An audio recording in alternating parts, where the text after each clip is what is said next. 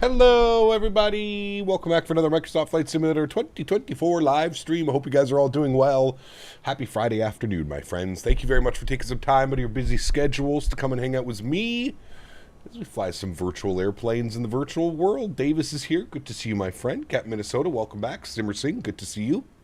Gary P, welcome back. Mr. Greg Elwell, good to see you, dude. Vine is here as well. Toothpaste is superior, he says. Interesting. We may start a poll in chat today, and we'll see what people think about it. Alex, good to see you, my friend. Welcome back. Hope you're well, my friend. Simmer Singh, welcome. Good to see you. Tenure to Mobile, welcome back. Gary P, good to see you. Vaughn Williams, welcome back, my friend. Hope you're doing well. Mr. Sports Fan, good to see you, dude. Welcome back. I am doing fine this morning. Hit the snooze button twice this morning. It was just one of those mornings. It was a good one.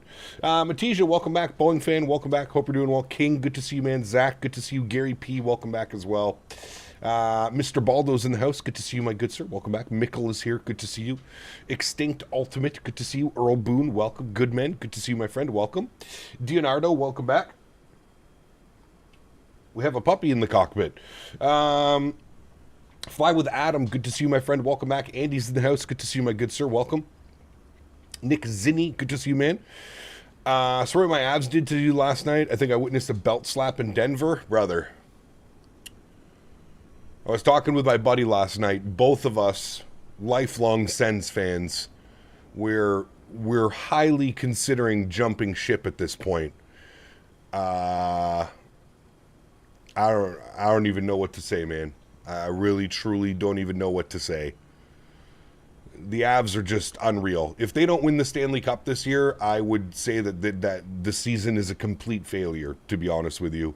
They have to win the Cup. The way that team is built, the way that they're playing hockey, they have to win the Cup. If they don't win the Cup, I would consider that an utter disappointment. Simmer saying 18 months is back in the sim after a month. Can't wait to fly. Nice. Very cool. Kevin is here. Good to see you, my friend. Welcome back. Mastro's here. Good to see you, brother. Welcome back.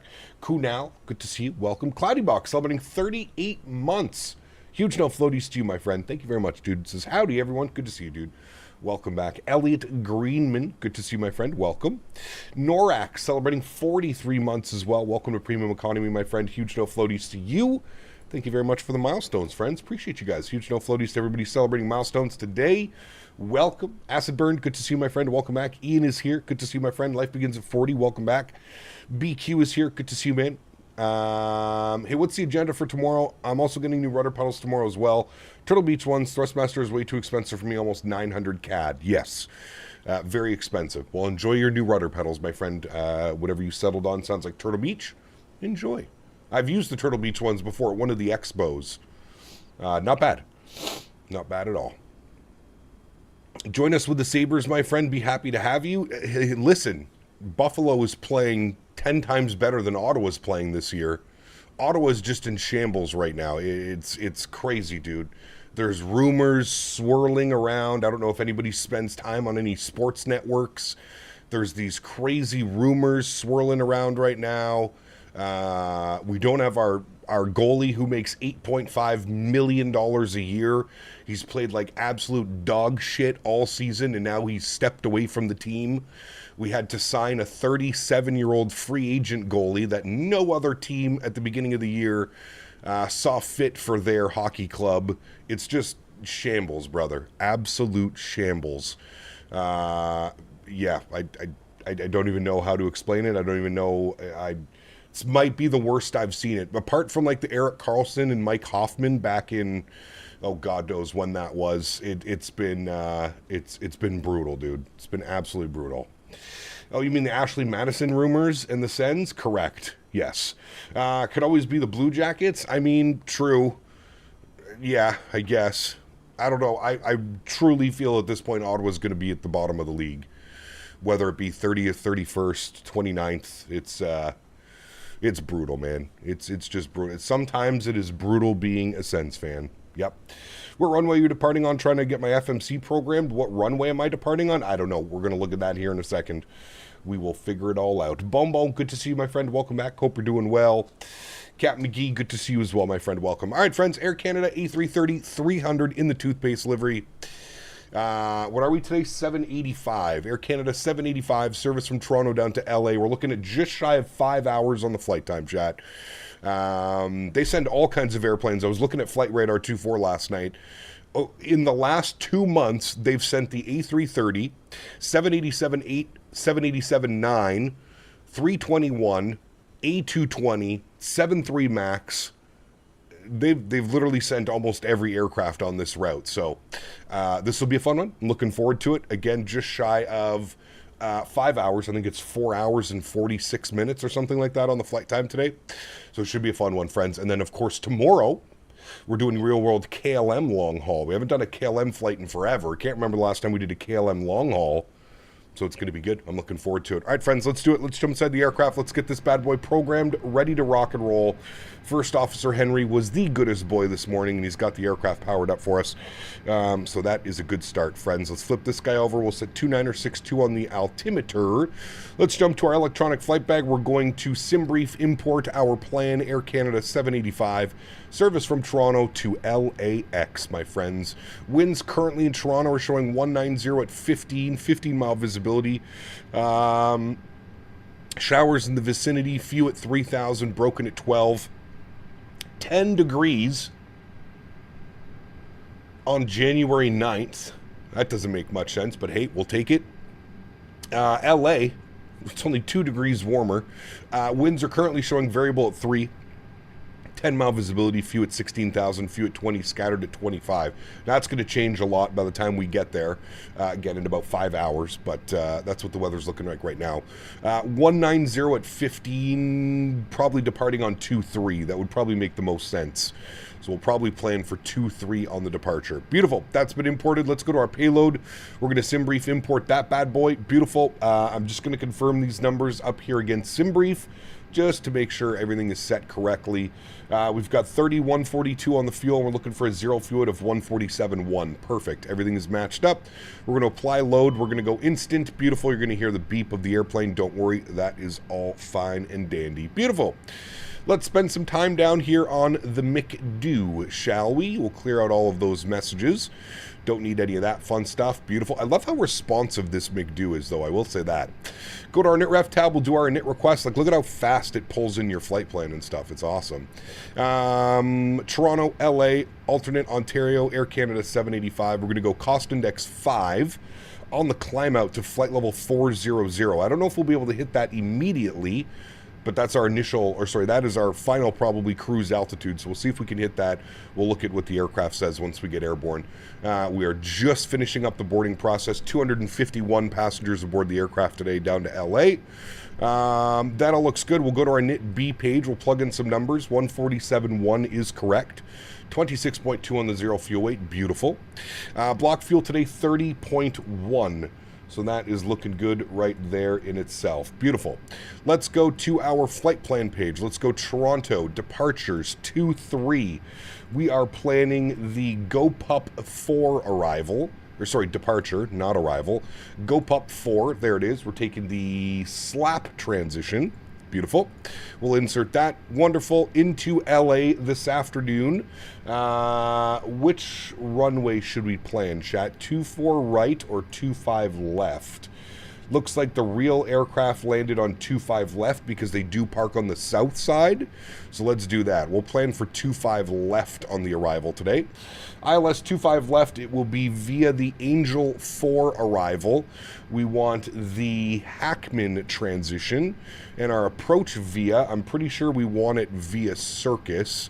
Let's go to flights. We're going to select this. We're going to go, oh, no, my bad. Cancel. I want this one. I feel a sneeze. Excuse me. My goodness. I came out of nowhere. ILS 25 left is what we're looking for, friends. Where are you? I just see, there it is. ILS 25 left. And I'm assuming we probably want to take it via, what is our Circus? Is probably what we want. Circus, add to route. Oh, add to route. Okay. There we go. There's our arrival in for 25 left. Beautiful. So we'll take via Circus. Wonderful. We'll insert that. Great. Let's scroll through the flight plan. We do have a discontinuity there. That's why we scroll through. So we'll remove that discontinuity. We'll keep it scrolling on through. Make sure we don't have any other crazy discontinuities, which we don't. Beautiful. Everything looks good, fine, and dandy with the flight plan, friends. Wonderful. Let's go back up top to our initref. Just confirm init B is in. Good. And then we'll go to our performance page. While we're doing our perf numbers, let's go ahead and spool up the APU so we're good to go. Jump back over here. We'll go takeoff. We're going to plan for runway 23 on departure. Where are you? There you are. We'll sync up the live weather. Confirm our weight, 176.6 on the toe. That is correct. And we'll calculate that. Beautiful. Flex of 58, 151, 153, 155. We're going to send all of that data down to the FMG. We're going to confirm all of that data down here. Wonderful. Everything is set and ready to rock, my friends. Great. Let me get this guy off. You are on. Got a little bit of you on as well. Beautiful. We do not have any ETC online, so I'm just going to squawk 1000. And turn that on, and reporting, good. And then back to the overhead, our APU should be on and available here in a second, and then we'll get the APU bleed on. Flex temperature 58, correct. We are in the Airbus. Hey, Captain, greetings from Germany. Tommy, good to see you, my friend. Welcome aboard. Hope you're well, man. All right, APU bleed is on. APU is on. External power can come off. Beautiful. Fuel pumps can go online. We'll make sure our beacon light goes on and our seatbelt sign goes on. Very nice. Let's go and jump back down here. We'll go to our ground services. We will close all the doors and we'll remove the GPU. And then we'll go to GSX. Looks like there was a GPS update, GSX update this morning, friends. 374 is now moved to 375. So hopefully they've fixed some of the bugs that we've been dealing with the most recent version. Having problems with my rudder brakes. They hit so hard. Yes. Yes. Thank you, MN Sports Fan. Appreciate that, brother. Thank you, man.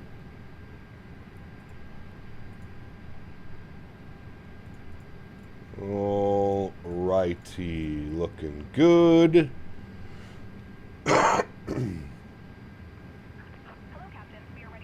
Let's get our flight director left side. We'll get our flight director right side. We'll go ahead and set our initial climb. Just put like 5,000 or something like that. Aviation Dude, 1 month. Thank you very much, man. Appreciate you, buddy. Thank you. Incredibly kind. Thank you for 1 month of support here on the channel, man. All right, we got a Delta A330 beside us. Nice. I think that's the only guy in our alleyway that we need to worry about. I'm pretty sure anyways. Mike, thank you, man. Appreciate you, brother. Should be a good flight. Looking forward to it. All right, they are connecting. We'll get our sounds turned up here for engine start. Ready for a dual start? No dual start on these ones. Hey, Gap, I got the jets ready to refuel you mid-air later in the flight. You know what, Fine? We haven't had a problem with any of our flights. Now, we've only done 2, but we didn't have a problem on any of our flights. Well, 3 flights technically, because we did Atlanta, JFK, Detroit, no problem. And then Wednesday night, we did Montreal, Toronto, no problem. Facing southwest on 8, facing northeast. No, we definitely want southwest. Good. Let me confirm he's good. Park brake will come off. Sebastian, good to see you, my friend. Welcome back. Hope you're well, my friend. All right, let's go ahead and get our block time turned on. We'll go engine mode selector to the start position. I will set us up here for a nice wing view. I'll turn up the engine sounds. Enjoy, friends.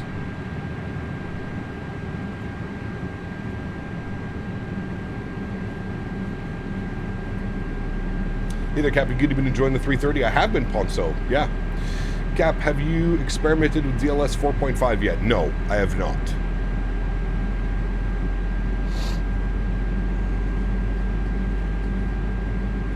I have not.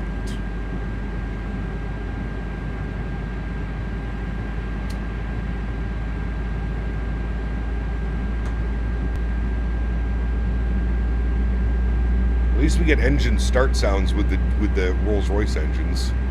Boris is thinking about making a 330 sound pack. He said maybe. I'm really hoping he does. That'd be incredible. I would be about that all day long. If there's any airplane that needs it, it's this one. Maybe not with the Rolls-Royce engines, but definitely with the GE engines. Yeah.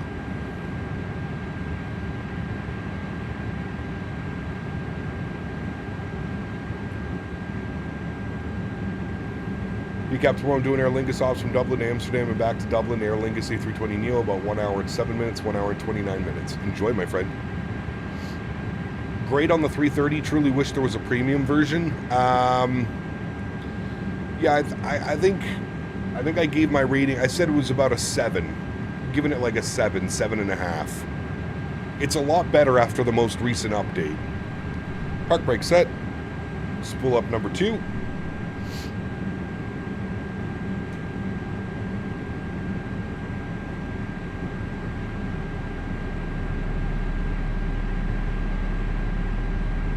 Five Snipes, what's up, man? I'm using FSLTL for the model matching. FSLTL. Recent update? Yeah, so the aircraft got a massive update with Sim Update 4. What settings am I using? Kind of like mixed bag of settings. If you want to see the settings, you got to join the Discord. Hashtag views and info section.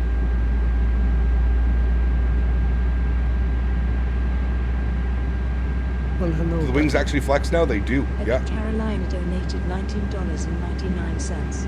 As many people know, Avalo Airlines is pulling out of North Carolina. They are selling a lot of their 700 aircraft, and only keeping 800s. At the end of January, we are all North Carolina crew losing our jobs. How are you?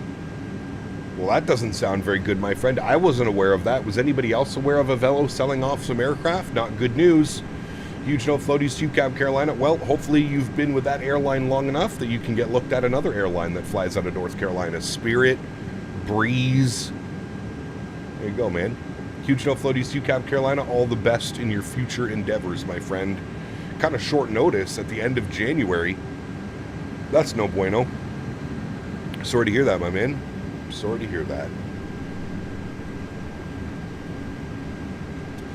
Alrighty, upstairs, EPU and EPU bleed go off. Very good. Let's set position number 1 for flaps. We'll jump down here. We'll arm our ground spoilers. Predictive wind shear system can go to auto. Engine mode selector can go back to the off position. We'll make sure to set auto brakes over to max RTO, and our trim value is up 4.7, which should be set for us, which it is. Perfect. We are looking good, my friends. Abheek, what's up, man? Good to see you, dude. Welcome back. Hope you're well, brother. All right, they should be disconnected, yeah? Yeah, they're disconnected. Perfect. Park brakes off. Let's go taxiing. We need to get CTAF frequency plugged in. Dot CTAF. I should have this memorized by the top of my head, but I don't. 18.7 for CTAF. 18.7. We'll flip that over, and then we'll get 122.8 for departure. Ready to go. Good. DHS bought the company. Literally, they want our aircraft for government ops. It happened last Friday night. Got on a crew call. Man, that sucks.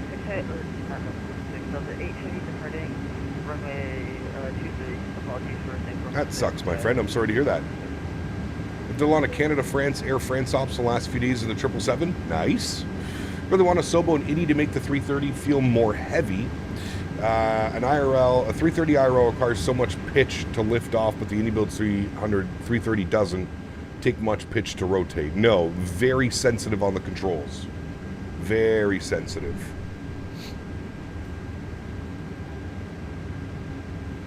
Are your external panels working? The only thing that's working, Mr. Holder, is my autopilot panel. Radio stack does not work with this aircraft, and WinWing FMC or Wind Control, whatever the hell they're calling themselves now, does not work. When are we doing the MD? The MD-11? Within the next couple weeks, Steven. Within the next couple weeks, my man. Anyways, I'm at the beach. I'm going to go get some lunch and drive back. Sounds good, man. Be safe, brother. Thank you for the support. Appreciate you as always.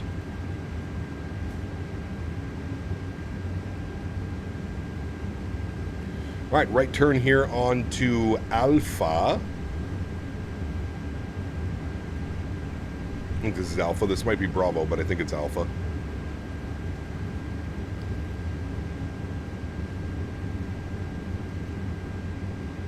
All right, leaving the ramp area, we'll get our taxi light on. We can do our takeoff config test, which is normal. ECAM is showing no blue, which is very nice.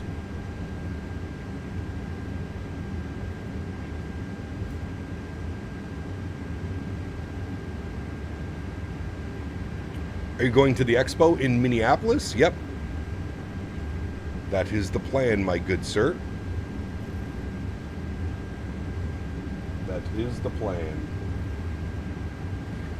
Will iniBuilds bring out an A330-900 Neo? I have no clue, to be honest with you. I do not know.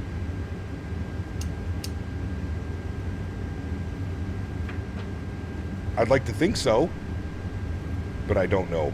Toronto traffic, Delta 8. Bought the Q4XP yesterday, did the first flight with it, and it was scary. Yep. 400. Yep, it's a special airplane, that Q4XP. It takes a lot of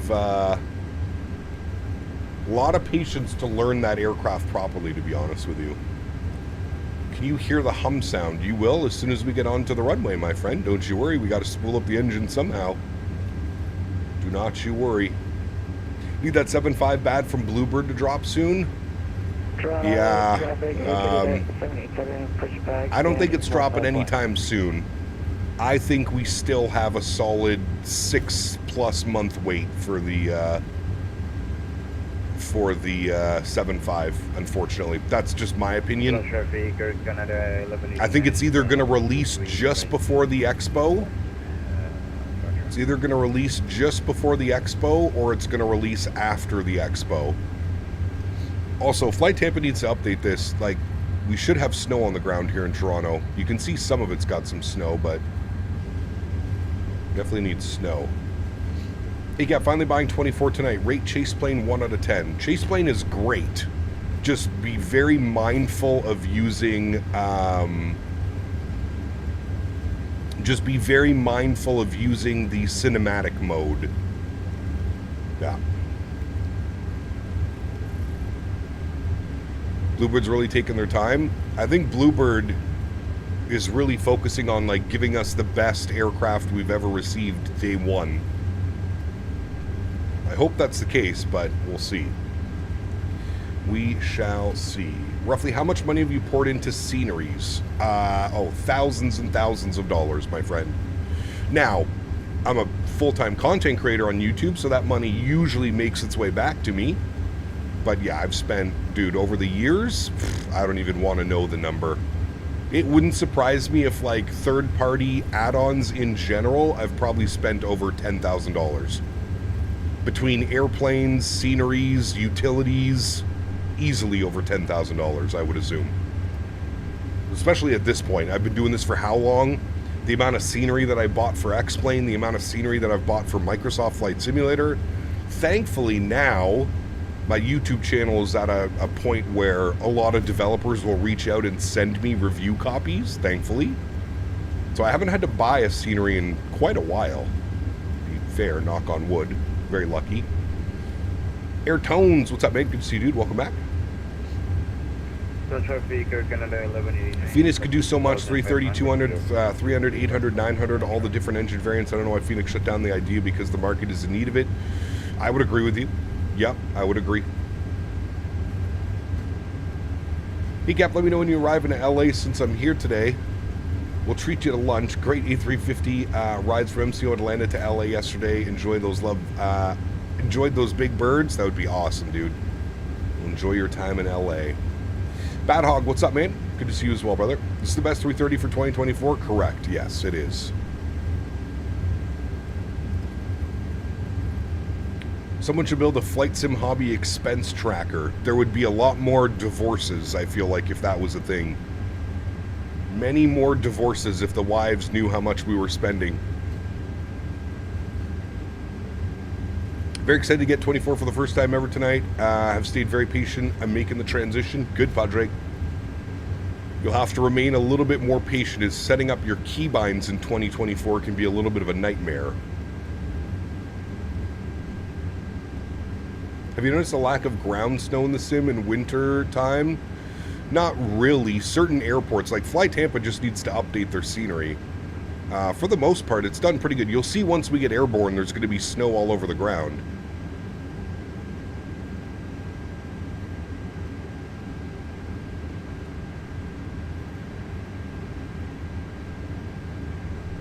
Toronto traffic, Air Canada 785 lining up and waiting runway 23 Toronto.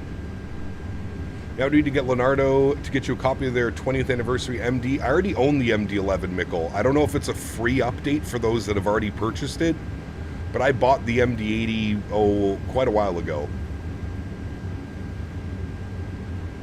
Quite a while ago. I don't know if it's a free update though. Chris, I was flying over Switzerland yesterday and it's all green. Huh. Well, that's not good. You got me using Chaseplane? I am using Chaseplane. I thoroughly enjoy it. Just be careful if you're using the cinematic mode. It can crash the sim right now. Just keep your eye on that. Not a free upgrade, but heavily discounted. Ew. Why wouldn't they give a free upgrade? That's going to make me not fly it even more. I personally don't think that aircraft deserves a paid upgrade. It was in a pretty rough state when it released initially for 2020. You would think the new sounds and textures and stuff would be a free update, but here we are. Why isn't the internet and Reddit losing their shit over that airplane? Because it's not PMDG, I guess? Jano and his buddies don't have anything to complain about? That seems a little preposterous to me, more than a PMDG charging. But hey, what are you going to do? What are you going to do?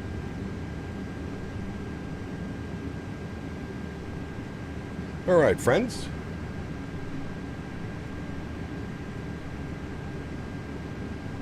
What a random call out? No, not at all. Didn't you just hate on PMDG for literally doing the exact same thing? I feel like it's fair to spread the hate around, right? It's only fair. Sounds are up. Let's go flying, friends. Toronto traffic, Air Canada 785, departing runway 23, Toronto. Let's get it. Throttle's up to about 40%. Beautiful. Slight nose down pressure. Wonderful. Chrono comes on. Let's go. Manflex 58 SRS runway auto thrust. Here. 92 heavy. Lining up runway 23 behind that departing traffic. Toronto. Takeoff power is set. We're rolling.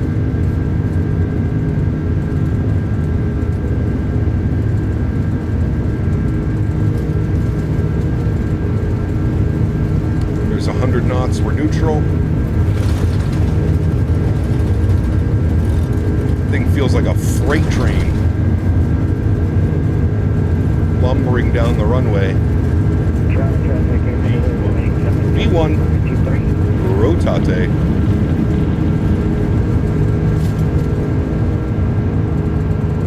Positive rate. Gear up.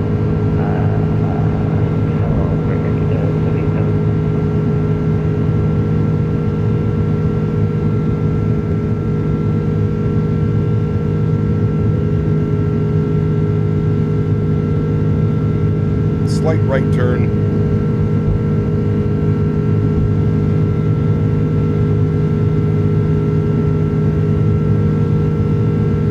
Throttles to climb.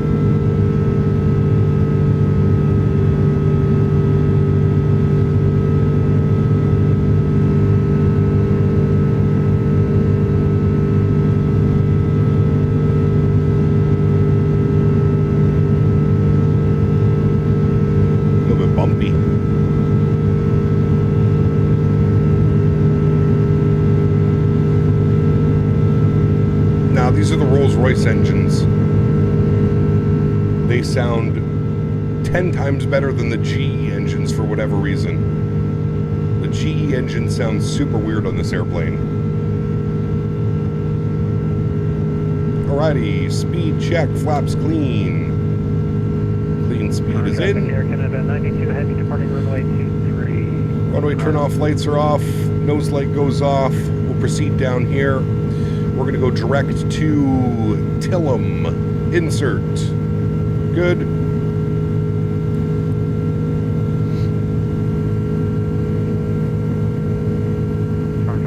And we'll buck up our cruise altitude, 40,000 feet.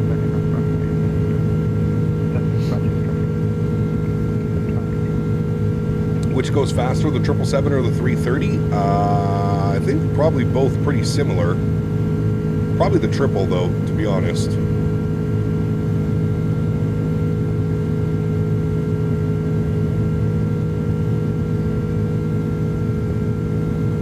Yes, these are default sounds for the Rolls-Royce engines. They sound fantastic, I do agree. Like I was saying, the GE sounds are awful. I don't know why.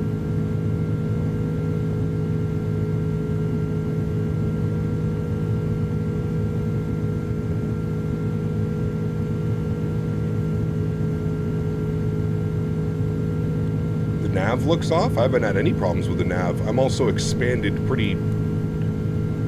Nav looks pretty normal. Remember that we're already dealing with a 70 knot crosswind. That's why it's, you know, the nav's been perfectly fine.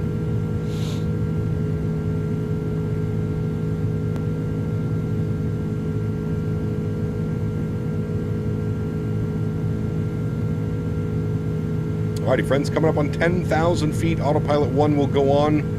I'll bring you back up into the flight deck. Very good. We'll head upstairs. There's 10,000. Landing lights can go off. Wing lights can go off. We'll keep the seatbelt signs on for a little bit, and we can disarm the ground spoilers. Very good, friends. There's a beautiful climb out of Tirana. Yeah, I had a flight recently from Regina to Toronto, a 320 Air Canada old livery. Why did the pilot set the thrust to, I think, 40% for 1 minute before releasing the brakes? They were probably doing ice shedding, Probably doing ice shedding to make sure there was no ice built up on the fan blades. This is going to be slow. I have 102 knot headwind. Yep. Yep. It'll get a little bit better once we probably get around Montana, Denver, in and around there. To Colorado. It's not 2026. I expect later this summer Microsoft to announce Microsoft 2028 just like they did in 2022 for 2024. Did they really announce it in 2022? I thought they announced it much later in 2020's career. I could be wrong. Okay, jump down here. It's saying 2.3 EFOB. Keep an eye on our fuel burn. Go to our progress. So it is, optimum is 397. So by the time we get up to 40,000 feet, I'm sure our optimum will also be 40,000 feet. As you see, it just changed as well, as we're burning off quite a bit of fuel. Very good. 144 miles till we reach 40,000 feet. Order the Thrustmaster rudder pedals off Amazon and receive the Airbus joystick and throttle for using right now. Nice. Just popped back and looked at your path. Gonna have some great views over Utah and the Grand Canyons. Hopefully, Clay. Yeah. Has Thrustmaster sent you a shipping confirmation yet? No, Travis, they won't. I won't get any information, man, unfortunately. They have all of your information. Like I was saying earlier, I don't, or in the emails with you, I don't know what their schedule looks like over the holidays. Yeah, no, I don't get any shipping information, nothing. It's just going to show up one day, man. I know it's not the most ideal way of doing it, but unfortunately, I don't get any shipping confirmations or info or anything like that. Hey, Cap, are you planning, what are you planning for the weekend? We have a nice flight today, Toronto down to LA. Tomorrow we're doing KLM ops from Montreal to Amsterdam. And then I'm not sure what we're doing on Sunday. People have been asking to do some 330 cargo on Sunday over in Europe. So we might do some 330 cargo, some converted freighter ops. We'll see. We shall see. 18,000 feet up into the flight levels. We'll go standard barometric pressure. Good.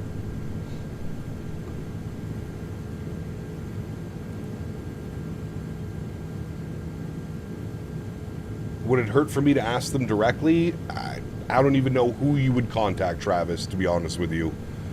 I only have my contact at Thrustmaster. I don't think he would necessarily enjoy if I started giving out his contact information. No, I would say it's most likely that email or message will go undetected.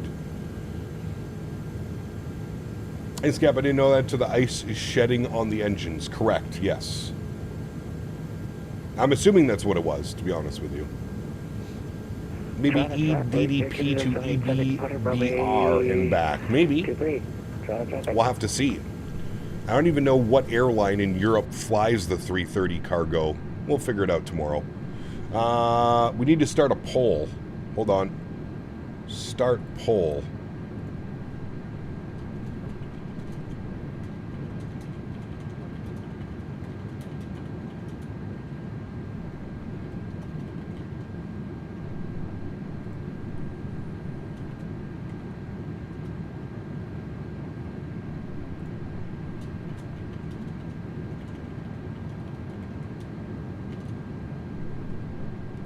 All right, there's your poll for the day, chat. Enjoy. How did you calibrate the Airbus throttle you're using? With the aircraft. The aircraft has a whole, like, if you go to the options page, you have the throttle settings, so you calibrate your throttles accordingly. I do know that M&G Airlines fly the 330 cargo in Europe. Okay, that'd be cool. Saeed, good to see you, my friend. Welcome. Hope you're well. DHL Leipzig does. Okay, that could be. We could do that one. Is this the toothpaste livery? This is the toothpaste. Yes. Oh, that's loud. Sorry. That's real loud. Yes, this is Mr. Toothpaste himself. Minty. It's like an off-white kind of little blue tint to it, if you will. There you go. That is us. Air Canada. 330.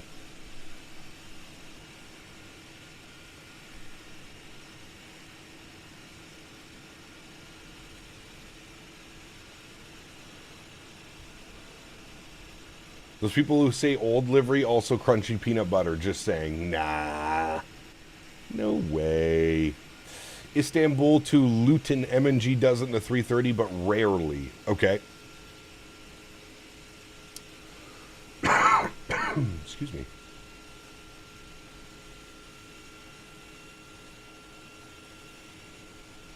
New livery cap because I like the black and red aesthetics. I prefer the new livery as well, but this one will always hold a special place for me. I remember being like a kid when Air Canada introduced and announced this livery. And this was a pretty big hit as well. People really enjoyed this one. Porter operates the flight in their E2 long flight for an E-jet. It is. Yep, I agree.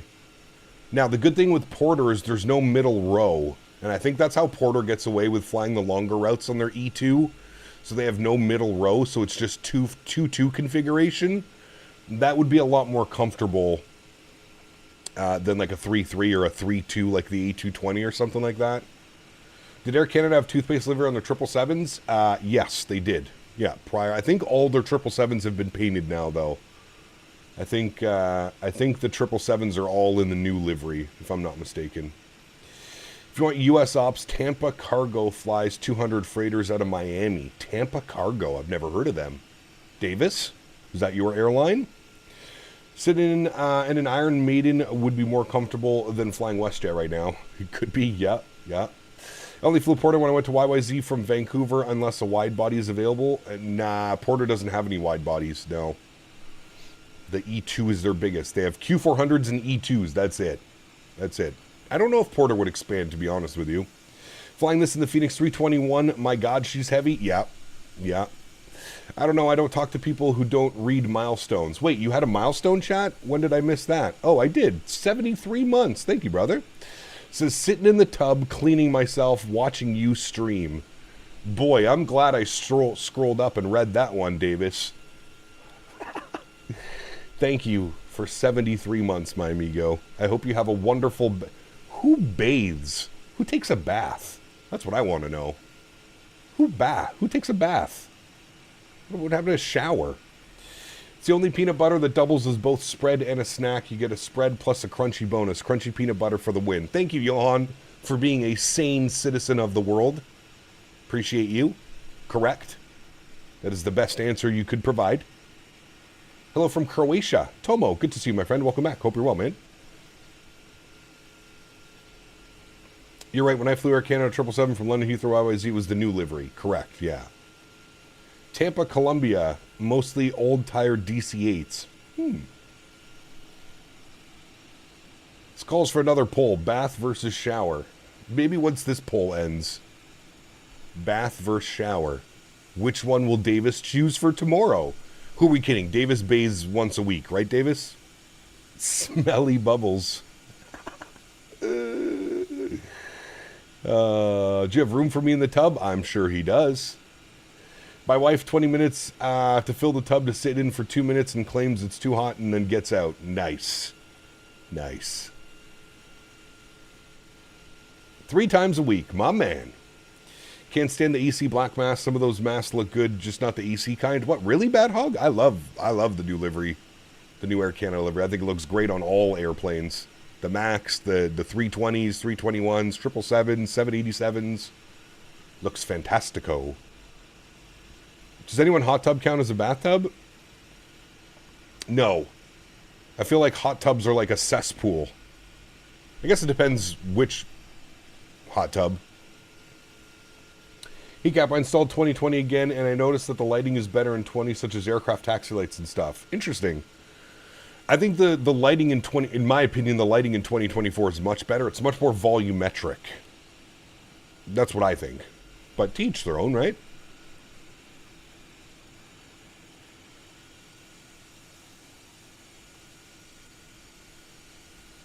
Davis is there gathering your shower water to bathe in later. Davis is going to collect my bath water and sell it at the expo. Saw 777-200 still the toothpaste livery in Toronto. Plane landed from Regina. Interesting. Huh. I have another sneeze coming. I feel it.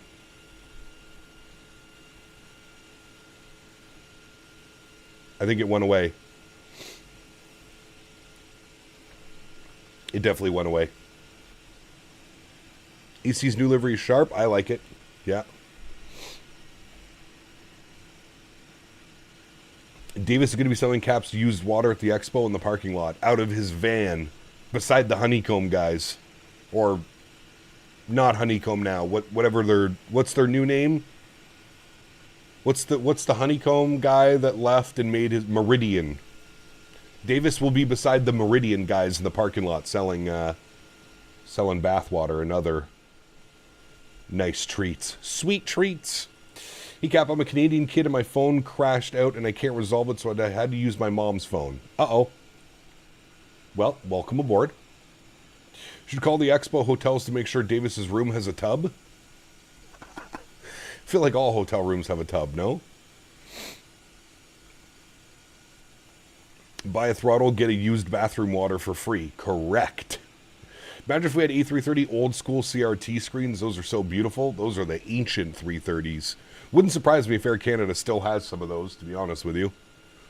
Have you seen some of Air Canada's old 320s and 319s still with the CRT screens? Yeah. I don't remember, you know. I'm sorry. Hey, Cap, PC for Christmas, 9 hours on VATSIM now. One of your next 7-3 would love to hop on for a first Captain Stream group flight. Lots of love from Dublin. Planes, congratulations on the new PC, my friend. 737 within the next couple of weeks. I saw V1 yesterday was flying with the Boris sound pack, a pre-release Boris. So I'm going to reach out to Boris and see if he can send me also the same sound pack. I'd love to be able to showcase the Boris sounds for you guys. So we'll see. Probably the next couple of weeks. So if you're flying it again, it's actually decent. Correct. Yeah. Yeah. I mean, I got to be completely honest with you. This aircraft is far more advanced than the E-jets that we flew 2 weeks ago. Lizard, for sure. Lizard. Thank you for the lizard. Who was that? That was Cap McGee. Thank you, Cap McGee. Appreciate you, brother. Lizard. Thank you, man. V1 is actually using IVAO now. Yeah, well, because he's banned from VATSIM. You know, we went over that one already. We don't need to open up another can of worms. The usual Friday fun day. Yes, sir. Hey, Cap, how are you? Could you fly to Israel? We're starting a new one now. Where to be specific? Do you think you could be a little bit more specific of where you want me to fly? Are you streaming Sunday? I am streaming Sunday. Yes, Friday, Saturday, Sunday, every week. Since when was V1 banned from VATSIM? Oh, it's been a long time now, my friend. Long time. Got the Phoenix as well. GSX is a game changer after being on Xbox. Oh, yeah. Big time, dude. Big time.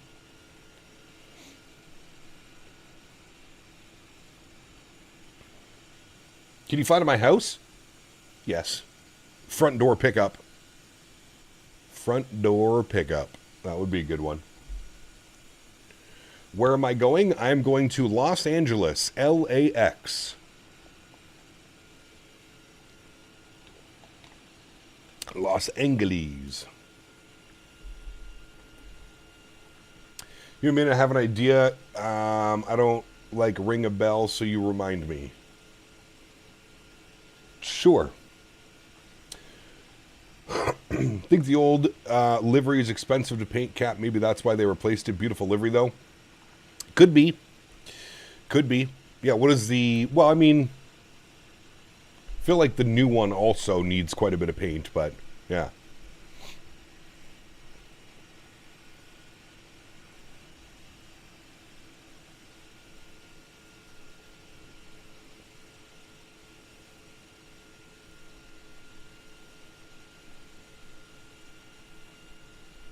Andy, what's up, man? Good to see you, dude. Welcome back. Hope you're doing well.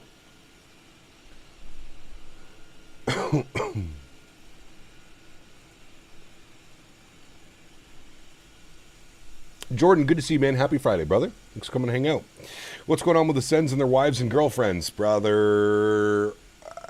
I don't know, man. I don't know at this point, dude. I don't know. This franchise is just absolutely cursed, dude. Absolutely cursed. It's just one thing after another. One thing after another. Losing star players, doing this, doing it's nonstop with the Ottawa Senators, man. They have to be the meme of the NHL if I've ever seen one, for sure. When's the next European flight? We're flying to Europe tomorrow, man. Tomorrow. Tanush, 33 months. Huge no floaties to you, dude. Thank you very, very much for your support. I very much appreciate that, my good sir. Thank you, Tanush. 33 months. Unbelievably kind, man. Appreciate you, brother. Just working. I'll be doing a long haul tomorrow. Atlanta to Anchorage. Nice. Very cool. Tomorrow we're going from Montreal to Amsterdam in the KLM A330-200. It sucks that they use GE engines, but it is what it is. The fact that Steos had to issue a friggin' press release regarding it, where there's smoke, there's prenups. Yeah, I don't know, man. It's hard to believe. Just all of the sources that it's coming from, Ian, they're just like completely like random like Twitter accounts and stuff like that. It's hard to believe that that's what's going on. But at the same point, would it surprise me? Absolutely not. Absolutely not. But I feel it's a little bit difficult to be like, yeah, that's what's going on. But hey, I like I said, man, with this hockey club, you honestly have no clue. Just no clue, man. I was talking to my buddy yesterday who's a same as me. We've been Ottawa Senators fans since we grew up. Our parents were Sens fans because they had just come back into the league. And like my dad was I explained this before, my dad was a diehard Sens fan. Season tickets, you name it, everything. So obviously I also became a fan of the Ottawa Senators. But boy, oh boy, man, from mismanagement to just absolute chaos behind the scenes, the club is brutal, man. It's brutal, dude. What am I missing about the Sens? There's a bunch of articles going out that our goalie is not with the team because he basically ratted on the other players about them having like Ashley Madison accounts and stuff like that, and at all the players cheat on their wives when they go out on the road. It's all speculation. There's obviously the Ottawa Senators are, and this is kind of the problem with speculations like this, like other than the general manager coming out and saying like these are all false, this never happened, it's just one of those things. Like, how do you know? You know what I mean? Like it's one of those, you'll never know the true, right? You'll never get the real answer. So it's it's kind of a shit show, man. The entire thing is a shit show. You gonna fly the iniBuilds 340 anytime soon? Most likely next week, because I've been enjoying the 330 this week. We'll most likely fly the 340 and the 350 next week. Tell the wives I have a room in the hot tub, big dog. Nice. For a team of that size, it's a PR nightmare. Correct. Yeah, it is. Oh, the Canadian kid. There you go. Now you're back into your regular account. Welcome. Boris sound pack for the default 330 would be awesome. I agree. Yeah. Hopefully Gander or Shanwick are on. I love to test myself on that. Those are always fun. Yeah. My Canucks has a closet so deep of skeletons you can find next year's Christmas gifts. Oh, man. When are you flying Boeing Heavies? Soon enough. Mr. Barry, good to see you, my friend. Only a couple accounts banned today, so I feel like we're going in the right direction. Any Boris sound pack is awesome. I would agree. Yeah. On a happier note, how about them Habs? Yeah, dude, they've been impressive, man.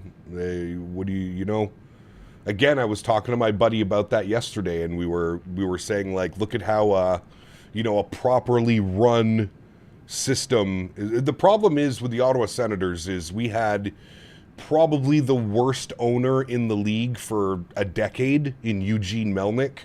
And we also had the most boneheaded GM you've ever seen in your life in Pierre Dorion.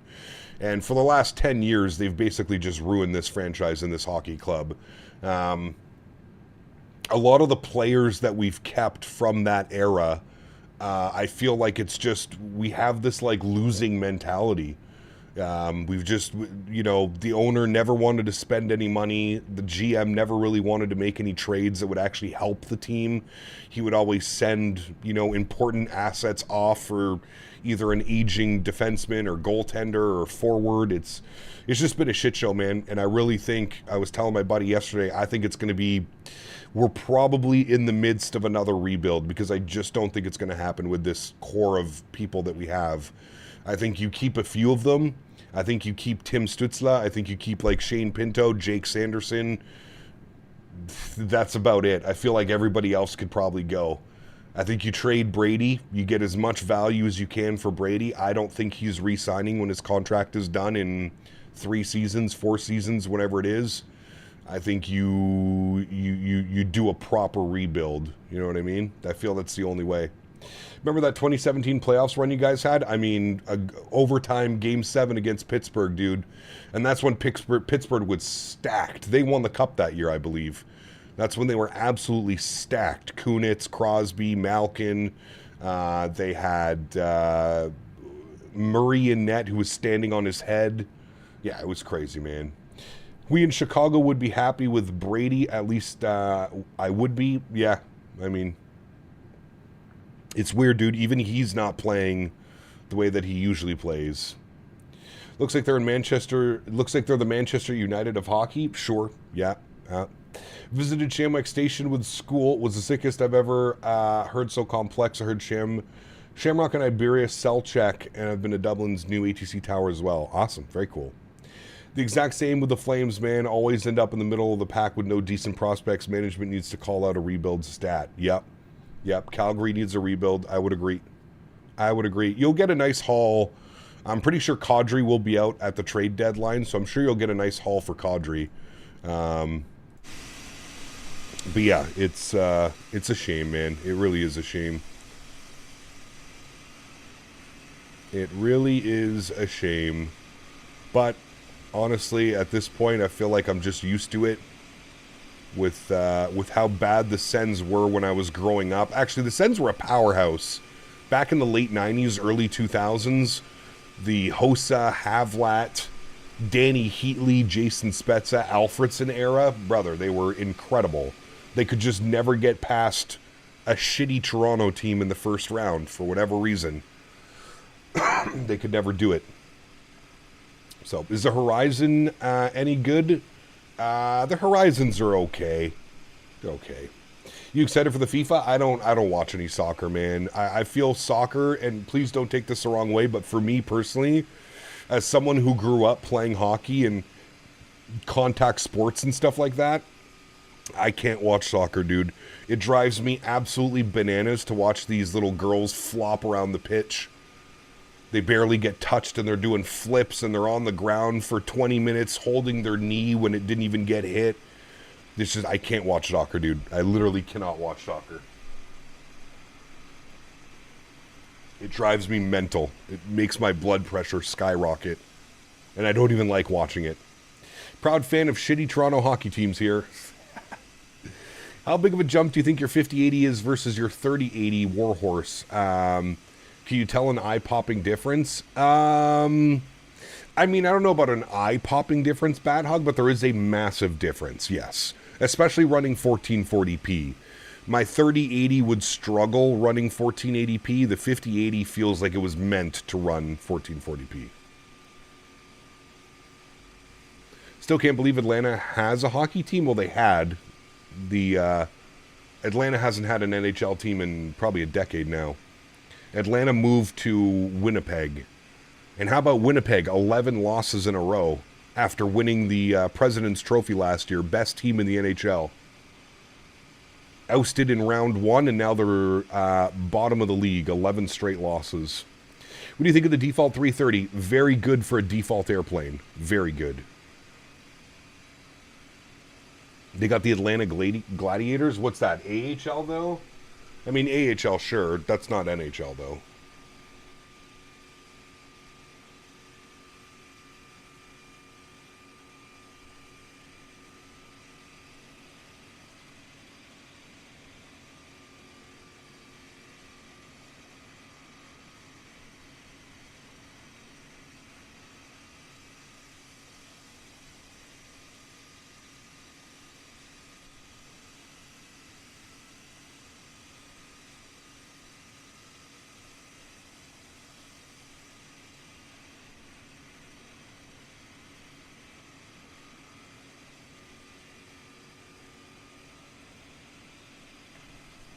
Yeah, I can't do soccer. Canes need to win a cup sooner. They'll have wasted this core. We've been blessed with a great team for 5 or 6 years now and can't get past Florida, Tampa. Yeah. Well, Florida and Tampa just become absolute powerhouses. To be honest with you, if Florida keeps it up, they're not even going to make the playoffs this year, the Panthers. I think the Panthers are like a couple points ahead of us in the standings. What's your opinion on Canada allowing Middle Eastern airlines like Emirates here? Should Canadian Airlines be worried? Why would they be worried? Is Henry passed out? He is, yeah. He's out on the couch. Is anyone going to build a proper 787 for 2024? Bravo is good, but iniBuilds PMDG level quality? I'd love to see one, man. Yeah. I would love to see one. The whole East Coast, dude, the Atlantic division is pretty crazy. You know, somebody posted a stat. The Ottawa Senators right now are last place in the Atlantic, but last year, we actually have a better standings than last year, and we were second in the Atlantic last year at this time. We have a better record this year, but we're last in the Atlantic. Just let that sink in. Teams like Montreal, I mean, everybody, dude. Montreal, Buffalo, they've all taken massive steps forward. And the Sens seems to take like half a step back, or basically the same team as they were last year. Lifetime Philly fan, Flyers looking good this year. Come on over, brother. Did you see Unicom went down the other day, Cap? V-Pilot went batshit crazy? I did see that, yeah. We've claimed the basement for this year. Hopefully you have your first round pick, Beaver. See, that's another shitty thing. Ottawa Senators don't have their first round pick this year. So us finishing towards the end of the... us finishing at the bottom of the league doesn't do anybody any good. We do not have our first round pick. I think Boston has it this year. We traded that for Ullmark.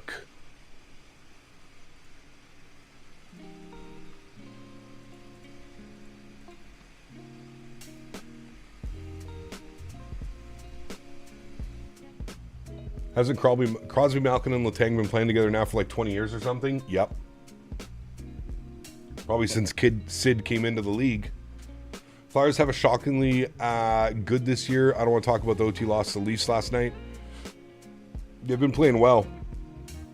I watched the highlights of that game. They were winning 1-0 with 5 minutes left in the third, and then Toronto scored and then won in overtime. Probably the coaching change in Philly. They got Rick Tocchet behind the bench now. Excited for the Flyers the first time in decades. Good news. Just my first flight with a 330 to Madeira, and I liked it. It doesn't seem to be a default aircraft. Nah, it definitely feels better, fourths. I agree. Yeah.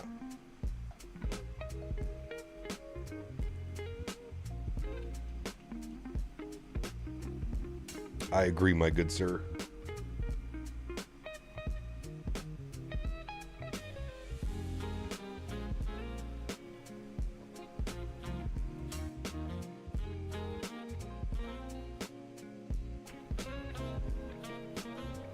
Could have been planes, yeah.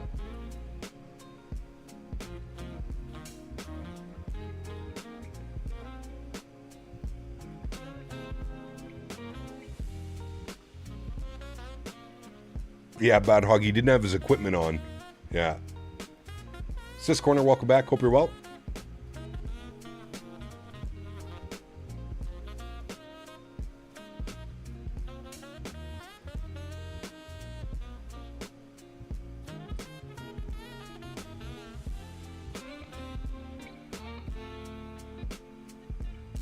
Tanner, what's up, my man? Good to see you, dude. What color hockey tape was my go-to? Black tape, always.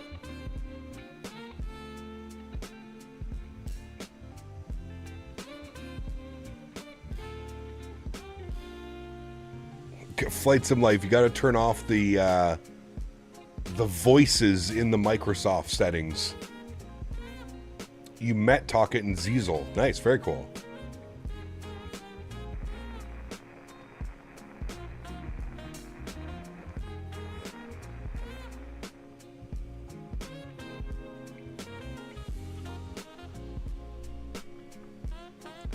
Playing GTA 5 story mode? Nice. We'll enjoy that.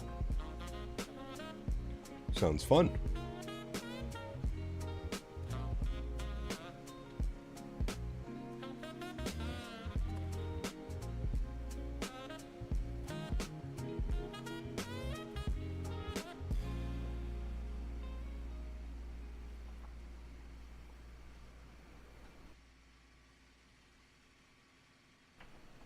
Love our Canada toothpaste, but the new one is also, yeah, I agree. I like them both, but the new one for me is the one that does it.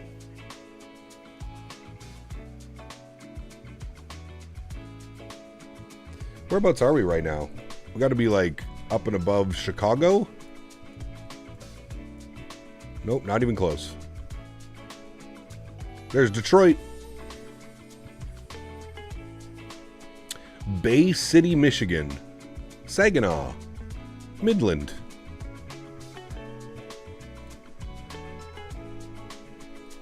Oh, you know what we need to do? We need to bring up that cost index, like 25. Will it do faster than that? Oh, get it to Mach 8.1. What's that headwind right now? 94 knots off the nose. Ew. We go like 55? I think at max it'll... Rude. That was rude. It's kind of scared me.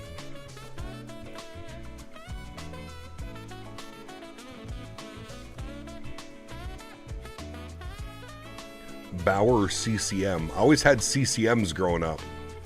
I think it's just because they were cheaper.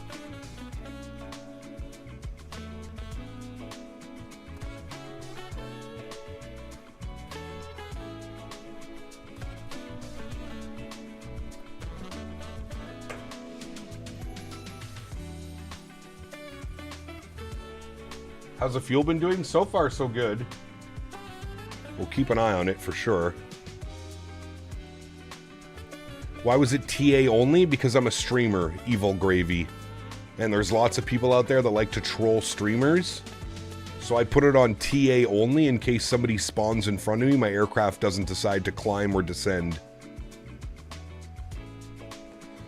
Not sure if you follow them, but Nomadic Aviation, they do ferry flights, things, airlines. Yes, I do watch them. They're awesome.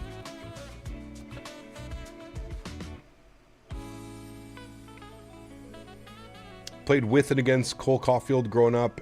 His dad, Paul, was the head coach when I played with him. Kid was insane. He's still insane. He is still insane. Yeah, that way, Gravy, if I have TA only, it just stands for Traffic Advisory. So it'll warn me. The RA stands for Resolution Advisory. So the aircraft would either climb or descend based on what the aircraft would come. Wait, trolls on the internet? Who would have thunk it, man? Who would have thunk it? You know what's even more sad about that, Gravy? Trolls on Flight Sim. Tell me you have absolutely nothing going on with your life without telling me. I'm gonna troll Flight Sim. That's a new low, my friend. That is a new low.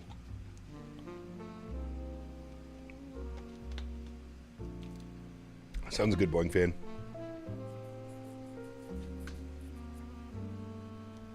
Flight Sim trolls.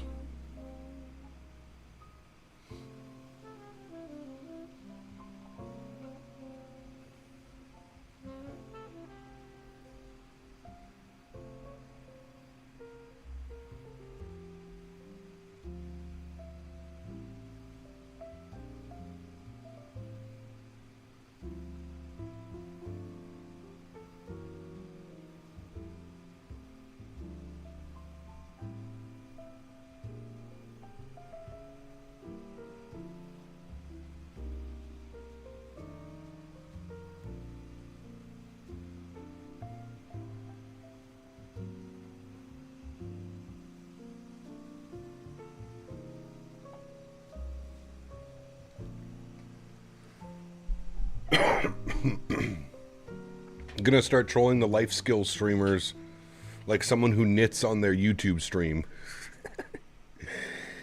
Oh man. At this point they're not trolls but pure haters, correct. Which is super weird, Johan. I don't understand, man. I'm just some Canadian guy who likes to stretch and laugh. But here we are. Apparently I'm the big bad flight streamer of the flight sim community. I'm some awful person, apparently. According to Reddit, I'm an awful person. Figure that one out.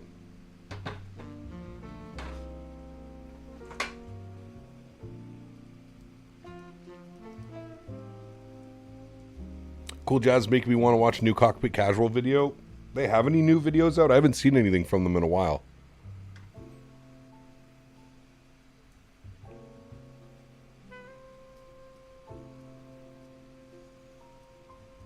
The Basement Brigade is on full attack. Yep. Yeah. Well, thankfully, A330 driver has taken some of the heat off of us, so that's a good thing.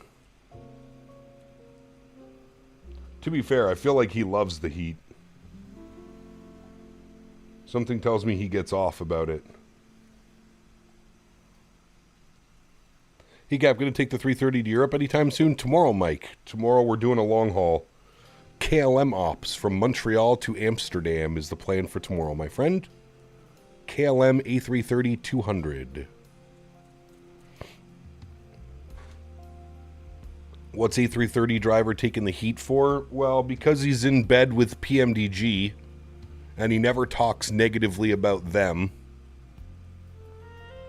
FSS, so the guys that produced the E-Jet, they basically updated their EULA to be very similar to like PMDG. I don't know if you guys are aware, but PMDG updated their EULA basically saying if you were slandering their products, they could basically remove them from you without your notice. So if you were making YouTube videos or you were slandering them online on forums or Discords, they could find your account and they could remove products from your account without them telling you. And essentially what happened was FSS, so the guys that made the E-Jets, they basically updated their EULA to virtually say the same thing that PMDG was saying. And A330 driver made a video about how it's a terrible thing and it's not safe and fair for the flight sim community to have developers doing these things when, in fact, PMDG had done the exact same thing. And there was radio silence from him. He didn't make a video on PMDG doing it, but he made a video on FSS doing it. So, of course, Reddit lost their mind. And, yeah. Just some good old flight sim drama for you, man. I think flight simmers, the favorite thing they look forward to is a new airplane. The second favorite is heading over to Reddit to see what type of drama has been stirred up today. I wish I had that much time on my hands, man. I really do. I really wish I had that much time on my hands.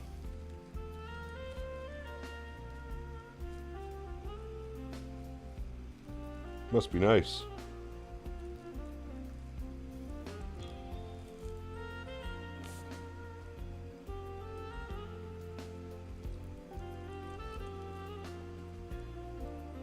Just installed GSX, but it doesn't work. There's nothing in the virtual folder, and Kutal also doesn't start at all and automatically. Does someone have an idea? Try and uninstall it, reinstall it, and restart your PC and see if that solves the problem. Also, make sure that your install paths are set correctly. I feel that's a common problem with it as well. He's so biased towards PMDG. I mean, yeah. I love watching streams. Great flight simming, relaxing, funny, sometimes wild, but at least at the end of the day, good times. Well, thank you, Mr. Huskers. That's kind of the vibe I'm going for. I don't know, man. People seem to have this... I think what it is, Huskers, is I think it's like my zero tolerance with like trolls and idiots in chat. I feel that that's what's like kind of, you know what I mean? Because if you think about it, the people making the Reddit posts about me and about how he's this and he's that, they're most likely people that have been banned from my chat for doing something stupid, right? Being idiots in chat or having alternate accounts or doing something, and then they go to Reddit and they make, you know, he's a terrible person, he did this, he did that, he did this, he did that. But it is what it is, man. You also have to remember we're in an industry now, the flight sim community has become dominated by real world pilots streaming. So a lot of us who are non-real world pilots, we're suddenly not good enough because we don't fly in the real world and share our real world experience with you.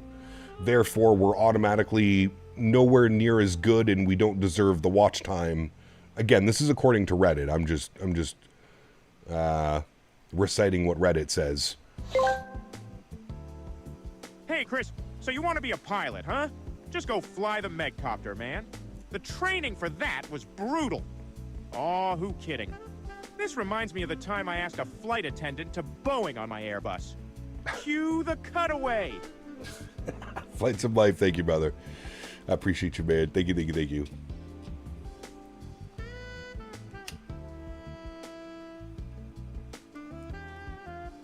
Absolutely, Johan. Absolutely, man. Thank you, Simon. Appreciate you, man. I wish you all the best with it, dude. GSX can be a little bit of a pain in the ass. I have not tried DLSS 4.5. No. I have not. People also don't like being told a product is bad when all the others are saying it's good, because everyone wants to be in good books with devs, regardless of it actually being crap. I can understand that as well, Strody, and I think there's, you know, there's a fine line between that. The way that I look at it, Strody, is I try not to let it affect my decision at the end of the day.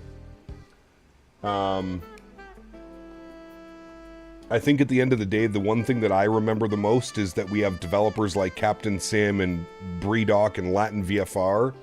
So when we get a product from iniBuilds or PMDG or, you know, whoever it may be, a competent developer, you know, I automatically put it above any of those, and I think that can also be a problem. Should try out the snow in the UK right now, except I had 0. Uh-oh. My favorite upset troll was the Reddit user who said I tried to help him with his graphics card, but he wouldn't listen to me. Oh, dude, that one is... Yeah. Even though we tried to explain to him, Dan, the reason we were using FSR and not FrameGen. We tried to explain it to him, but he wasn't hearing it. Yes, Acid Bird, GSX was updated. I didn't get to the update in time. I didn't see that there was an update before I launched the sim, so... A YouTuber having their PMDG product removed would make for very bad PR. Yeah, but I don't think they care, to be honest with you.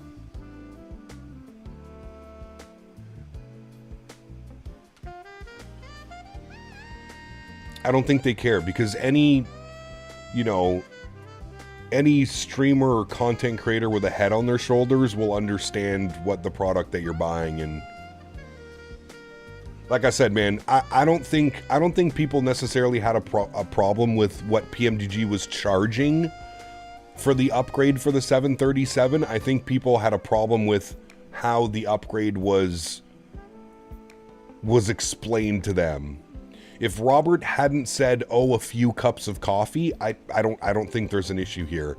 I think because they came out and said, "Oh, it'll only be a couple cups of coffee," so everybody in their right mind was thinking, okay, $10, $15 upgrade fee, and then they get hit with a $30 upgrade fee, and they're like, "Well, what kind of coffee is this?" Most definitely not the coffee I'm drinking, which I also understand. So I feel like it could have been, the whole situation could have been dealt with a little bit better. And I think this is why PMDG, like other developers, avoid giving prices for things. Because it's just, people have expectations when you start giving things like that. You know, and I was one of them too. I was saying, okay, a couple cups of coffee, $10, $15 at the max, you know? But hey, here we are. Now, the people that know and will support PMDG know that you're buying a solid product. So if you're a serious flight simmer, it's probably worth it. But that's not going to stop Reddit, and that's not going to stop the people online being upset, right?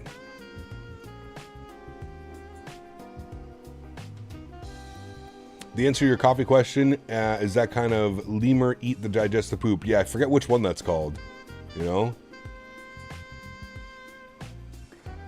Wait, they will take it away from you even if you paid for it. Correct, yeah, like if you're slandering, if you bought the PMDG product and you're slandering it online,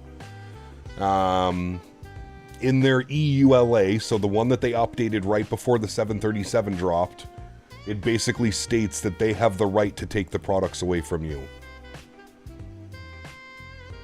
correct.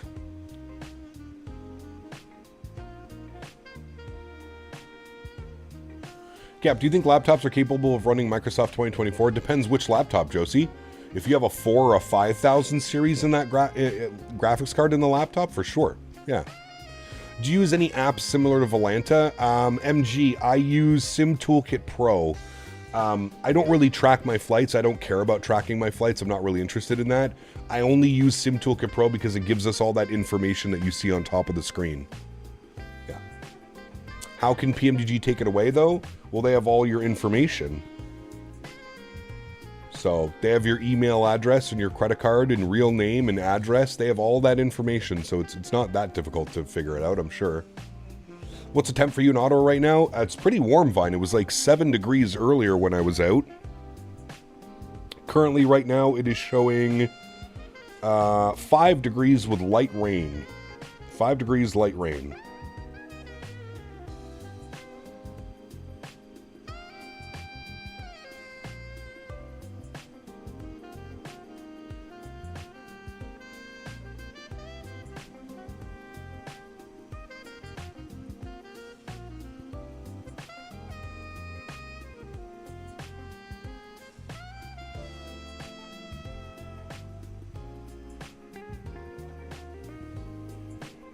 And they don't refund it? No, they don't refund it.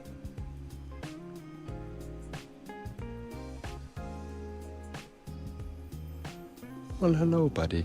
Well, hello, buddy. Huskers66 donated $139 Huskers! Canadian dollars and 2 cents. Holy Just macaroni. doing CPT Canada trolls this Friday. Not that I care. Kudos to your channel, sir. Appreciate the content, effort, Huskers. and enthusiasm to the hobby we love. My Blue man. skies.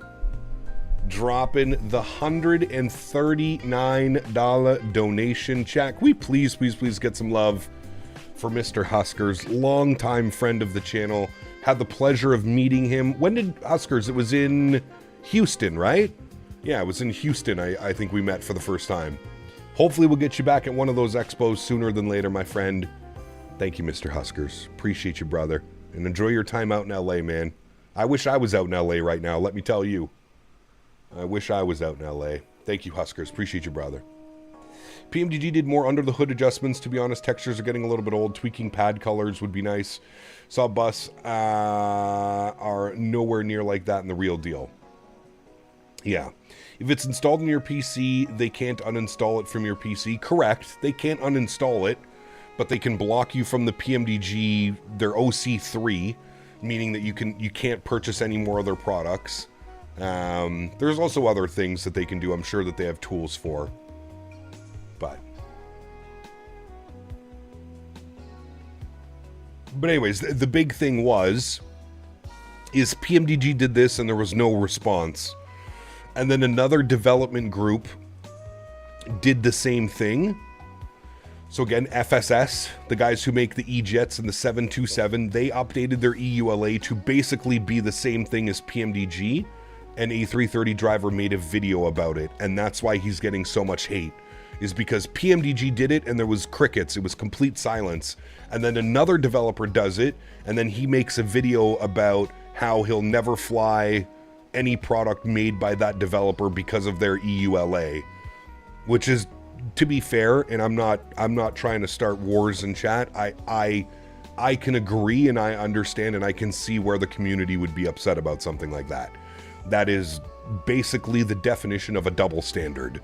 If one company that you work for does that and you don't say anything and it's completely silence and you just ignore it, but then another company basically does the same thing and you make this whole video about how this company is shitty and they're not worth of our time, and well, that's kind of, it's, I agree with the people that are upset. Now, that being said, I think people waste too much of their time being concerned about what other content creators are doing or what content creators are doing. It's not like this guy is speaking for the community, right? I see it all the time. I see even on like hate threads about me, about like things that have happened. People are like, who chose this guy to be the leader of our community? Like, what the fuck are you talking about? What community? The only community I'm leading is my community, the people that enjoy watching my content. I don't speak for the flight sim community as a whole or in general. It's just crazy, man. People have way too much time. They're too easy to like, they're too fast, and it's too easy to hate on people. You know, how about like a little bit of constructive criticism? And I understand dealing with A330 driver. From what I've seen personally, I can understand that it can be a little bit of a task to get through to him. He seems to be very stubborn. He seems to be, if he believes in something, that's it and that's all. There's nobody in YouTube comments or Discord or anything that's going to change his mind about that. But I don't think like making hate threads and like, you know, just bro, go on with your day, man. Go on with your day. You know, like it literally doesn't affect you in any which way in your life. This is where I think things get a little bit taken out of context and a little bit out of control sometimes. If it doesn't affect your life, brother, just move on, man. Move on. Trust me. Your time and your energy is so much more well spent doing something productive. You know?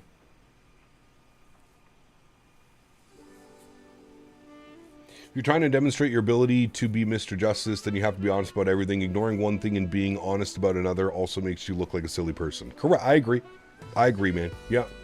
Do I use FS Realistic? Fourths? No, I use Chase Plane. So Chase Plane has this really cool physics-based camera, and I actually much prefer using it over any of the FS Realistic kind of camera effects. What sparked this? Just joined. I feel like someone peed in my coffee? No, not at all. We're just having an open discussion, man. Nobody peed in my coffee. I'm chilling over here, man. I'm stretching. It's a Friday afternoon. I'm hanging out with my people. You're not feeling very well since yesterday. Huge headache and sweating. Ooh, that sounds like the fever. Sounds like you got a fever, my man. Hey, Cap, do you play any of the games like Battlefield? I do play Battlefield. Yeah, I am a degenerate when it comes to Battlefield. There are so many hate threads about you, Cam Ken. I started one recently about my dislike for you not ever changing your shirt. I've asked you repeatedly for a flannel version. Nice, Bad Hog. Could you imagine a flannel version of my pilot shirt? That'd be pretty cool. I just uninstalled Chase Plane. It stopped loading. We'll need to wait for it to bake. Oh, that's not good, Fred.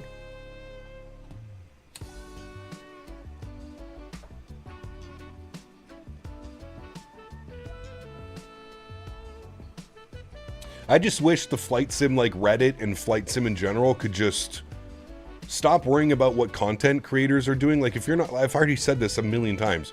If you're not a fan of someone, just don't watch them. You know what I mean? Like that's what truly puzzles me is like these people making hate threads. You hate watching this guy, but you're watching this guy. Do you know what I mean? Like half of the threads on that Reddit were like, oh, I hate this guy. I can't stand him. Good riddance. I blocked his YouTube channel, blah, blah, blah, blah, blah. But here you are. You're watching his videos and then you're running to Reddit to complain about them. It's the same people here that complain about like what I do. You know what I mean? Like they sit in the background, they watch the stream, and then something happens that they don't like and they run over to Reddit and make a thread about it. Brother, come on, man. There is so much more to life, I promise you. So much more to life. Reddit. Basement dwellers of the internet. People who think that their emotions and feelings are more important than logic and reason. Correct. For everything. People that grew up with bread crusts, having to be cut off, not being able to cross streets, and bubble wrap. A generation of adult children. Correct, Mr. AJ. Thank you, brother. Appreciate you, my man. Martin, good to see you, my friend. Welcome aboard. Hope you're doing well. Nice A330. It is. It is. We're the big boy today. 330-300. I got a fever. The only prescription is more cowbell. Correct. Nice. I would know about all these hate threads because I don't look at that toxic site. It's just me, though. Hey, I'm right there with you, Huskers. I'm right there with you, man. The only reason I know about Reddit hate threads is because other people send me the Reddit hate threads. And we usually have a good laugh about it.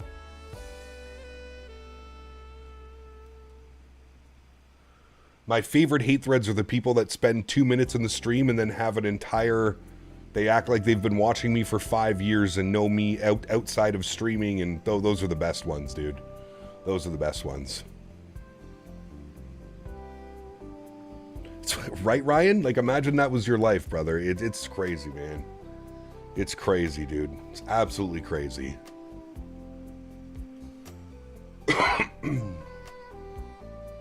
They need to spread negativity to get their attention and feel significant. Correct. Yeah. It's the world we live in right now, man. It's very unfortunate that the internet has come to this. It's, you know, like I always tell people, man, I used to say this at the beginning when I was first starting up. Listen, if you think that you can do it better than myself, better than any of the content creators, go fire up your OBS and start a YouTube channel, man. If you think we're all that bad and we're all terrible people and we're awful for the flight sim community, go and fire up your stream, man. We are patiently waiting for somebody to go stream. We're waiting. Go ahead, try it out, see what it's like. Go for it. Just see what it's like. See what it's like being constantly trolled and negative comments and this and that. Go see what it's like for a little bit.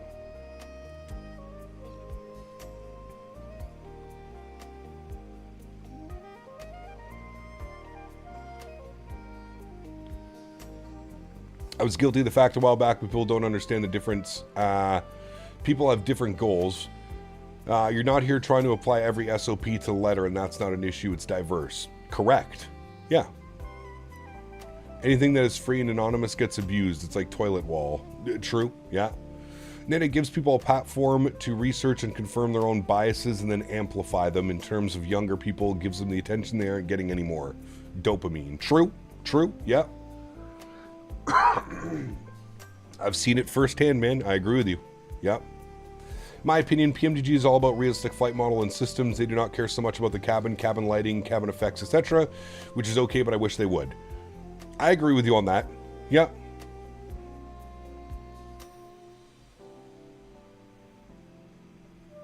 Chiron, what's up, man? Good to see you, dude. Welcome back.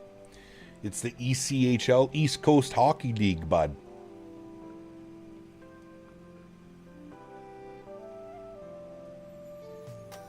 Going out to the East Coast.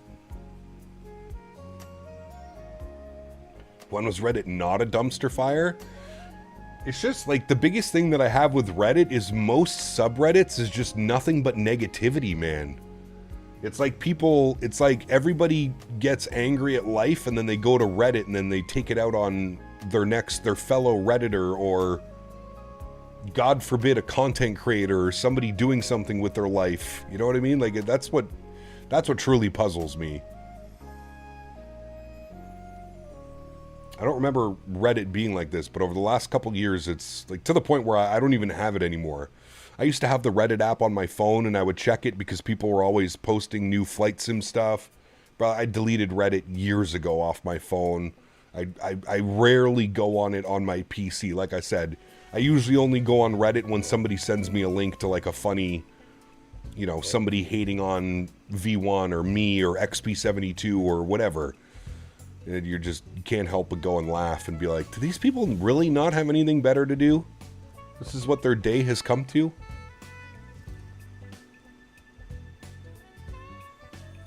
Now that doesn't surprise me, Jano. That is the least surprising thing I've read today. I can just tell because, again, Jano, I don't have anything against you, man. You are just a very negative person. Very negative. Very, very negative person. I don't know you personally, so I can't really say if that's what you're like in real life. But it doesn't surprise me when you tell me that you spend a lot of your day on Reddit. Or you visit Reddit daily. That does not surprise me to the least. I feel like flight sim has been less and less niche part of the issue. More people and less tight-knit community does that. True? Yep. Sadly, the next generation is a generation of self-gratification and entitlement. Correct? Got that right as well. Only time I touch Reddit is when I Google for a fix or something. Correct. Yeah. Yeah. ECAP, hope you're well, brother. I've been lurking on your streams lately. Haven't subscribed. But I love your content, so finally sub. Your content seems so chill. Well, thank you, Akmal. Appreciate you, man. Welcome aboard. Wish you all the best time here, my man. ECAP, flying with my Wingwing Ursa Minor Airbus joystick from Abu Dhabi to Jeddah. Amazing experience with the joystick. Nice, Siba. Glad you're enjoying it, man. Glad you are enjoying it. I got to fly with the Winwing Ursa when I was down at Flight Sim Expo. Synaptic Simulation had it set up at their booth for the A220. Yeah. By negative, you mean keeping it real? Give praise all the time to those who deserve it. You are misreading the room. I'm misreading the room? Okay, buddy. No problem, man. Again, as my favorite hate watcher, nothing personally against you, Jano. You're just a negative person, man. And that's okay. Some people choose to be negative, man. It's not my prerogative. Not my goal in life to fix that for you. But keep hate watching, man, and keep reading the Reddit threads. I'm sure you'll have a great time. Looks like we're just over Chicago, actually. We're probably just to the north of Chicago. Just north.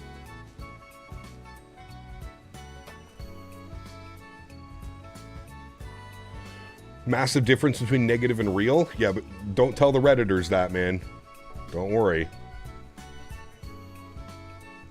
Don't you worry. Don't tell them that. They don't want to hear it. There's Milwaukee down there. Nice. So just north of Chicago. Actually, it was Milwaukee. That's another airport, chat. Next time we're in the 7-3, we got to do some Southwest ops to the iniBuilds Milwaukee, the freeware Milwaukee scenery. I think it's been updated for 2024, right?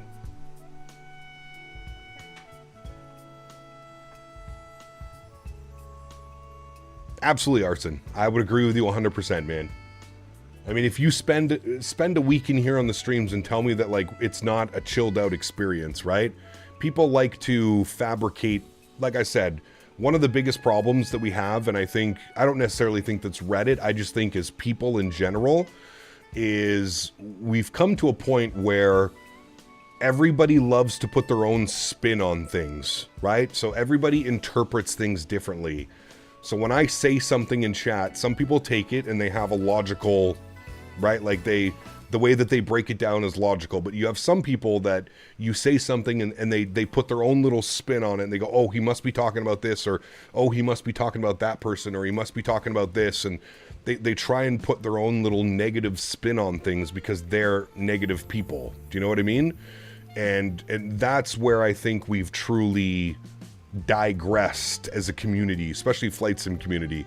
There seems to be a lot of that going on. People don't take the whole picture, they just put their own perspective on things. And I mean, you saw it when the PMDG 7.3, when we were doing the pre-release streams. I mean, you saw it.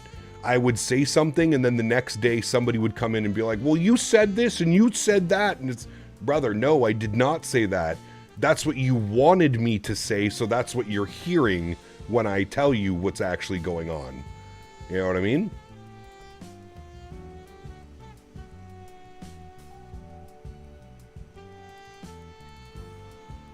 What are go-to pizza toppings? Ooh, good question. Depends on how I'm feeling, to be honest with you. I'm all over the place with pizza. Sometimes I just want like a straight cheese pie. Sometimes just some pepperoni. I don't know, it depends, man. I worked in a pizza shop for like 10 years. Acmol Design, so I'm kind of like, yeah.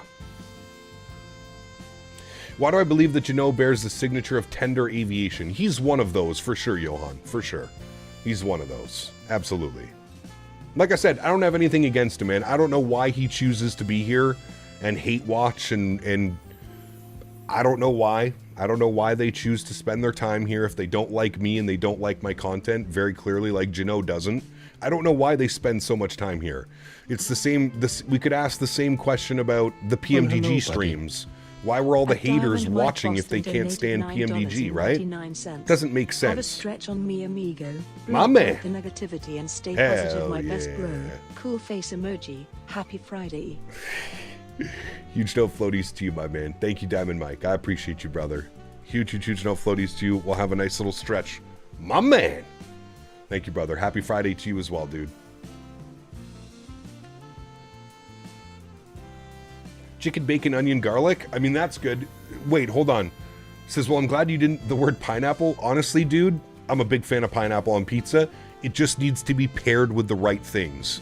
So, for me, when I put pineapple on pizza, it has to be paired with something salty, like a salty protein.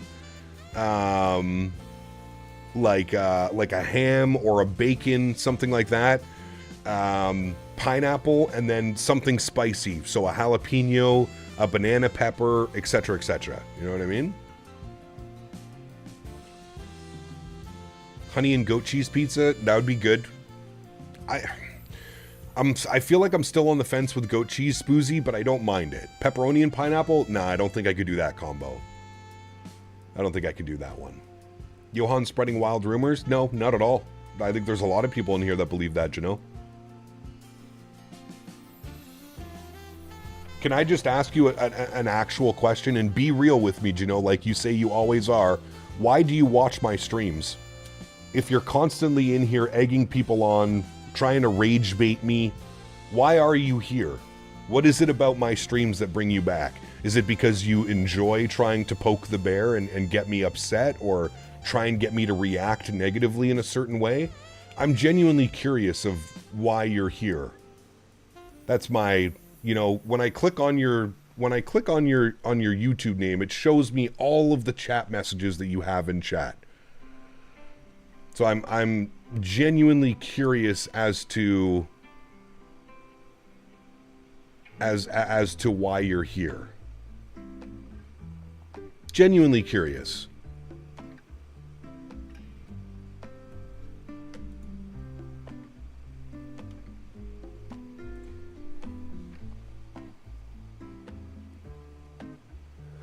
And yes, I do have the new Rome from MK Studios. We flew there last week.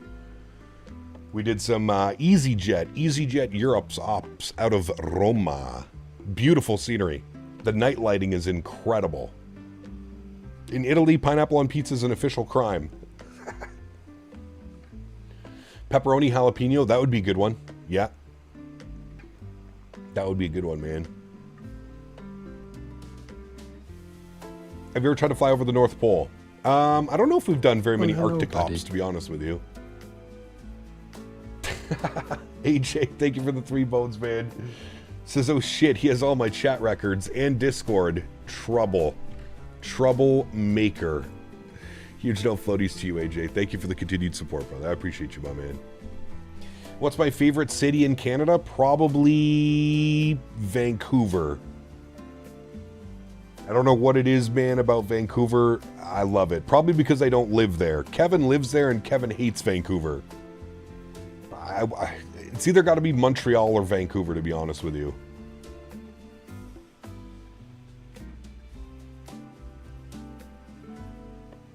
Still got to get you in some GTA RP. Honestly, SoFlo, I think when the new GTA comes out, I'm going to look at doing some content with Mr. Faviano. I would love to get into that aspect of things. Doing some OCRP or like some other stuff, you know what I mean? I need to get my flight sim fix in. So that's why you watch. Got you. Okay. You know, Jano, if you go over to Twitch right now, I'm pretty sure there's probably over 100 people streaming on Twitch. Let's go have a look-see here at Microsoft Flight Simulator. Let's see. All right, so we have 5, 10, 15, 20, 25, 30, 35, 40, 45... 50, 48 people streaming now on Twitch. Just Flight Sim alone. I feel like there's a lot of people out there you could, you know, spread your love and joy to. I feel like we get a little bit unfairly treated because there's so many other content creators, man. I feel like you could find somebody that you would really like to watch, to be honest with you. I feel like there's a very specific and special community out there for you, my friend. Kemmel, 21 months. Appreciate you, man. Says, good afternoon, Cap Chat. Good to see you, my man. Thank you. Check out Microsoft 2020. There you go. There's probably a bunch more people on there as well. Calgary's probably the best city. Calgary's a beautiful city. I haven't spent enough time in Calgary for me to warrant it being... I've spent enough time in Vancouver, spent enough time in Montreal. Honestly, I think it just depends what you're looking for. Canada has such like a vast difference between the West Coast and the East Coast. If you're looking to have a great time, peaceful, awesome people, I would say go East Coast Canada. Go to Halifax, go to New Brunswick, go to PEI, go to Newfoundland. That's like salt of the earth people of Canada. Life just seems to go a little bit slower out there. Now, if you're looking for the complete opposite, you want a go, go, go lifestyle, very busy, lots to do, lots to see, I would say go the other way. Go West Coast, go Vancouver, go out that way. So I think it completely depends what you're looking for, to be honest. If that's the case with comments, Cap, check mine, please. And the next time you fly over Chicago or IL, do a full lav dump for me, preferably from a wide body. Shitter's full, empty it over Chicago. Mopar would get very upset with me. Montreal seems like a great city from what I have seen. Locals get vexed if you don't speak French, so I probably wouldn't be in the right place for me. Honestly, it's not like that too much anymore. Montreal 5-10 years ago would have definitely been like that. I feel like Montreal nowadays, it's changed a lot. I was there last year with my fiance when we went to go see the Thrustmaster HQ, and we got around perfectly fine, dude. Everybody was speaking English to us. We didn't have any problems. Now, I'll try and speak French when I notice that somebody can't speak English, but I would say 99% of my interactions in Montreal are done in English, and it's perfectly fine. It doesn't, no word of a difference. Also, Victoria is absolutely beautiful as well. I do agree with you. Yeah. As a massive poutine fan, six this year so far. Need to get my ass over to Quebec, brother. It'll change your life, Clay. Cap, would Vancouver be a good one-day trip, even if I just go to Plain Spot since I'm on the West Coast? Just curious, never been. Absolutely. Yeah. Yeah. Well, you know, that's the problem, right? You've kind of dug yourself this hole with me, and I'm being straight honest with you right now. You've dug this hole, man. You've been a jerk. Let's be honest here, dude. You've been a jerk for months now, and it's to the point where, like, you're so borderline on, like, getting timed out or banned that, yeah, you're right, 100%, man. I usually skim over your message. Absolutely. Well, hello, buddy. Absolutely. Dominic 4325 donated 15 Canadian dollars. Thank you, my man. Appreciate. No message attached to it, just 15 bones. Dom, thank you, brother. I appreciate you. Happy holidays to you, man. I hope you had a great time. Happy New Year. Thanks for the continued support, Dom. Appreciate you, brother. What can I do to repair the relationship? Just stop being an idiot, man. It's that simple. Just stop being dumb. It's just that simple. You see how I interact with everybody else in chat, because guess what? They're not here to troll me. They're not here to aggravate me. Like I said, man, since day one you came into this channel, that has been your #1 goal, and it's been so obvious. Dude, do you know how long I've been doing this? Do you know how many messages I read a week? Thousands of messages. I can tell immediately when someone is trying to rage bait, somebody's trying to troll. Just enjoy. See how everybody else is having normal conversations? And, well, except for AJ, but AJ's special. Don't mind AJ. Don't mimic AJ. Tyler, what's up, man? Good to see you, brother. Welcome back, dude. Unable.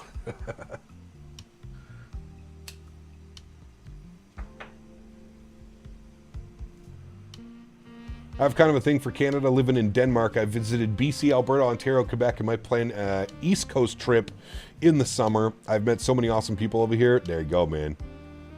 There you go, brother. Yeah, don't mimic me. You don't need to donate, you know. There's tons of people in here, man, that don't donate, and they're here to have a good time, brother. You do not need to donate to me to have a good time here. That's not what this is about. This is about sharing our passion and our love for flight sim and everything in between, especially food. Moomin, I would definitely suggest an East Coast trip, man. Fly into Montreal, fly into Quebec City, maybe even fly into Halifax.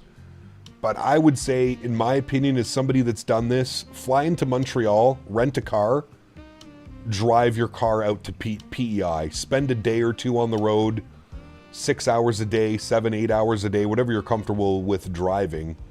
Get yourself out to PEI, man. Probably the best place in Canada. I come for the food talk, but stay for the sim. My man. Depends on who's making the tacos. Dude, Jake, I went to the taco truck yesterday. They're still open. Last year they were closed. I don't know why they're still open this year. But I went to the taco truck yesterday. My goodness, sir. Oof.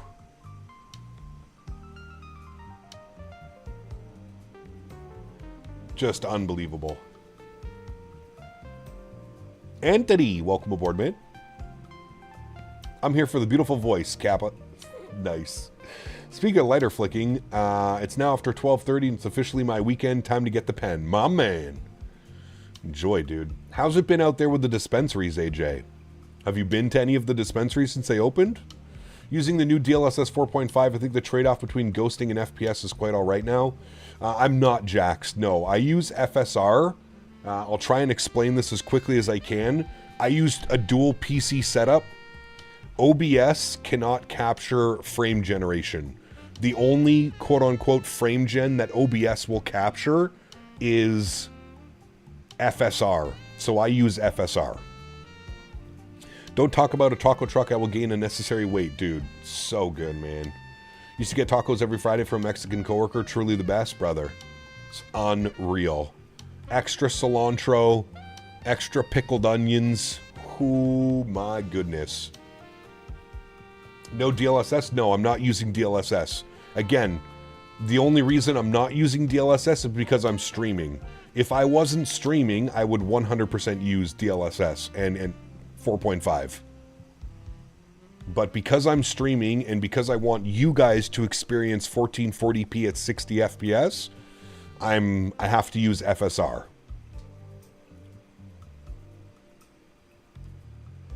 They're talking about DLSS instead of TAA. Oh. Agree with everything you say. Montreal, Halifax, St. John's, PEI, a bit of the small flat island.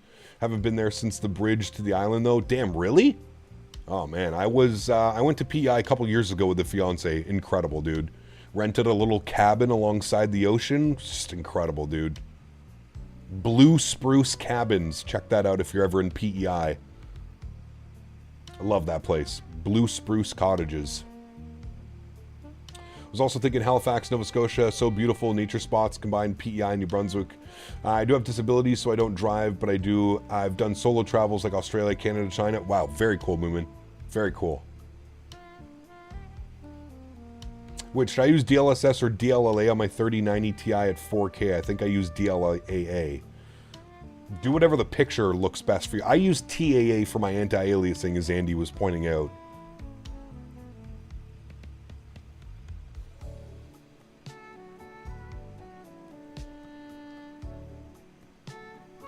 I think TA is slightly crispier than DLSS, DLA, and easier on the GPU load. I'd believe that. I have to look into it, but I'm not entirely sure. Best taco place in my city is $2 tacos. It's a dangerous place if I want to stay healthy. Yep. I remember growing up in Florida. Well, I didn't grow up in Florida. Hold on, let me rephrase that. I remember going to visit my grandparents in Florida all the time when I was growing up. And my grandmother and grandfather, we always went to this place. It was called Taco Tuesdays. And they had $1 tacos on Tuesdays. And it was just like this like shack almost on the side of the road in Florida. Brother. The best. I went there. I'm trying to remember the last time I was there. Would have been 2016, 2017 was the last time I think I was down in Tampa. Incredible, man. Florida has such a great mix of foods. Can't wait to move back. Yeah. We have a few of them. More are starting to get stock. Prices are still crazy because low stock, state manipulations. I'm not touching local stuff until the price comes down. Then I road trip to... got you. That makes sense, actually.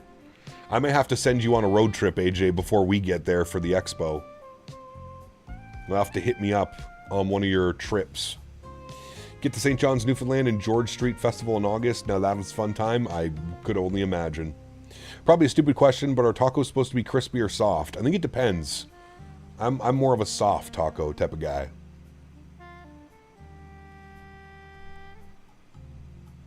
Now, the real question is flour or corn tortilla. That's where I feel like people are divided. Flour or corn tortilla. For me, I think it depends on the day, and it depends where you're going. Finally got a Del Taco in Daytona, serious tacos and burritos. A Del Taco? I'm trying to remember what I had from Del Taco. Cheap tacos taste the best, but they come with some side effects. Wait, we talking about food?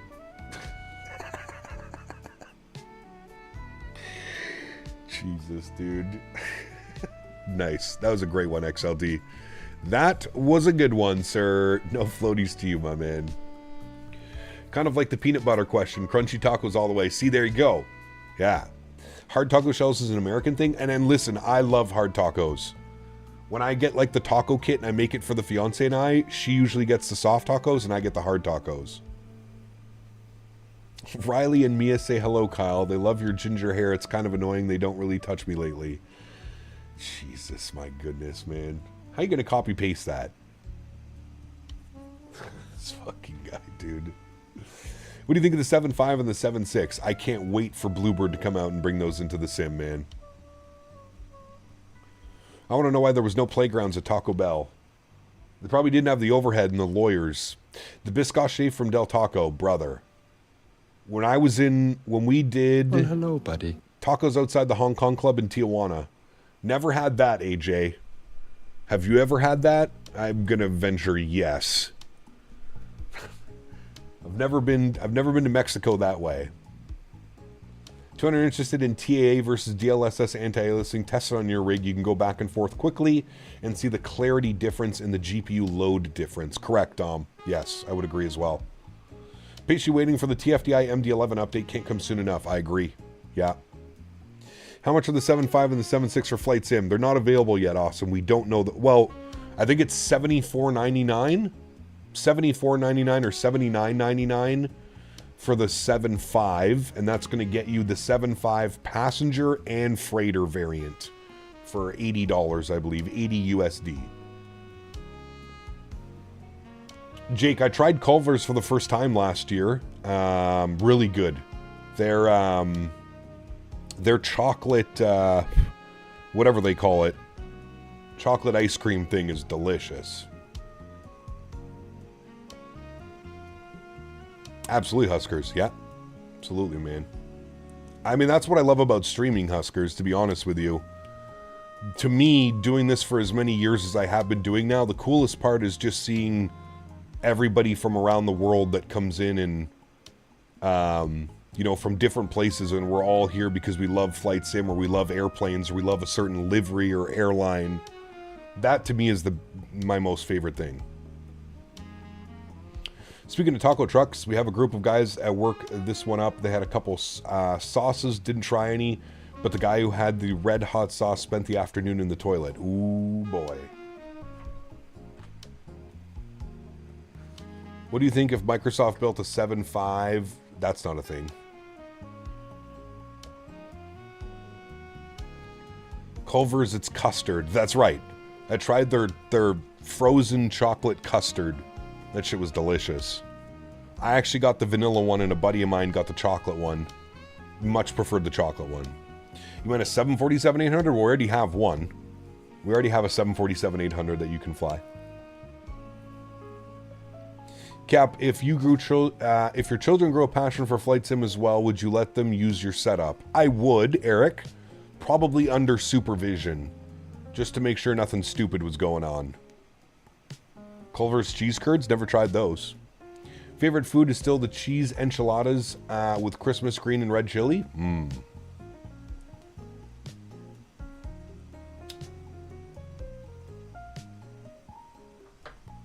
Does sound good.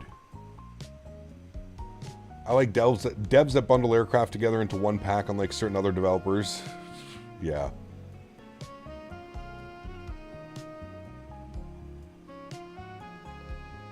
I'm actually finding DLSS quality smoother with lowered frame time now than DLSS 4.5.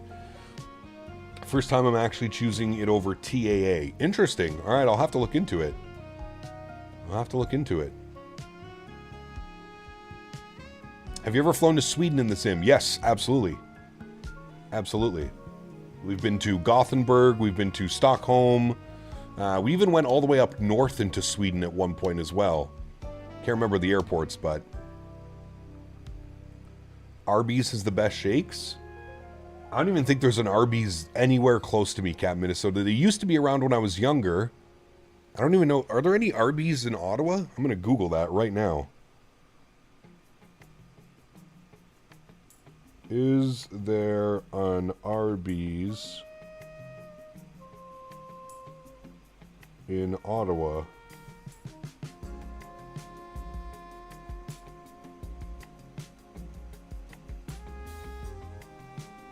It says there's 2. No, it says there's 1. 1 Arby's, and it's in Canada.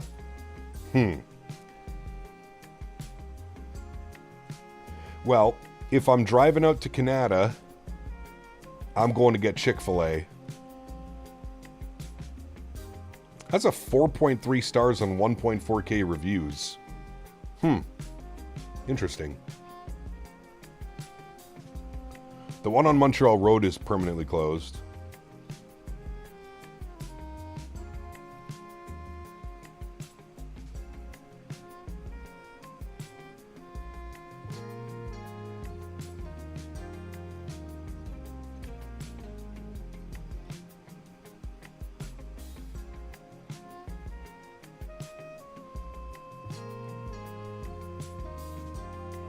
What is the weirdest, most funky food you've ever tried?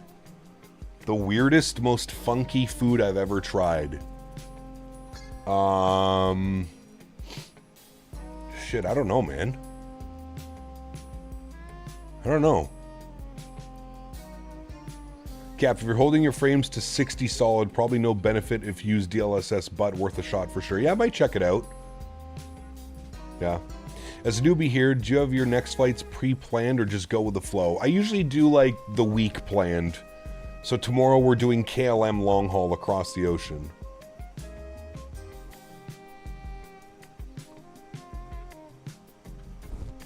I'm a big fan of squid. I like squid. Talking about food makes me crave fast food now. Thanks, Cap. I apologize. I apologize. It's okay, I'm going to have some meal prep. I meal prepped some beef bulgogi this week. It actually turned out really well. It was a new recipe I found online. I would make a few adjustments to it next time, but overall pretty happy. I may do burrito bowls next week. Some Mexican rice, some corn, some beans, some chicken, some peppers. You wonder what squid tastes like? You never had like calamari or something like that? Just did a run to the disco and got some lemon cherry belts. Ooh. Pata, what's up, my friend? Is the 330 good? Honestly, man? And I don't know, Pata. I think it might be because I had to fly the FSS Embraers last week. But yeah, it's a solid airplane. A solid airplane. 22 months! Thank you, Pata. Appreciate you, my friend. The fact that the airplane is free and anybody can fly it is also another big benefit as to why I think it's definitely flyable. Do you have an aircraft that you really want to fly IRL before they go fully retired? Like some of us av geeks love to go out our way to fly certain aircraft. Do you have some of that? I'd love to fly on a 747 and probably a 380. I feel like those are the only 2 airplanes that I probably won't get a chance on flying.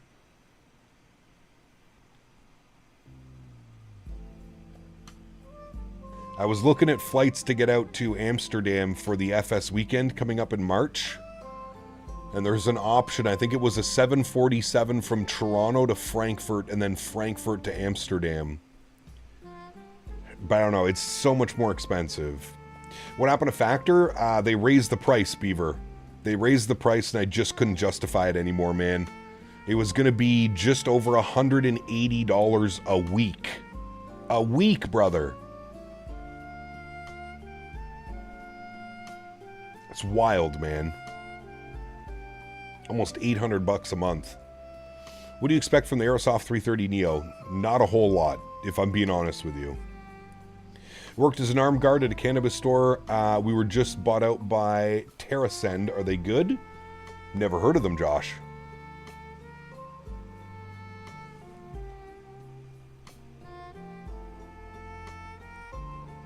Yeah, but it was like, I can't remember off the top of my head. I think it was like $600 or $700 more to fly on the Lufthansa. It didn't make much sense. Factor also wasn't very allergen friendly, so it was never something I could do. Ah, got you. Chick-fil-A is only $80 a week, just saying. Just go Chick-fil-A diet. It's kind of far. Asked because it's a Canadian cannabis company. TerraSend. I've never heard of them. I'm gonna Google that because that might be like a owner, a sister. Terra. How did you spell that? TerraSend.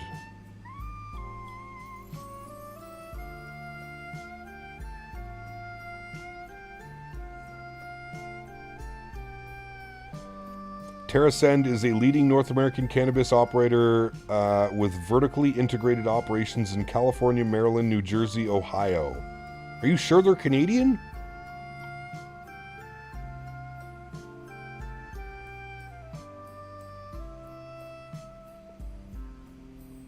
Wait, is TerraSend is a Canadian-based company? Company has vertically integrated operations in Pennsylvania, New Jersey, Maryland, Ohio, and California through its subsidiary TerraSend Growth Corp, along with retail operations in Canada. Interesting. What brands do they own? Oh shit. Okay, well that's why. They bought Cookies. They're now the owners of Cookies, like the one that started in California. They're okay. If they own Cookies, Cookies in Canada is not very good. I mean, Cookies in general isn't what it used to be, but... I canceled Factor due to the price increase? Yeah, so did I, dude. I mean, listen, dude, it was $156 previously, and, like, even that was, like, a tough pill to swallow. I had been on Factor for 2 years as well, so it was like, okay, I've pretty much ate everything off the menu. Even though they do make new... items to the menu, it's kind of just incorporating old menus that they used to have. So yeah. Guys, Wendy's is the 4 for $4, just saying. Brother, the Wendy's French toast sticks are actual crack. Like, you should not be able to order those. That is crack. Pretty much crack. Do all 777s have GE90s except for the 777X? No, the 777-200s... Or which one is it? You can use... There's Pratt & Whitney's as well, I think, on the 777. Certain 777s. 200 ER? Flew Toronto to Amsterdam, and I think your choice of flying with your Air Canada 78, KLM 330, KLM 787. Yeah, right now, Vine, it's actually Air Canada on a 777-200 LR. The amount I paid for a Singapore A380 made no sense. Sense is relative. Nice, GMC. Yeah, Vine. Right now it would be Ottawa to Toronto on an A220, 777-200 from Toronto to Amsterdam, and then same thing on the way back. 777 from Amsterdam to Toronto, and then A220 from Toronto to Ottawa. That was the... Now, the cheapest rate is actually KLM out of Montreal. So I go to the Ottawa airport, and then there's a bus that picks you up from the Ottawa airport and buses you to Montreal, and then it's a direct flight on a KLM 330 from Montreal to Amsterdam. The whole thing that's kind of getting me is that bus ride, because it's not that much cheaper than Air Canada, and Air Canada puts you on a flight from Ottawa to Toronto. I played $500 per tilt of 3 people, including me, who's fly 75K to IH. That's not too bad. 777 have Rolls-Royce Trents and Pratt & Whitney 4000 options. There you go.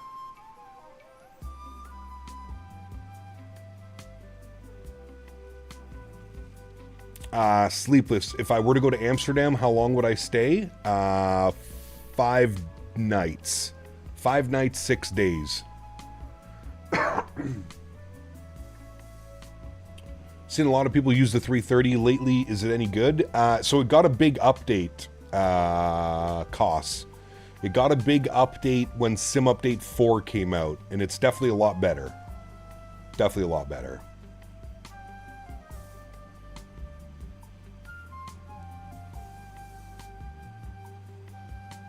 Yeah, correct, Cahoon. Yeah.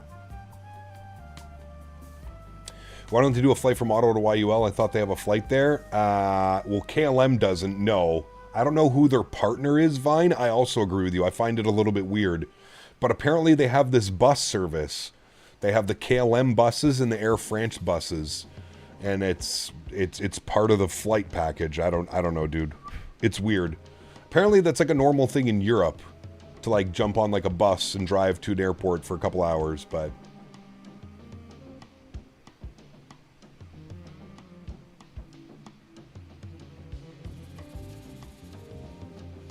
Yeah, I think the airfare on Air Canada was like, after taxes and choosing my seats, I think it was $1,100.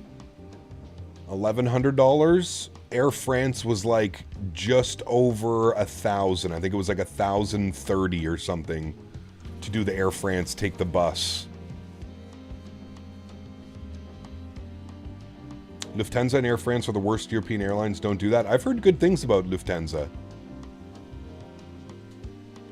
In Germany, they call it rail to fly. That makes sense. Yeah.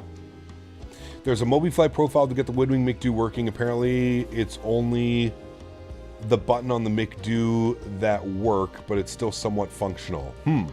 Okay, Andy. I don't have MobiFlight. Could look into it. Hey, Gap, if you do make it out to the Netherlands, please take some time to visit Haarlem. It's a great little place. Okay. The thing is if we're going for 5 days, I'm really not going to have time to do anything. I think I land Thursday morning, and then the expo is Friday, Saturday, Sunday. And then I leave Monday morning. So it's very much a quote-unquote work trip, if you know what I mean? I'll have like Thursday afternoon and evening to do what I would like. Would you not fly YOW to Paris and then Air France connect to EHAM? That is an option as well, P-Thibs. The only problem is this is the off season for Air France and YOW. So there's only a flight every, I think it was 3 or 4 days, P-Thibs. Yeah, getting home, and when I was looking at it, getting home was a nightmare, P-Thibs. Because of the flight schedule, I can get, you are correct, I can get to Paris and then from Paris to Amsterdam pretty easily. It's the flight back that takes me, it's on a United from Amsterdam to Newark, and then a 5.5 layover in Newark up to Ottawa. Not the worst. It actually was the cheapest option, but yeah.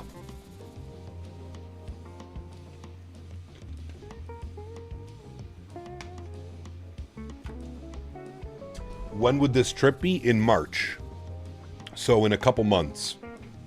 I'm just waiting on the final word from sponsors and stuff. Question, anyone? Got a 9800 X3D with a 5080. Is OLED 4K an option? It would be, Denis. Yeah.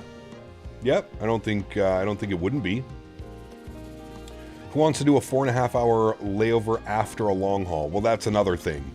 It's just over 7 hours from Amsterdam to Newark, and then a 4.5 hour layover for a 50-minute flight back home. Yeah, it's a pain in the ass. Doesn't Air Canada fly the 777-300 between Toronto and Ottawa and Montreal, like 2 hour or whatever flight? Maybe in peak season for like some repositioning flights. But no, for the most part, the 777s, the only domestic 777 flights are going coast to coast. Is a 5-day in Amsterdam sufficient to you? I feel like going to Europe always need at least 10 days. Yeah, but that's where things start getting incredibly expensive, Vine. You know, a hotel for 10 days, you're looking at $1,000+. Then factor in the Canadian dollar is virtually useless in Europe. So don't forget about the conversion rate. Everything's going up to euros. So we're paying $1.60 Canadian for every dollar, if not more. So yeah, it's that would be very expensive. Very expensive. You ever been to Europe? I went to Amsterdam when I graduated high school. I went on a trip with a buddy, a Kentucky tour. Kentucky tour. We also meeting up with fans. I would love to meet you in Amsterdam. Yeah, well, I'll be going to the expo. So if you did want to come hang out, I would say get yourself some tickets to FS Weekend in Lillestad. That would be the best way to kind of, you know, hang out and see it. Go to Japan instead? I wish, brother. Connect through Heathrow? No. Air Canada's direct from Toronto to Amsterdam. It didn't, no. None of the flight options that I had were connecting through Heathrow. The only option I had was Air France, Ottawa to Charles de Gaulle, Charles de Gaulle to Amsterdam. That was really the only other option.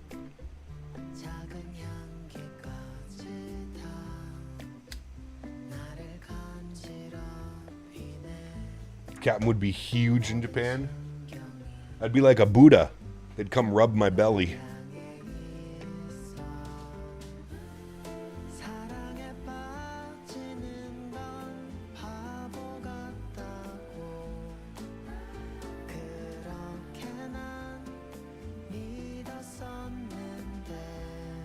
You're a high school friend. I'm in high school right now. Want to take time off to go to New York City out of Denver without her parents knowing.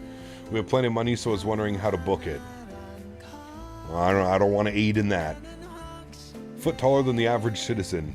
Yeah, it'd be kind of crazy.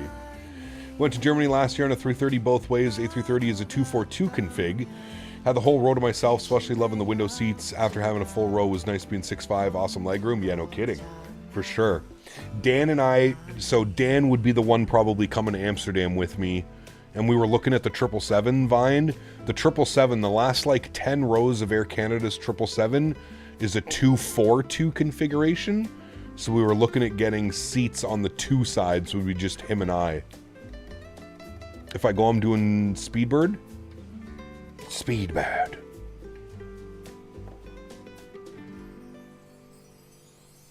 Damn, Jake, yep. One of my parents would come, but her parents can know. Got any ideas? I have no clue, brother. Throw that into Chat GPT, see what it tells you.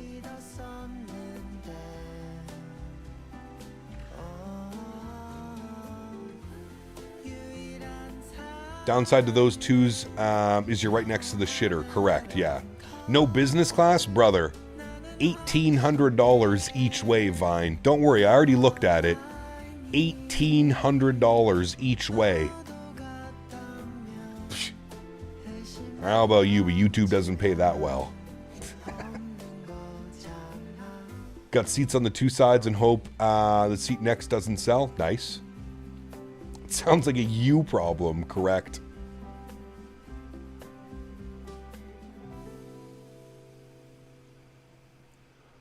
First class it is. Now that would be nice. I'm sure that 7-hour flight would fly by if you're on a nice little lay flat. Go for a little bit of a nap.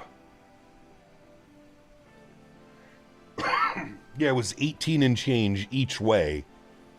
So it was just under $4,000.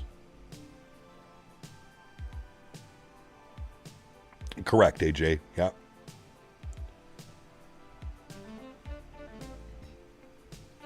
We'll let ChatGPT take care of that. $1,800 for business sounds cheap. Most business is like $4 to $8K from what I've seen. Yeah, but remember that it's off season, right? Delta One is 5,100 CAD from YOW to EHAM. There you go. And it is off season. Yes.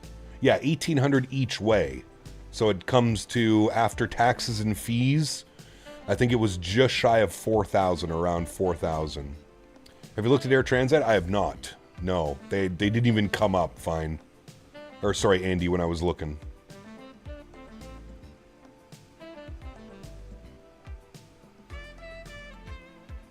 Air Transat would probably be something weird, man. It'd probably be like Montreal to like God knows where. Who's going to start the GoFundMe? Nah, dude, we don't need that. It's not even that long of a flight. I would probably survive 7 hours in economy. I don't know if I would want to do much longer, but I could probably survive. Take a few little edibles before we get on the plane. Sheesh. Have a little napski. I honestly don't understand business class. I can't imagine spending $5K or more sometimes. Do you know why, Vine? Is because most of the time the people that are flying business class aren't actually paying for it themselves. They're either using miles that they've accumulated through work, or in general, work is paying for them. Would you survive a long haul in a 321 flight? What's a long haul? I've done LA to Toronto in a 321. It was about 5 hours. It was a red-eye flight. That was an interesting one.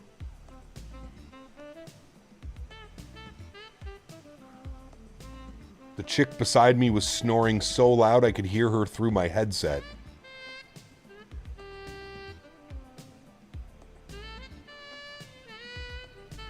Yeah, I mean, or look at Les. Les is a perfect example of how this works.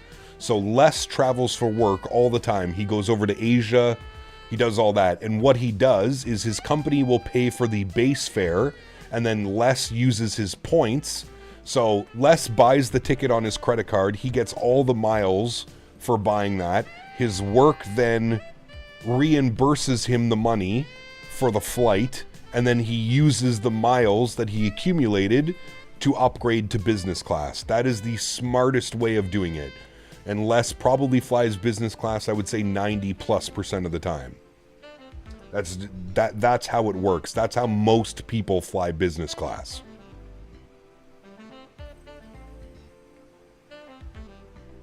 Our corporate policy is business class on anything for 6+ hours. Nice. That's nice. Miggity Mike, what's up, my man? Good to see you, dude. I caught your VATSIM tutorial thing the other day. Great video, man. Just before the door plug blew out incident makes you think, yeah. 4 hours in a max and a narrow body. Transat only do Amsterdam seasonally. They don't start until April. Yeah, there you go. Hello, Lucas. Welcome aboard, my friend. I want to go to Japan and Korea one day, but I really want to do premium economy because I'm 6'2" and I love the window seats. Yeah, premium economy is nice. That's what I did, Vine. So last year when I flew out to World Flight, I got I used points for my tickets. And because I used points, they gave me like an upgrade offer into premium economy. So I flew on the 787 premium economy from Montreal to LA. And that was a great experience. WestJet is encroaching 8 hours with some of their max runs. Yeah, that's wild.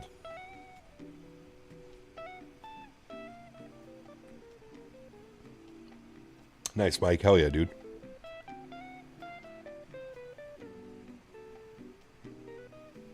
I've been known around 2 hours up to 6. Shh. Nobody will notice. Saving up points right now. Hopefully by summer 20, so I'll have a good amount and afford premium economy. Nice. I have quite a few points built up now as well. I just got another 20,000 points for signing up with Bell. So I got 20,000 Aeroplan points from Bell for signing up. Where are my points at right now? Where the hell is my Air Canada app? Air Canada? There you are. Thoughts on the Alaska 787 Global livery? It's nice. Reminds me of WestJet, but it looks nice. I have 96,938 points. 96,000. Oh, wait. It just updated. I have 99,430 points. 99, almost at 100K points. I could probably do something nice with that, to be honest with you.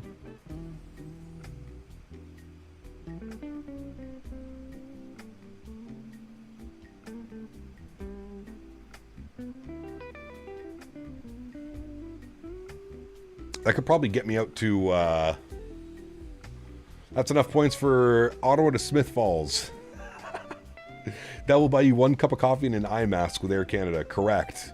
Congratulations, Cap Canada. You have enough airplane points to for one screw from the Q400. I would take that. Subcap just started working on the ramp with SkyWest at my local airport. Been having a blast so far. Loving the streams. Well, Hey, very hello, cool, buddy. Owen. Congrats, my man. He goes, no, Kyle, that's dispensary points. Sheesh. Nah, I spent all those. Don't worry. We spent all those. I told you the story about that, didn't I, AJ? I walked in one day and the lady was just like, you have the most points I have ever seen anybody. And I told her, I said, listen, I've been saving those points for 5 years. I have not spent a single point. And she was just like, well, she's like, they're changing the laws. She's like, I'm not supposed to say anything, but they're changing the laws on how we do the points and the reward system. So she's like, honestly, if I were you, I would spend all your points right now. And then the manager came out and the manager's like, yeah, he's like, usually we wouldn't say anything, but he's like, we don't want you to lose all these points and not benefit anything from it. So I just, I went crazy. Still cash only where I live? Yeah, most of the US states it's cash only, right? Because it's still federally illegal, so they can't federally process your credit card or your bank account info. My local dispensary says I have the most too. Got the same warning. Yep. Spend the points, baby. Ottawa to Tweed, half a Biscoff. Nice. Can you use credit cards for medicine in Canada? We only use cash or debit because it's not federal. Yep, I can use whatever. I can use Amex. Most of the time I use Amex because Amex actually gives me 1.5 times points on dispensary visits. So usually I put my weed bill on my Amex and then pay it off every month and then get all the points for it. That's how I have 100,000 points, to be honest with you. Hopefully you get an offer with KLM at Pearson. KLM has their own lounge area. T3 looks dope. Also KLM service and never disappoints. Yeah, maybe. We'll see. Got no Z for free with the way my place works. Nice. I got a bunch of infused pre-rolls, chemtrailer, and some edibles. Fiscally responsible on top of it, correct? There are a few places that I found a workaround for that. They charge your card as an ATM withdrawal and give you the cash back. That's not bad, actually. That's pretty smart. There was talk of dropping it down to Schedule 3, but I don't believe anything until it happens. I think it's absolutely bananas that that it's still classified as a Schedule 3 narcotic in the US. That still boggles my mind, man. Alcohol is running rampant. Tobacco, no problem. God forbid you smoke a little bit of leaf. It's wild, dude. I think one of the reasons why in the States is there's so many people. Listen, we've gone over this before. Jail and police is a big business in the US. There are some states where the jails pay police per inmate that is sent. That's one of the reasons why I don't think it's gonna change, man. There's too much money, man. They make too much money off of throwing these people in jail for having a couple grams of weed on them. It's just, I just don't see it changing. I just don't see it, man. There's discussion on the federal schedule of cannabis changing. Might not change much, though. Yeah, dude. What they need to do is they need to just make it legal and start taxing it. Every state, tax it properly. Boom. More than half the problem solved. Prison for profit, correct. And until that changes, unfortunately, I don't see silly things like this change at all. Yeah. KLM used the 787-10 Amsterdam to London Heathrow out because of all the cancellations. Still Class B in the UK, second worst category. Can't see it ever changing over here. And that, it's just so crazy to me, man. It's so crazy to me. In my brain, I can't fathom where alcohol is considered safe, but cannabis isn't. Like, my brain just can't process that.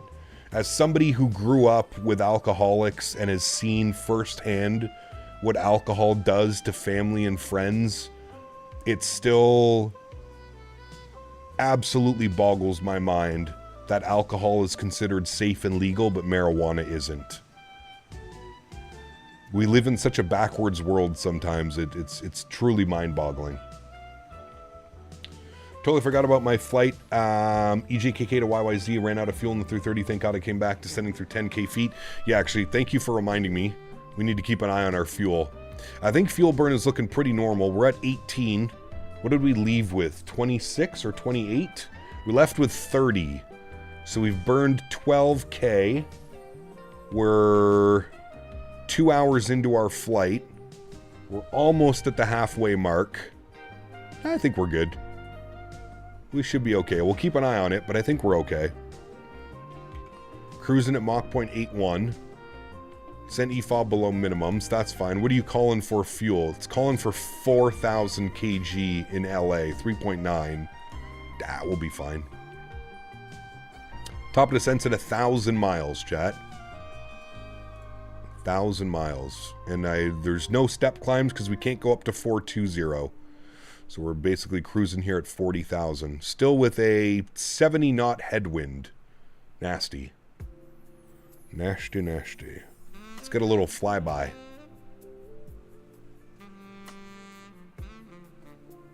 Beauty.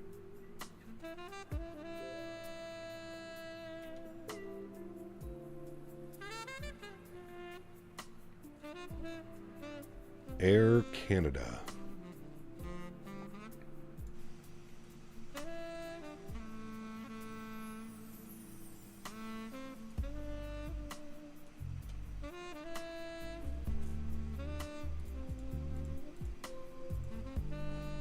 I drink twice a year, not worth it. Smoke way too much, though. I'm right there with you, man. Is there a fuel bug with this plane? There can be, Rydog. Yes, you have to pay attention to it. It's funny because I did 3 practice flights before we went live on Wednesday. On my days off, Monday and Tuesday. One of my 3 practice flights, I had the fuel burn issue. But ever since we started streaming this week, we've had no fuel burn issues or anything.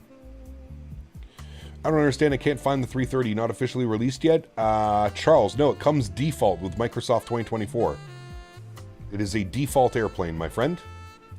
Fired up an old forgotten add-on with the new 7.3 FS to Crew. Forgot how slick it has with the FO flipping switches. It is a pretty cool program. I've seen a couple other streamers use it.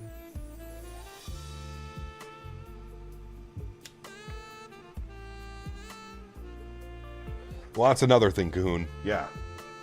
I mean, yeah, we don't need to go down that rabbit hole, but I agree with you.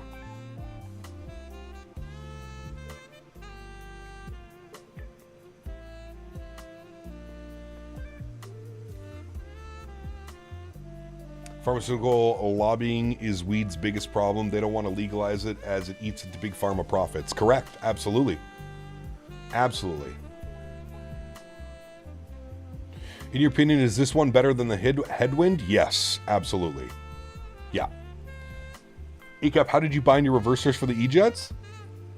If you're using the Thrustmaster TCA Boeing throttle, buttons 5 and 6 to decrease thrust.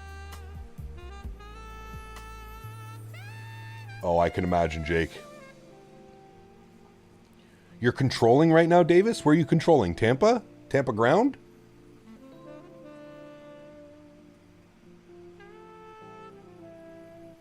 We'll have to plan something, Davis, where you are the big bad controller. Palm Beach. Well, who wants to go to Palm Beach?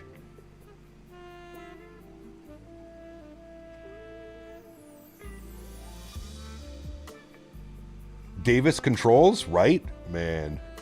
Many years ago, my dad was a controller at Denver Center IRL before the merger. United used to always ask for flight level 420 because it doesn't exist, so we just clear them to block 41 to 43. There you go. Yeah, that makes sense. I think they still do that sometimes, make oatmeal. I've seen that before. But I could grab a Swisher or a game green without even looking. Can't tell you how many times I got yelled at because we had no backwoods. For tobacco use, obviously, right? Yes. Cap, you do your IRL flight tomorrow, YOW to YYZ, like a 320 and an A330 to Amsterdam? Maybe one day, if we actually do end up going, maybe that's something that we could do in a day, yeah. Cab Canada, United 227 ready for taxi. Davis, good for you. Correct. That's pretty much how it would go.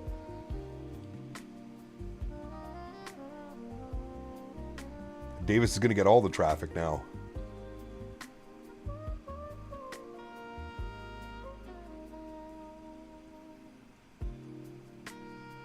Why does flight level 420 not exist? I'm not sure. Now he works as Denver approach IRL, but he's about to age out. Damn. Pretty cool, man.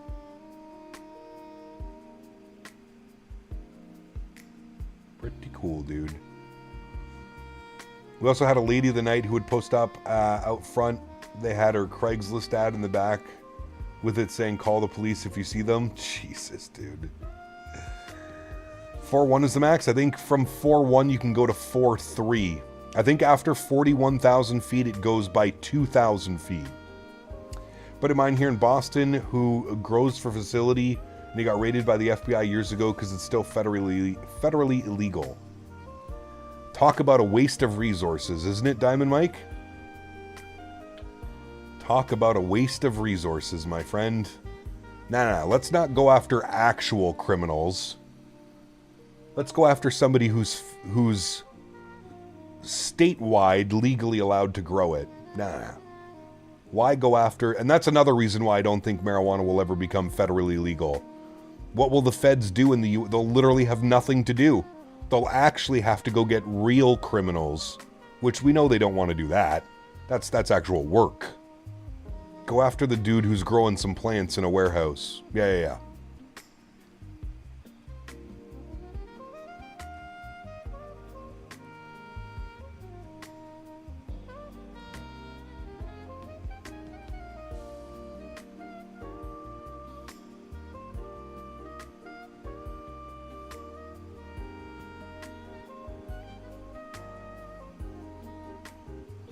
The U.S. is so weird and backwards with the stretchables. Some places, Greg, absolutely. Yeah. And then you got places like Colorado, Denver, Seattle. You got places like that where it's, you know, it's easy peasy, man. One of my favorite things about going to California is just walking into a dispensary, no questions asked. Here's my ID to prove that I'm over 21. Boom. Buy whatever you'd like. It's just... so simple, so easy. That's how it should be. If you're gonna throw sports betting, gambling, alcohol, cigarette advertisements, commercials down my throat, I should be able to choose if I get to smoke weed or not. Even if they legalize it, prisons will be fine. License plates will still get made. They'll put people on probation for petty stuff and get them violated for pot. Yep.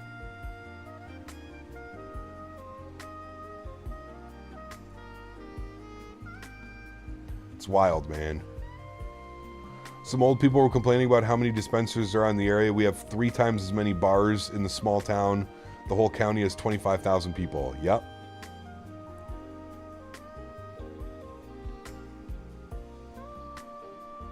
That big highway shooting down here, right under the fuselage, chat.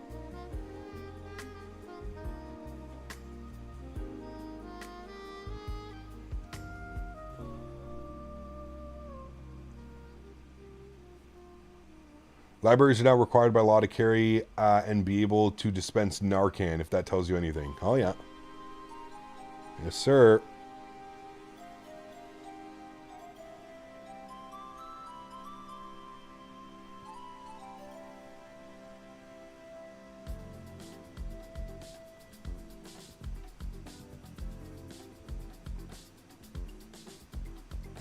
Expo needs to come to Atlantic City. They were thinking about Atlantic City a couple years ago. I wouldn't be surprised if Atlantic City shows up. I think next year, this year it's obviously in Minneapolis. I think next year it's either going to go back to a little bit more central and then probably West Coast and then back to East Coast. I could see next year being somewhere like Atlanta, St. Louis, 2027 Expo. I could see 2028 going back West Coast, either Seattle, San Diego, Vegas, somewhere like that. And then I could see them going back East Coast in a couple years. I would love Seattle. Seattle would be awesome. I'd be down for a Flight Sim Expo Seattle. Colorado would be fun. Super easy to get to. Yeah.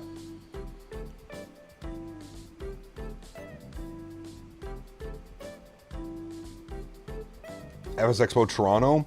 Yeah, we spoke about this before. I would love to see it come up to Canada. I just don't ever think it's going to happen. Vine. There's just too many people in the States without, like, passports and stuff like that. I don't know.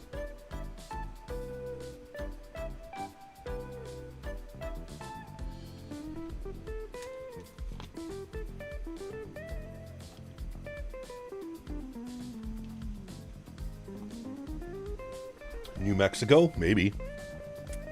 Seattle at Boeing Field? That would be incredible, dude. That would be incredible. I don't know if it'll ever happen, but that would be incredible. When do you think the Phoenix Neos are coming out? Honestly, I have no clue, William. I'd like to say soon, but with Phoenix, God knows. We could be 2 months away, we could be 6 months away. Toronto would also be a crap show too. It's already super, super packed, smells like piss, and sadly homeless people everywhere. Welcome to every Canadian major city right now. Pete Thibs. We'll put Davis on the no-fly list. I'm going to the expo. Hopefully it's not weird by myself. It's going to be my first expo. Nah, you're fine, McOatmeal, man. Find a couple other guys that are going and chat. You're always more than welcome to come and hang out with us, dude. I always try and get people together for lunches, dinners. A lot of the things just happen like kind of spur at the moment, but yeah. Kyle, go away. Literally no one likes you here. Correct. SF Aviation, what's up, man? Good to see you, dude. No, let him come. I'll wait at the airport and watch the show. Oh, man. That's when you send a bunch of messages to his phone while he's trying to get through customs. Hey, man, did you bring the stuff in your bum? Hey, man, how's the stuff in your bum? Hey, man, how's the stuff in the suitcase? Just send a bunch of messages to his phone so it's constantly going off while the CBSA agent is looking at him. Didn't Phoenix say by the end of 2025? I remember in November they said we haven't even built the Neos yet, but I hope they didn't recode everything again. God knows. Just don't walk behind Captain Canada unless you want to get high. Correct. Remember I kept pushing owls in front of me, CST? Owls, go in front. Owls in front. Why do you have so many calls from Mexico? Correct. Exactly. I told you the story about my buddy that came up, right? The CBSA agent was on his phone, and I was sending a bunch of messages on his phone. Make sure they don't look up your bum. Apparently the agent had a good laugh at all my messages. That's exactly why I'd walk behind Cap. When I was in college, I rolled through TSA with the same pants Rex Kwando wore Napoleon Dynamite. They laughed. Nice. Hell yeah. How's life in Canada? Do you like living there, or is the US better? I don't know, man. I feel like anywhere right now is kind of in shambles. I feel like as a society, as human beings, we're a little bit lost right now. I don't know when it got this way, but we're, yeah. But I love Canada.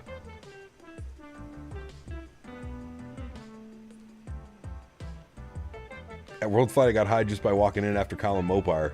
The best.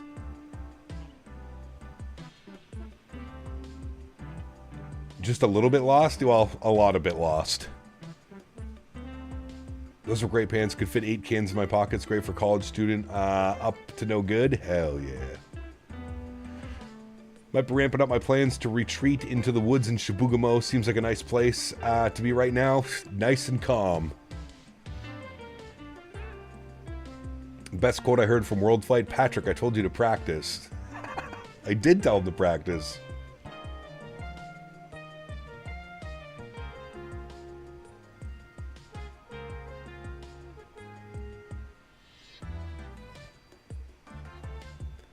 My favorite quote from any of the world flights that I've been to is when Jeff Faviano was flying with Paul, and Mopar and I were out in the backyard, and they started their takeoff roll, and it was super quiet, and then all you hear is Jeff go, "Man, we must have hit a skunk or something. It stinks in here."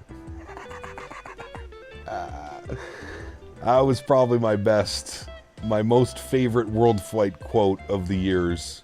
That was a good one, man. The memes I made of that, looking at you to see if you made you proud, dude, the best. The best, man. Is World Flight a go this year? Yep, we should be doing World Flight this year. It'll be in November. November over at CST's.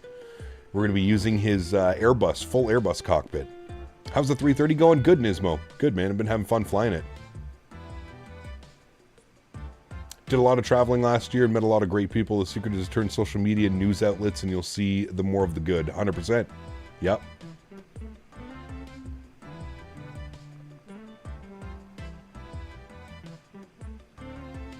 Yeah, November is far away. Like 10 months. 10 months till World Flight, baby. On that note, though, we're only like, what, 5 months out from FS Expo? 5.5? No, like literally 5 months, almost to the day, aren't we? Well, it's the 9th. I think it's the 12th to the 14th this year. Almost 5 months out from FS Expo. That's exciting.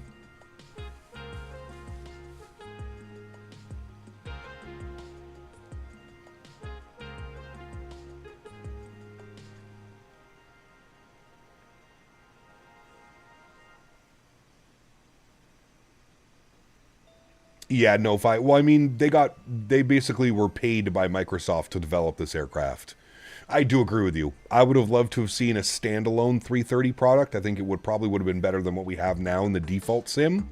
But honestly, man, after, like I was saying, after the recent update to Sim Update 4, when this aircraft got a bunch of fixes and a bunch of stuff, it's a pretty solid aircraft now.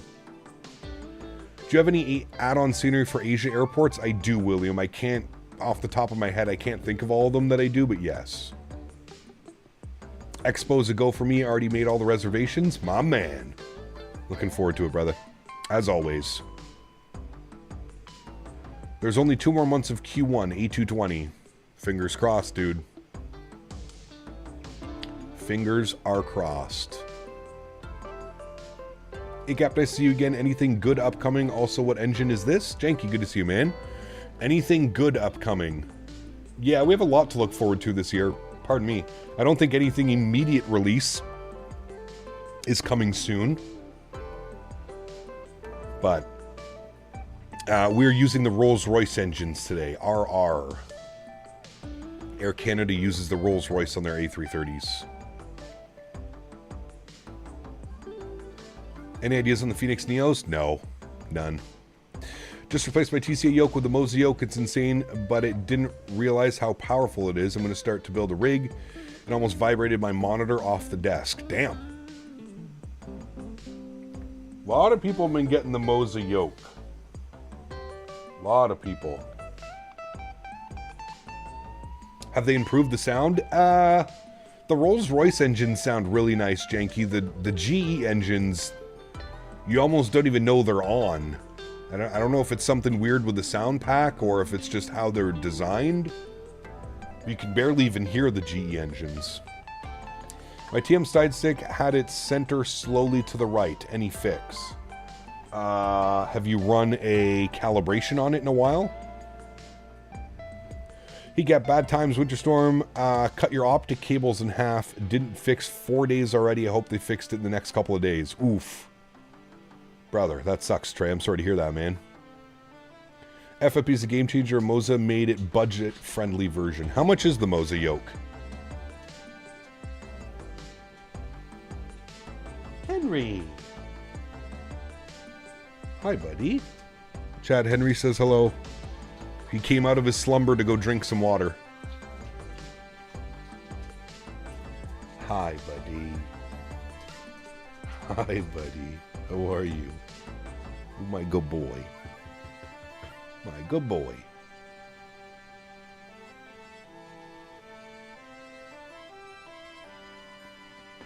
Big yawn. Big yawn from a big boy. The horse is at the trough. I repeat, the horse is at the trough. Correct. And he just dropped water everywhere. It's like he doesn't know how to drink water. Half of it goes into his mouth and half is on the floor. Afternoon, Cap. I hope the plant is plentiful. Any opinions on say intentions or beyond ETC? Looking to pick one up. I use say intentions. They're okay for what they are, Tyler. I feel like there's still a lot to be desired with the AI ATC. It still makes you do weird things, weird times, but the base is 600. Okay. 600 USD. I paid $924 at Denver Micro Center after tax with the grip. That's expensive. It's 1,000 USD. That's like a down payment on a house in Canadian schmeckles. That would be upwards of about 1,300 Canadian. I don't know if that's budget friendly there.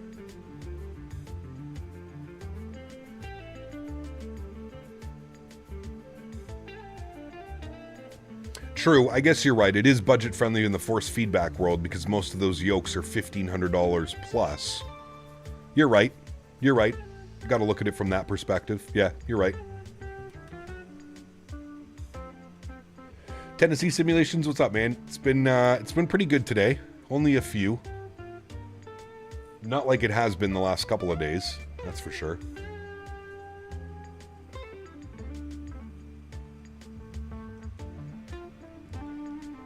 No real trolls today. It's been pretty calm. For the most part. Knock on wood. Let's not jinx ourselves.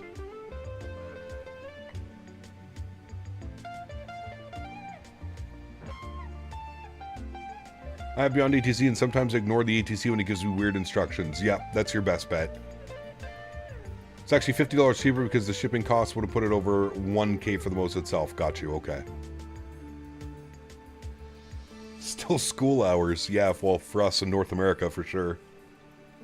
Captain Daycare is closed today. Don't worry, it'll be open tomorrow.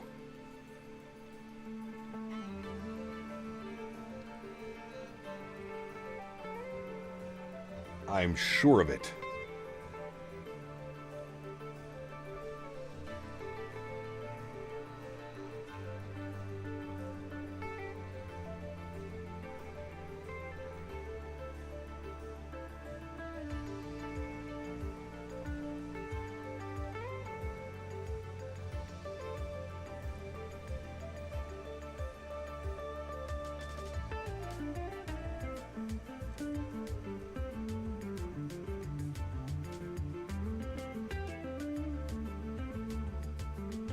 Timmy Time with Captain Canada Podcast 18 Plus edition coming soon.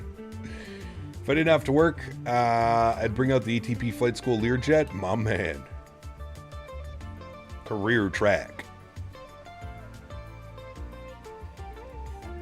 Maybe tomorrow you can career track with us across the Atlantic.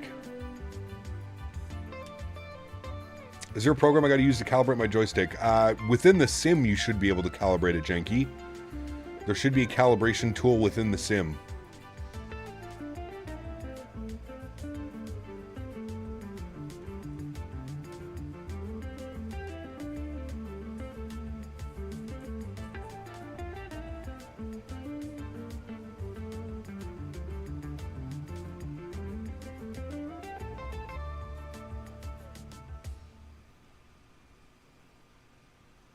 The PBI controller is most excellent? Oh, I don't know about that.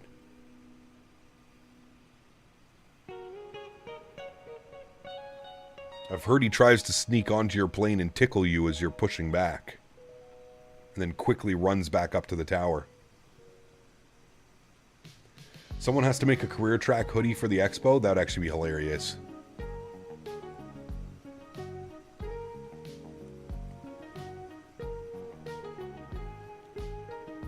Just semi switched over to 2024. Has better performance in 2020. Not fully used to it, although I experienced some memory leaks. Don't have many to spare. Got you.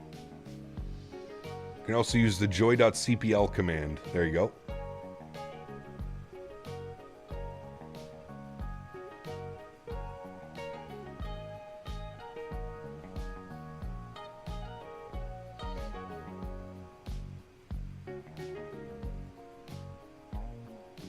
Why did I get an image of Davis giggling while running across the apron? Correct.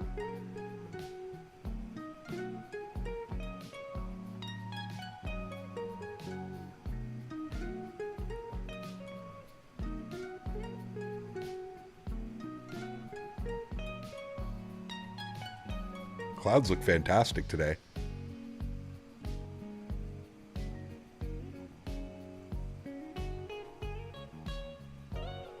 What's my favorite airport? I don't know if I have one.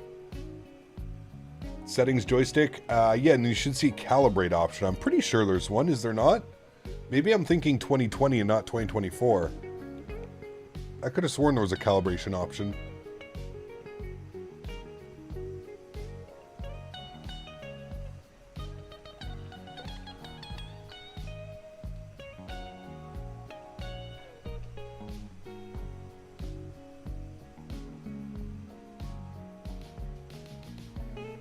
No, not X-Plane.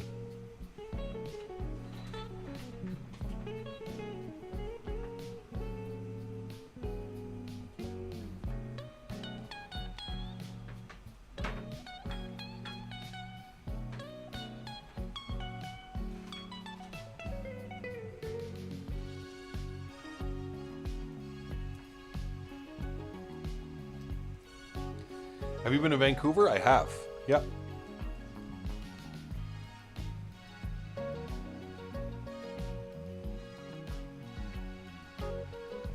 Davis, is it just Palm Beach that you control? Or can you go to other airports? Are we there yet? Almost.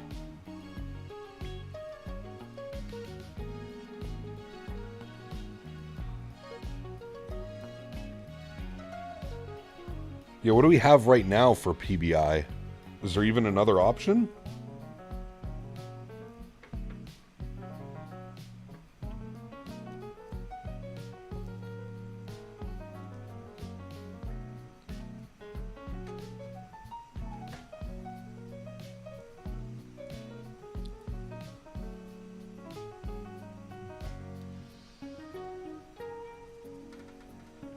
Glide slope? I didn't even know they did Palm Beach.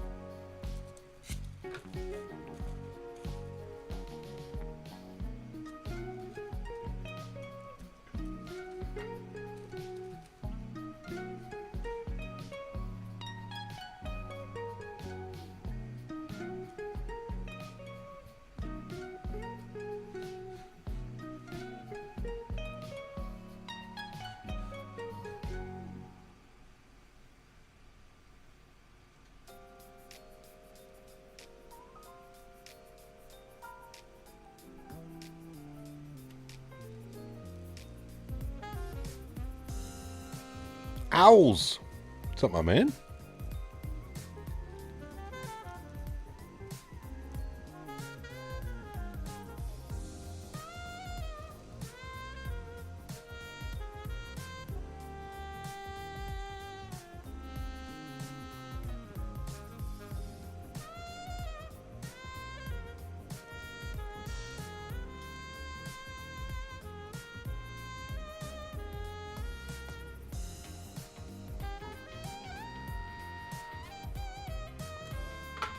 It's fake owls? No, it's not.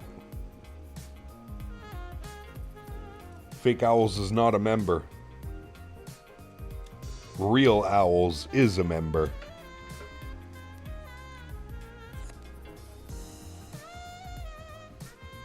DLS 4.5 is such a game changer for me. I'm on 2020, but I have a 5060 Ti. I get nearly 50-60 FPS with no stutters in places like Vegas. Pretty good settings. Nice. Good news. Hoot hoot. Hoot hoot. How was your stream last night, Owls? You were popping off on your viewership last night, my good sir. Congratulations. Hopefully you saw a nice little sub count increase. Pulling the big boy numbers, Mr. Owls.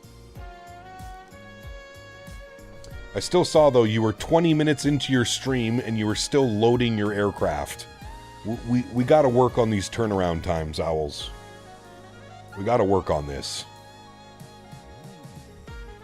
20 minutes into your live stream, you should be taxiing to the runway. At minimum, pushing back.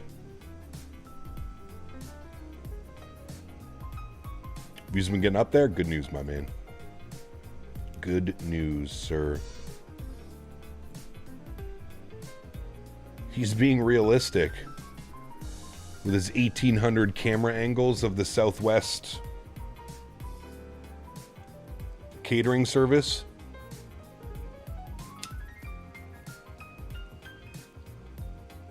Need to clean and inspect the aircraft. Nice. The passengers wait for owls, not the other way around. Nice. Passengers are all sitting on the aircraft. Where's our pilot? Oh, never mind. He's outside. Checking out the paint job.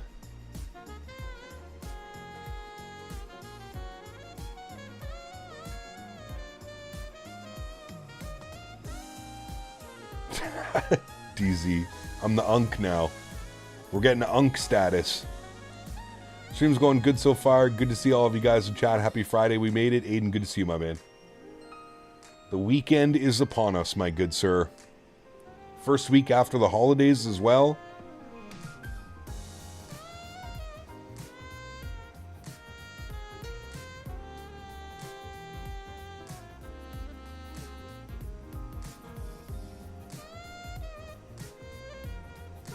Hold on, passengers. I need to get the photo for my thumbnail. Still looking at the KLM route tomorrow? Yeah, we're doing KLM tomorrow.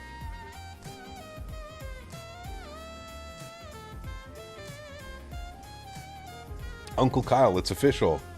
I actually am about to be an uncle in real life, Ken, which is crazy. What would you say to those who think about buying scenery is a waste of money because it doesn't exist? If you enjoy it for your flight sim, that's all that matters, my man.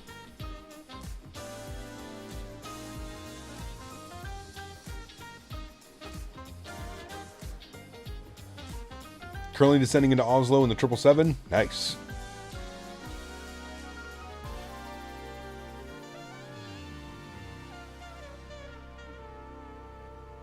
I don't even stretch and this music makes me want to.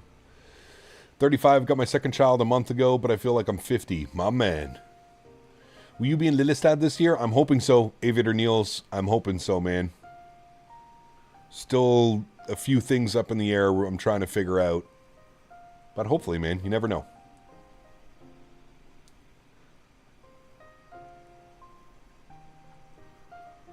I'd love to make it happen. I just have to make sure that it's, you know, I'm financially responsible about it.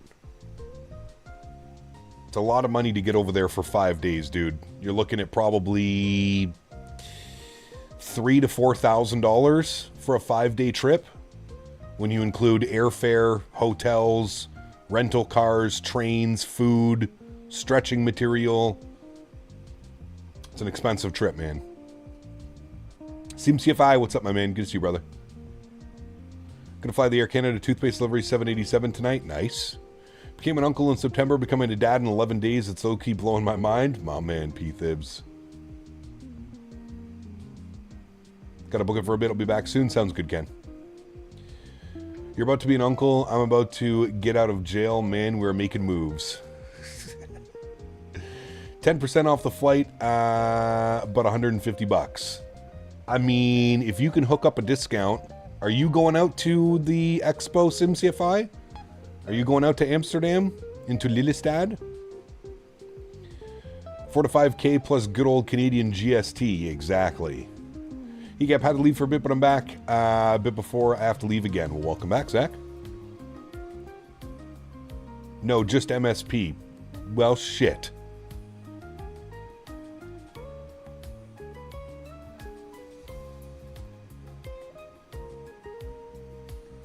I'm only flying on Air Canada to MSP if you're the one flying, SimCFI. Other than that, I'm taking a Delta 319. Fuck that little CRJ thing. Only if you're flying. When you book your ticket, send me a message with your email. I'll send you a code. Okay, Dad. We need a group rate for MSP? Yeah, we are, Andy. I'm going to try to be there Thursday and Friday flight and then come for the weekend. I'm probably flying on a Wednesday and then leaving Monday. Try and get there Wednesday afternoon, leave Wednesday afternoon. Sorry. Try and get there Wednesday afternoon, leave Monday afternoon. It's pronounced Daddy. Easy now. Davis is here. Be careful.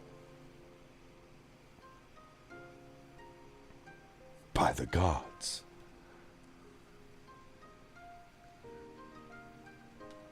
You see what you've done? Look, he's already intrigued. Davis is gonna fly from Tampa to Toronto just so that he can call you Daddy, and then fly from Toronto to Minneapolis. Facts.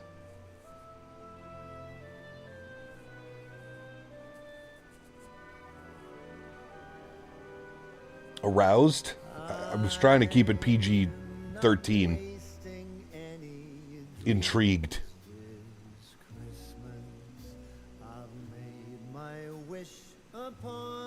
Dude, could you imagine if SimCFI was actually flying us, Andy?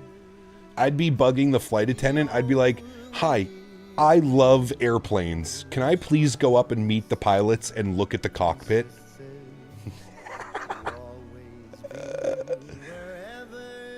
Give me 17 minutes, a bottle of whipped cream, a staple gun, a rubber band, and a small office fan. Jesus Christ. This flight is flown by Pilot Daddy.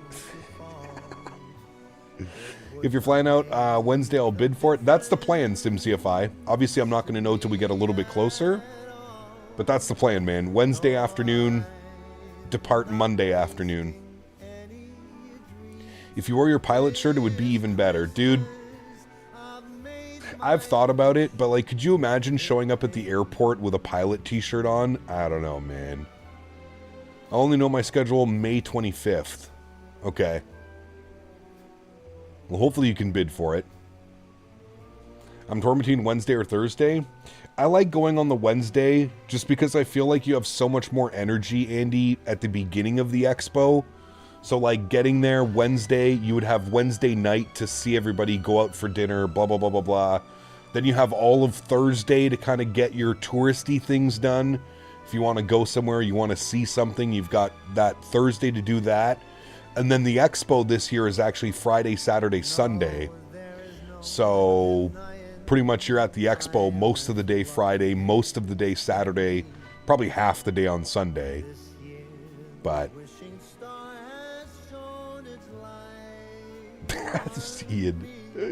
Be like the Embry-Riddle kids and track it on floor 4 flight? Nice. The CRJ pilot is good as a Q400 and faster than an E-Jet. Nah, E-Jet's 10 times more comfortable though. Say what you will about the E-Jet. As a passenger, 10 times more comfortable than an RJ.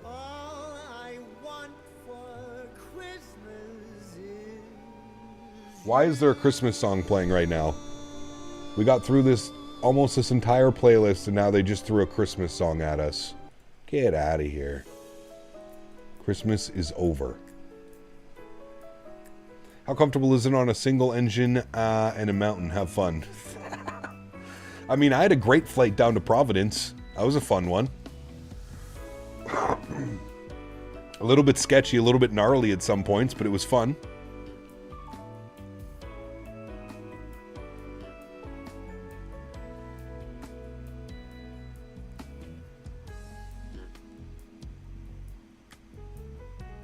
Yes, Zine. Sends are not very good right now.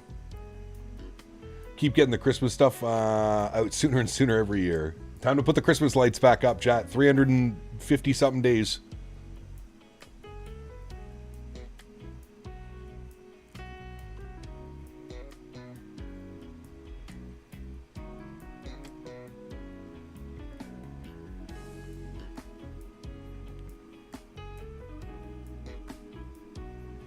Wear your pilot shirt and maybe mistaken for real pilot. At that point, you can put in your title. Tap into the crowd, only a few real pilot streamers. Yeah, that's right. SimCFI let me go into the cockpit of the RJ. I'm a real world pilot now. Hey, SimCFI, I will only book with Air Canada. Wait. I'll only fly with the airline that you fly for. If you can get me jump seat. You get me jump seat. My two best friends from instructing fly E-Jet in the queue, and we chirp the 175 guy all the time. Nah. I want jump seat. I've made up my mind. That's literally impossible. Nope. No, it's not. We'll make it happen. I want jump seat or nothing. I want jump seat or I'm going in the cargo bay. They'll never get it. I'm on JetBlue. By the way, I'm assuming you have already heard Cap Air Canada Max 8's going to be gone soon and transferred over to Rouge. Yes. Yeah. But I'll arrange a great flight deck tour at the end. Hopefully Evan is with me there too. That'd be awesome. Yeah. Kyle could be his nominated partner. Exactly. Wheel well. Nice. What are you doing over there, silly boy?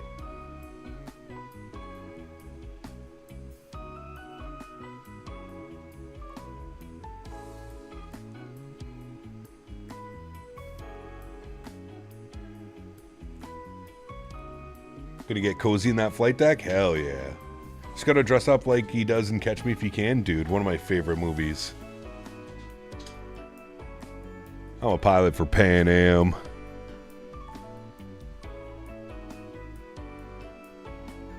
Both your Air Canada flights, you did visit the cockpit? Yep. Yeah, they're pretty accommodating, man. They'll pretty much let you do it. Either before the flight or after the flight.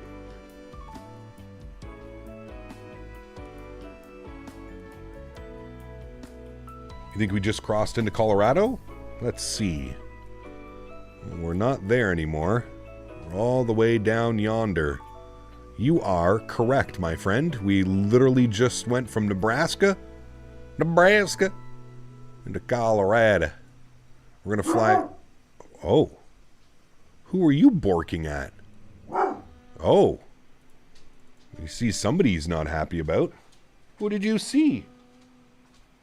Who is at your house? Oh shit, his hair's all standing up on the back of his neck and stuff.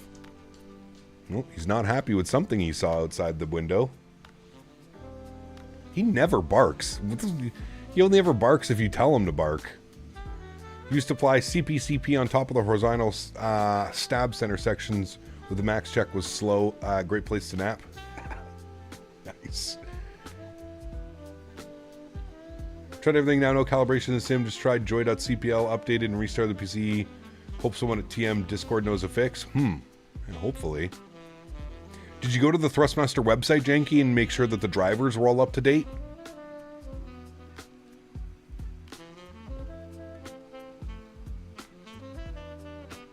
Different tone in his bark too? Yeah, that was the "this is my house, get the hell out of here." They had my son sit in the pilot seat of the aircraft before takeoff on our flight to Florida. Someone set this up for Kyle and get photos. Then we can use those for his pilot status. Nice. I had some photos. Man, I don't even know if I have them still. I had some photos from our expo in Orlando.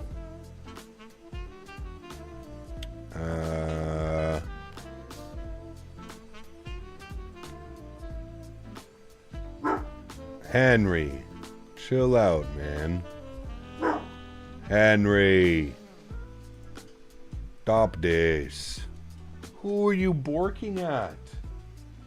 What are you doing? Who? Dude, he's all upset, man. He's like growling and shit. The hell? You just walked over here and was...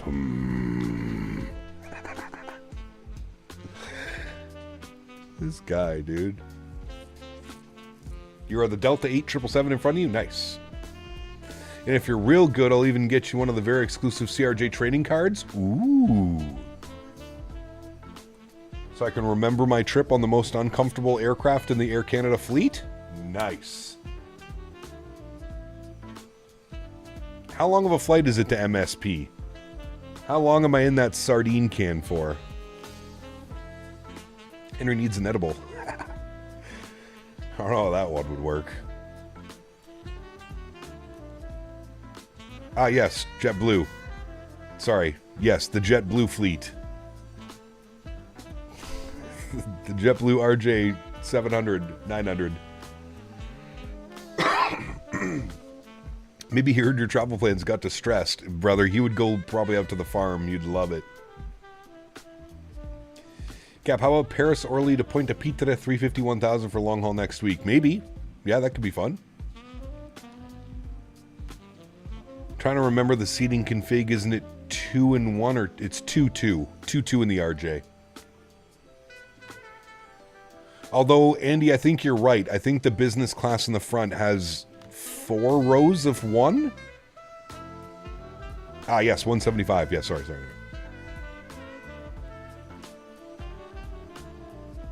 Yes. I don't see any direct flights from MSP from Ottawa. I guess you'll have to take a connecting flight. Yes. Ottawa, Toronto, MSP. Welcome to my life living in Ottawa, in between 2 major hubs in Toronto and Montreal. This is the bane of my existence. I can never go anywhere directly out of Ottawa.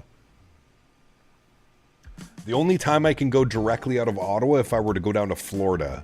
But who wants to go to Florida and see Davis? Yee. Cap, iniBuilds A321 LR? Not sure.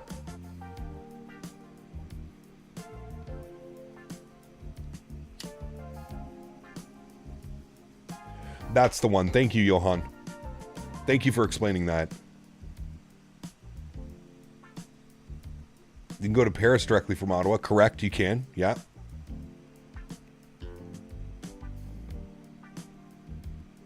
Literally, get a friend. Davis will give me a tour of his cockpit.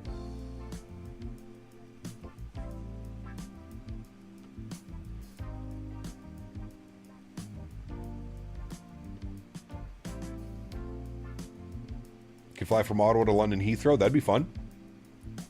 It's a long flight, though.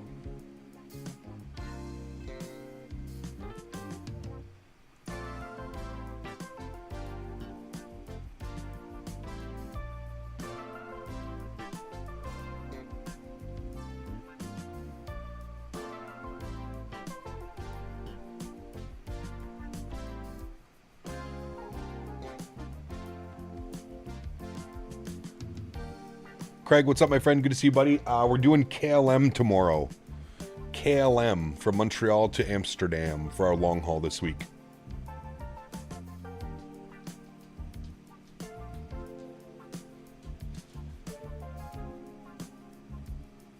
Jack, give me a second. I'm going to heat up some lunch. I'm getting hungry. I'll be right back.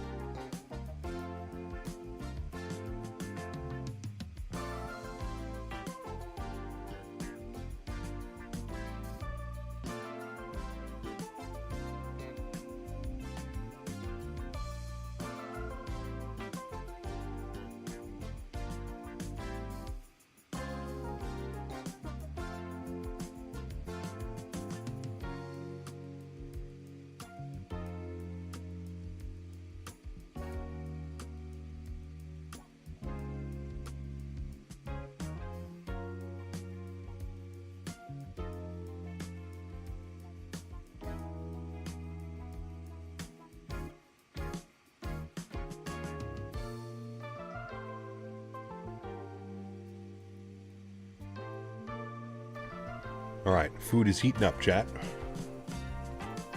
How are we doing on fuel burn? We have 13.9. I think we're perfectly fine. It's calling 4.6 now, EFOB. Look at the winds, 31 knots. They've completely died down. As I mentioned, around Colorado, the winds seem to do a little bit better. Airborne for 2 hours and 50 minutes so far. We've got about 2 hours till we're down on the ground in LA. Maybe slightly less, but about 2 hours. About 2 hours.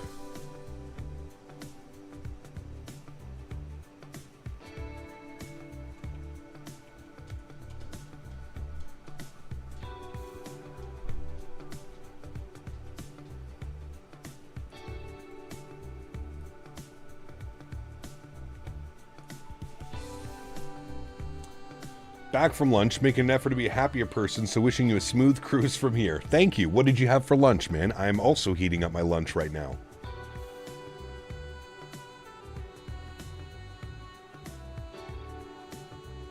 Crossing the pond tomorrow? We are, yep.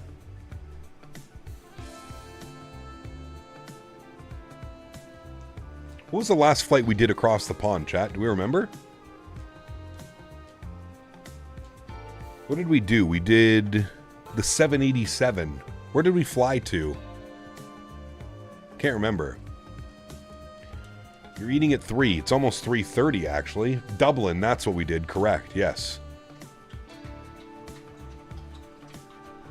Did we fly Air Canada? Was it Air Canada, Toronto to Dublin? Arrival in LA was definitely spicy, winds gusting at 33. Damn. It was Toronto, Dublin in the 787? Good. That was what? A couple weeks ago? A month ago?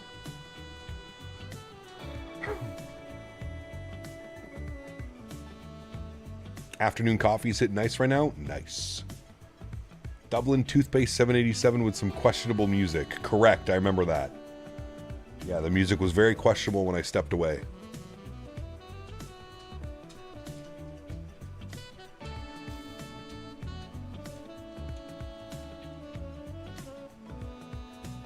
Got to do a proper Toronto-Tokyo if you can. Ooh, brother, that's a long one, man. That's like 14, 15 hours? We do Alaska 787 ops now that they fly it. Yeah, that'd be fun. What are they even taking it on? What are their flights looking like? I haven't even looked into that at all.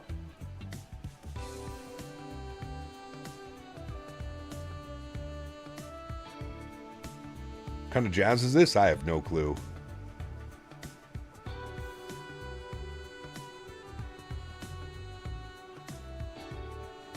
They're doing Honolulu to Vegas, Seattle to Narita. Can't confirm it's 14 hours. 14 long hours. Oh, that's right. The Irish pub music, which we did not get. Do you like jazz? Maybe. You do Tokyo, Vancouver? Yeah, that's more like 9 hours.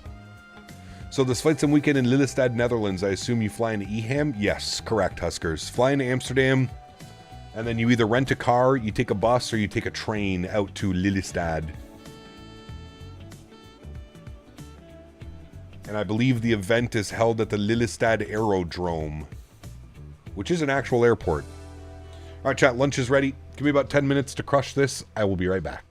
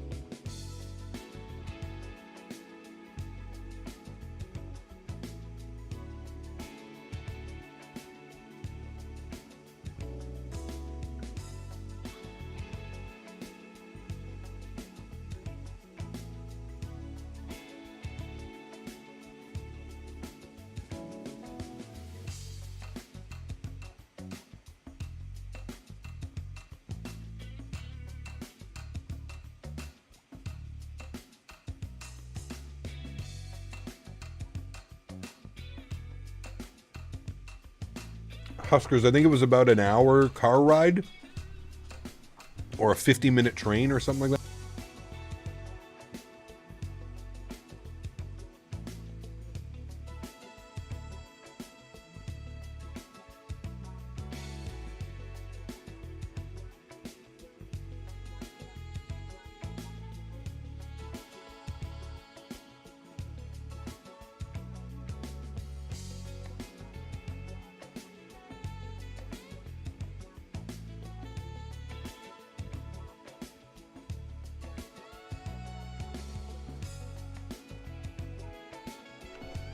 Song name?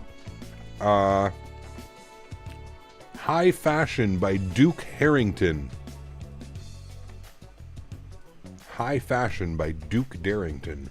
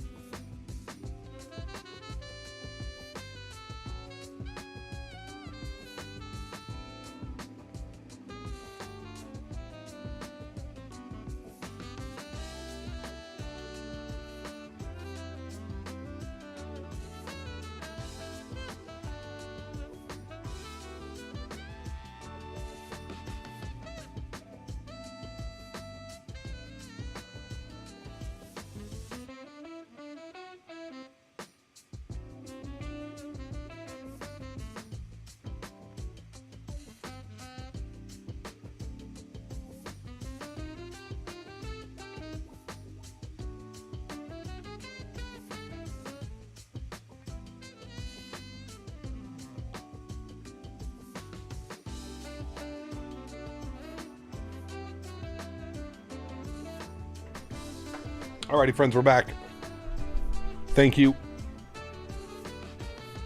Very much needed.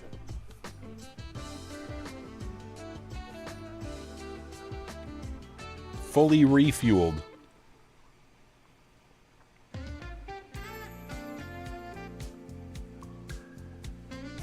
Now, there was ATC earlier in LA, but I'm not showing anybody online now, unfortunately. Live ATC, anybody? No. LA Towers online. Okay, Tower and Ground online in LA.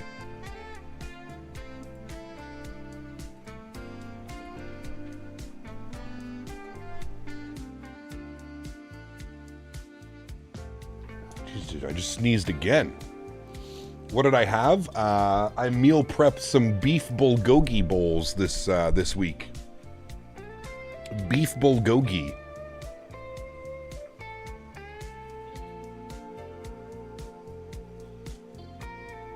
It was quite delicious. Wish I was there to get sneezed on. Jesus Christ. Is this the Guy from Canada hotline? I feel like we've been on hold forever. Correct.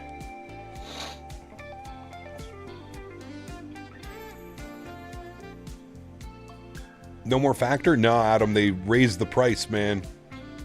I got the email that the prices were going up, and I was, honest to God, man, I was just waiting for the prices to go up. It had been like a year and a half since they went up.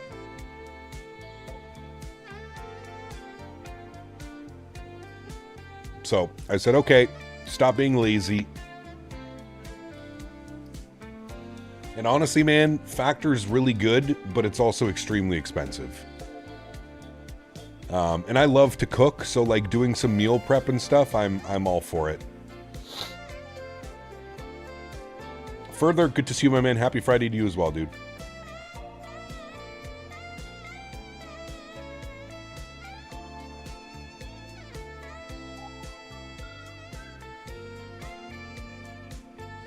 Just had steak, mashed potatoes, and carrots last night. 3-minute dinner. How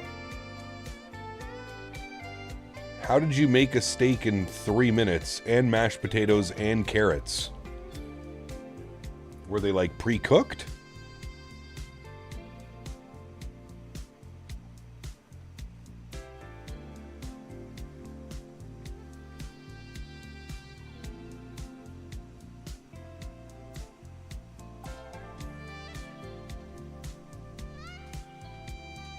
Oh, you had a Factor meal. Okay. Yeah. But I was just saying I canceled Factor because it got too expensive. And that I like to cook, so meal prepping wasn't too big of a thing for me. I don't mind it. Factor went up to $180 something a month, a week for me. It's almost $800 a month. I can promise you my grocery bill is nowhere near $800 a month now that I'm doing my own groceries again. Meal prep is amazing. Not only do you get to make the exact food that you want, but you get to experiment with some flavors. Like this one that I made this week, this beef bulgogi bowl. It's delicious. Super simple. Handful of ingredients. And it's delicious. And guess what? I made 6 meals for $30 or $40. They're all good, Adam. They're just too expensive, man. HelloFresh is good. Factor's good. Just, yeah.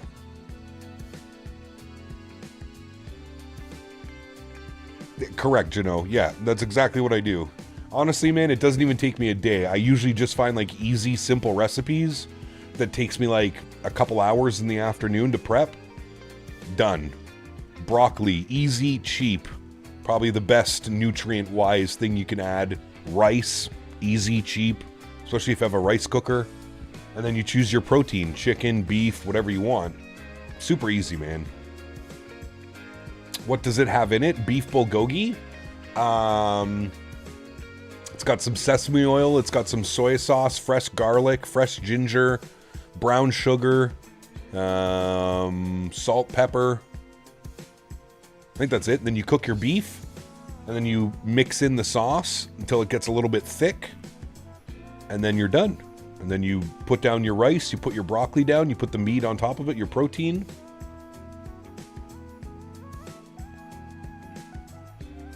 Tried IVO today.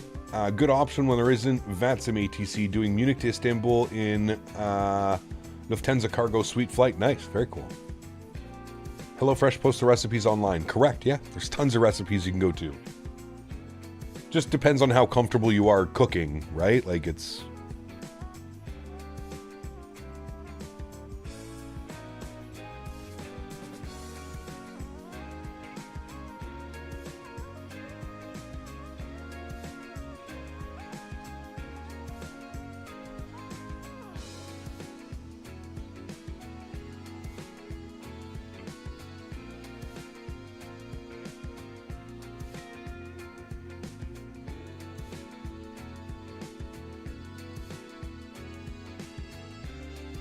Hey Cap, are you seeing how the flights are coming into YYZ on Flight Radar 24? I don't get what they're doing. Probably going around weather. Some nasty weather around here.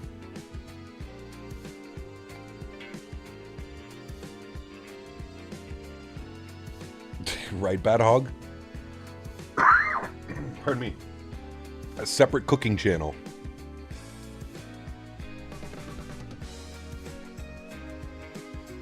That would be kind of fun. Now that we've got fiber out at the farm, I'd like to do like a cooking stream, like a barbecue cooking stream in the summer this summer. At some point, that'd be kind of fun, I think. A little barbecue cooking stream. Speaking of weather, gusting over 35, YXU can't leave the house without getting blown around. Uh-oh. Everybody's just holding right now? That means there must be a storm right on top of the airport then.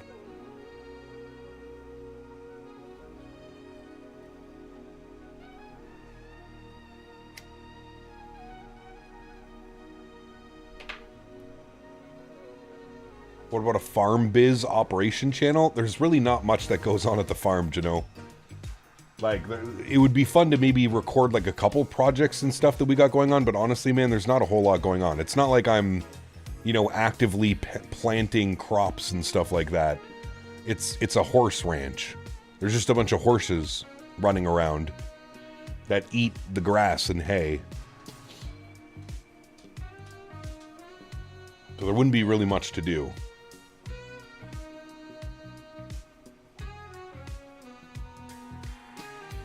All I know is it's going to be +5 soon and tomorrow, 10 to 15 centimeters of snow in Montreal. Yep.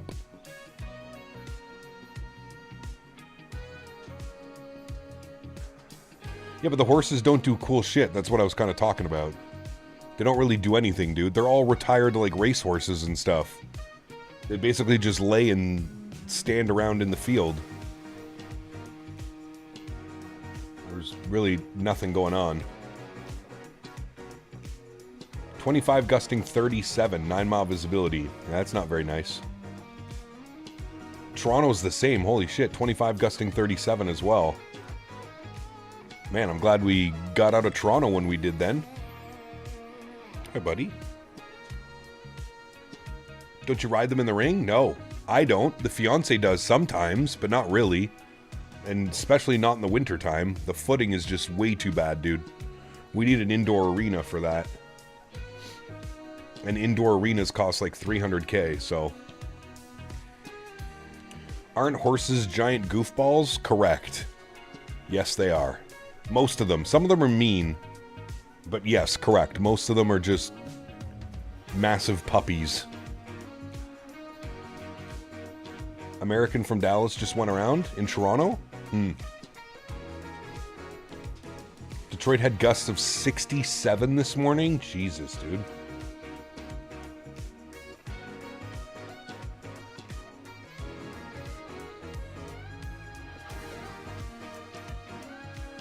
I'm surprised you don't have a horse, Davis. Florida is all about horses. Kathleen's family owned horses for decades. I love horses, but holy hell, the maintenance, it's like owning a 1980s Harley. Correct. They're always hurting themselves. They always need this. They always need that. Yep. I would warrant owning a horse is almost as bad as owning a boat. Terrible investments, in my opinion. Most horses are mean? I mean, if it's a wild horse, for sure. Not these horses. These horses are all cool, man. They're all chill.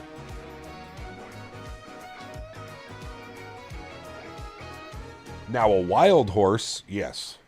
Absolutely. Stay away from that shit. You get kicked. An Air Canada A220 with a TCA livery from Seattle to YYZ diverted to Detroit? Damn.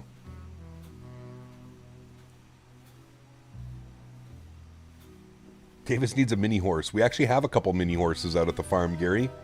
We have 3 of them. Definition of a boat. A hole in the water you throw money into. Correct. A horse.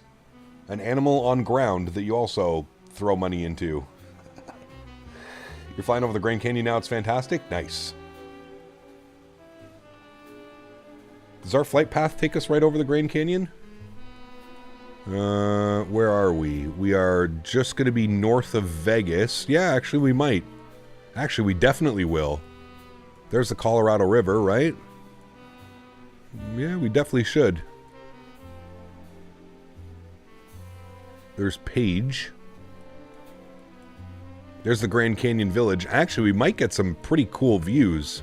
I think we might be a little bit too far, but we'll definitely get this sector here of the Grand Canyon.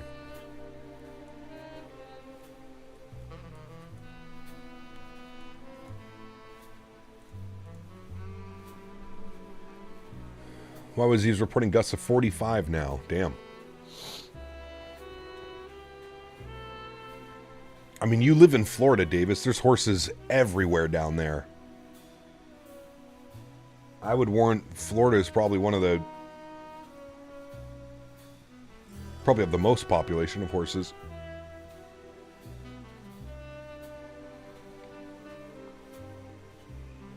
They say the best 2 days of owning a boat are the first day when you pick it up and the day that you sell it.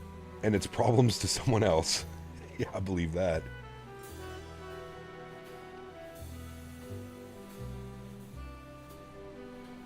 Brother used to ride them for therapy. Yep, for sure.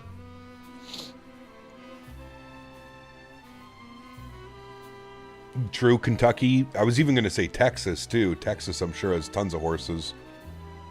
Florida man steals horse. Hey, my bad, boys. I liked him. Florida man hides horse in apartment. My wife trains and breeds horses, too. Keep thinking she'll wind up meeting your fiance out of coincidence. Are we both in Canada? Both in the auto? I mean, the horse business is pretty tight-knit.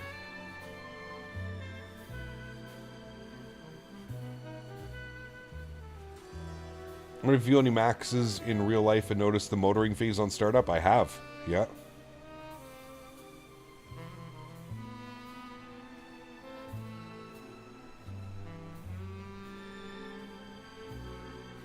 Florida man throws alligator through drive-through window. I feel like that's a true story.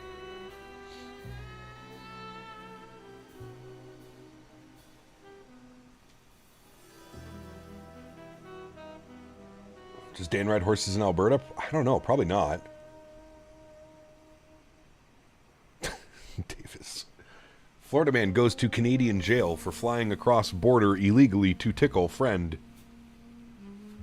Fixed it for you.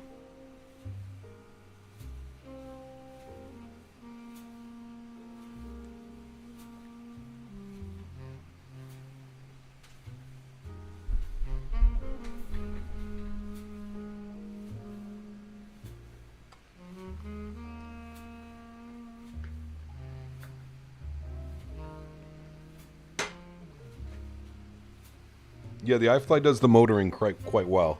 Yeah. The engines need to be cooled down to a certain temp. Although I would imagine the motoring in the wintertime is probably a little bit less, because the engines are cooling off much quicker. Cap, you know the truth on why Heinz ketchup bottle has the number 57 on it? Weren't they founded in 1957? I'm assuming that's what it's for.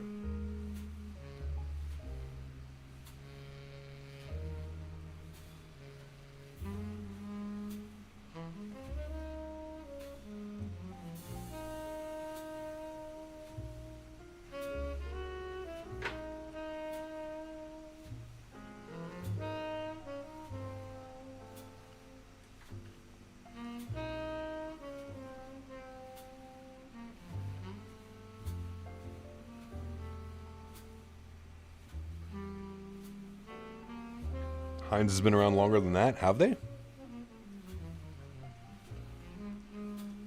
Florida man uses mini horse as therapy support animal on Ontario airport.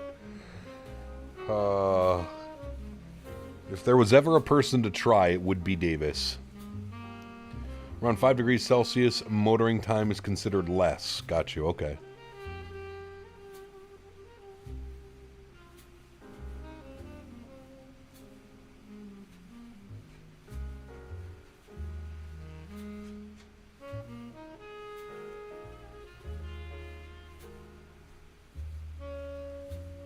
Florida man can't eat cheese. Feed him cheese.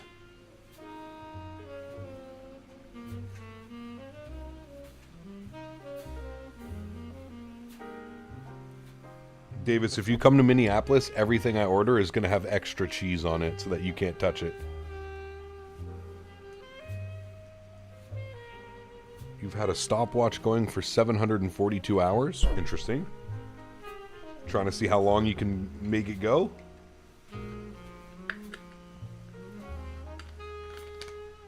Dairy zingers. Wait, does that mean you can't have ice cream either? You have to have like lactose-free ice cream? Oof. Brother. Dairy-free ice cream. The fuck?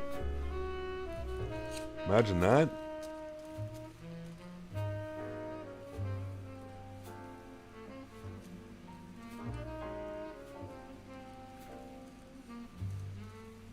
Kyle, yes.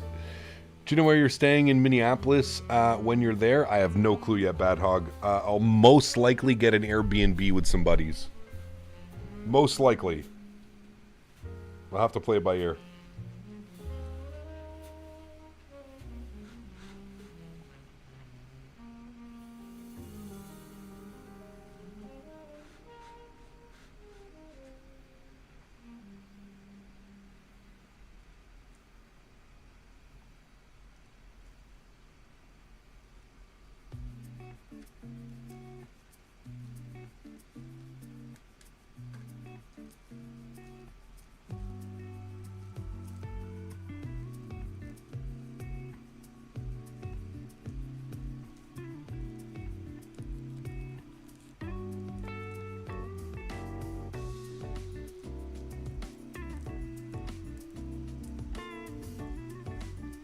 Store NASA, welcome aboard, my friend. Thank you for the subscription. Neil got home and says he's cold and achy. Hope the flu isn't moving in. Uh-oh. Stay away, child. Here's an iPad. Go lock yourself in your room. See you in a couple days.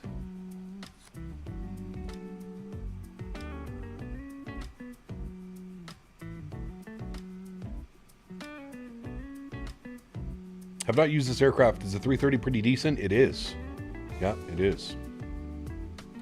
Being dairy-free explains a lot. Oh, Davis. Ask him what happens when he eats dairy, chat. Actually, don't ask him. Dean Cap, it's been a while. Hope you had a nice Christmas and New Year too, sir. Jordan, good to see you, my man. Right back at you, brother. Can't have any type. It's like razor blades going through me. The dairy-free ice cream is actually very much like regular. Pizzas taste like cardboard, though. So I get cheeseless. True. That's actually probably smart.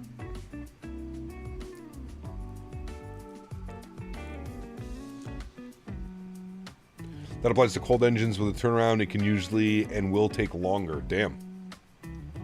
Huh.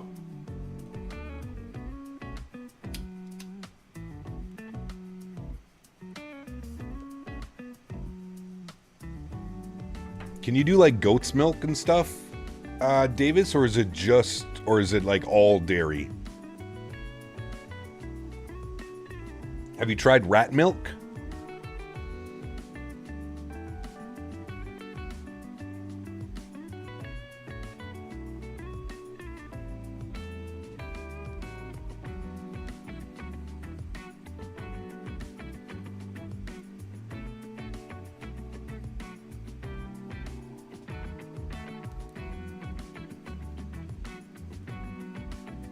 Vitamin razors. What are you lighting, sir? I beg to differ. Some nice stretchables. Some Hindu glue. I gotta have goat milk, apparently. My mother won't get off my ass to try it. God bless her. We love her, though. Telling you, try it. Or, like, what about almond milk and stuff like that? For your cereal? Do you eat cereal? Why do you suppose they didn't do the A330 Neo versus A330 300-200? I don't know. Probably because the 300 or 200 is still the most popular variant, sorry.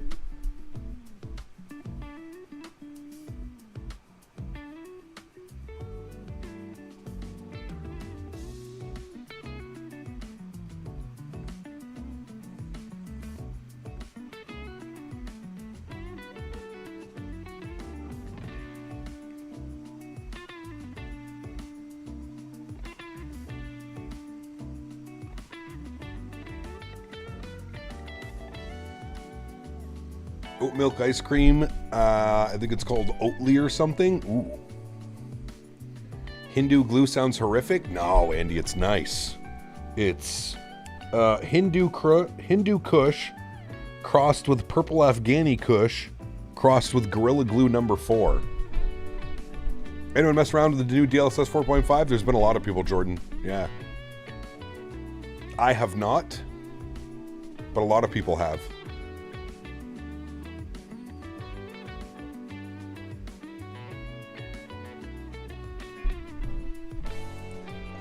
Did someone say oat?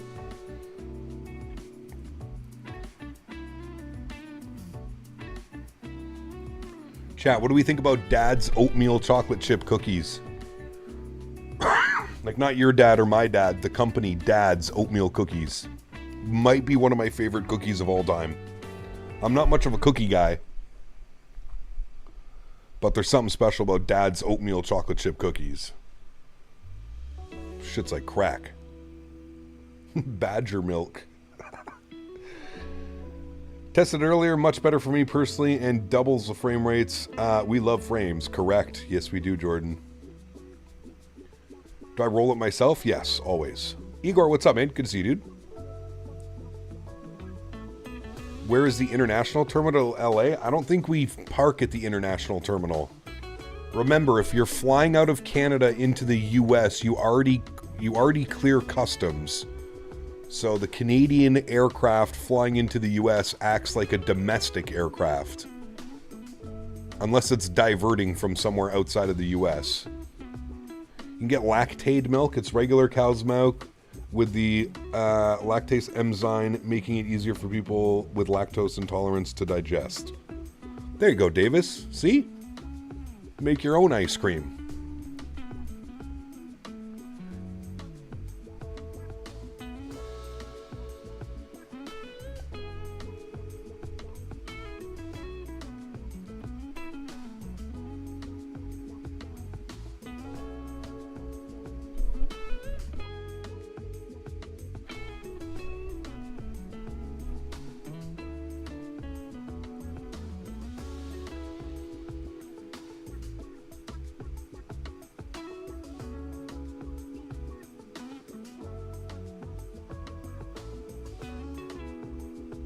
Picking up a little bit of turbulence over the mountains here.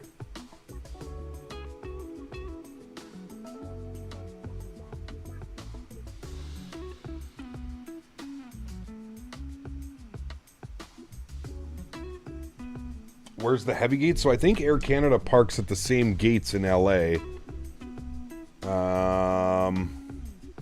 They're down at the... What terminal is that? They park at this terminal in LA. They park here. Terminal 6. So anywhere Terminal 6. So 49 Alpha... Whatever this... No. Is that 69 Alpha? I can't read. I have my glasses on. 638? Whatever that is. 68B? These ones. This is where they would park. The heavy aircraft anyways. They're right on the corner. When I flew in the 787, we parked right here at this gate. We came up here, boom. that one. And then when I departed, we were one of these gates. I was on a 321. It was one of these gates here.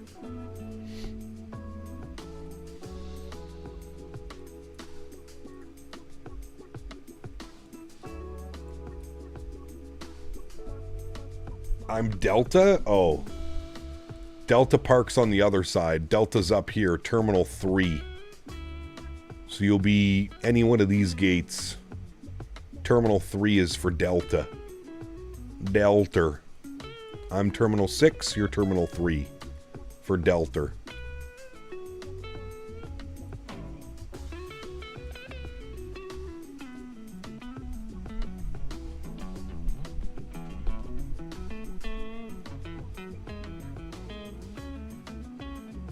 No, it was Montreal to Los Angeles on a 787.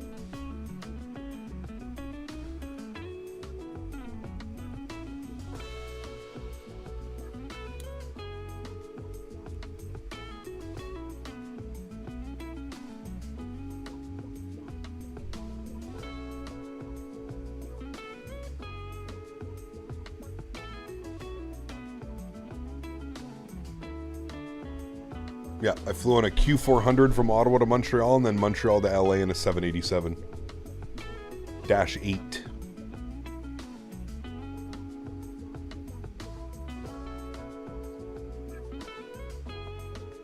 And I was sitting beside a flight attendant for Air Canada. And she knew the pilot. It's pretty funny. Filter or no filter? Filter all day long, baby. I have the OCB, the pre-cut filters, 50 in a pack. I buy them by the box. 500 pre-filtered tips.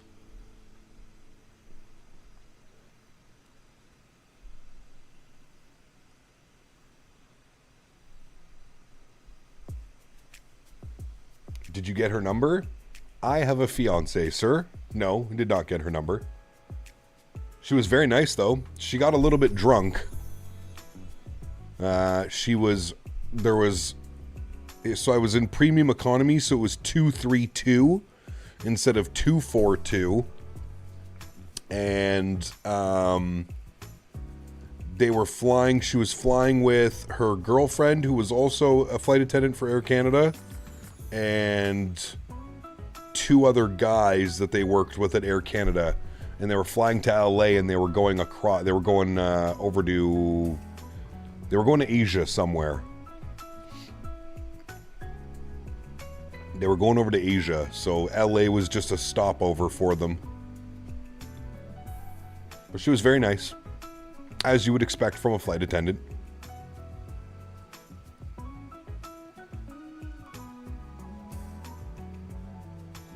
But she hit the wine cart a little bit too much. By the time we got over Los Angeles, all she wanted to do was talk. Sorry, by the time we got over Vegas, when we were flying over Vegas, she was 2 sheets to the wind and she was just yapping my ear off. I was trying to watch a movie. I flew on the old livery. Boeing fan, it was an old one. The toothpaste.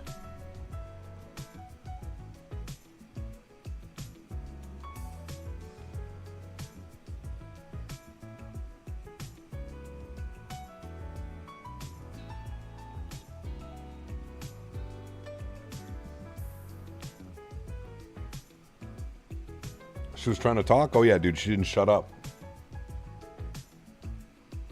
The whole flight, I kept having to take one of my earbuds out because she was trying to talk to me.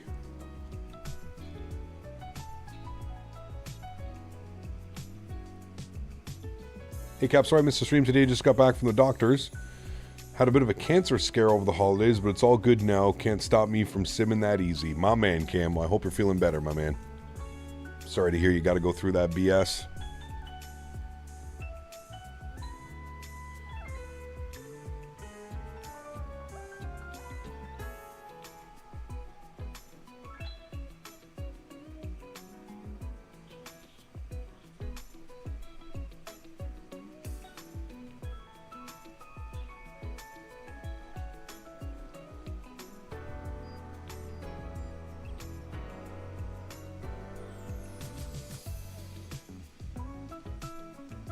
I flew on a new livery 787 on my way back from Vancouver a couple years ago. 2022, 2023. I flew on the 787-8 again with the new livery from Vancouver to Toronto. Pardon me.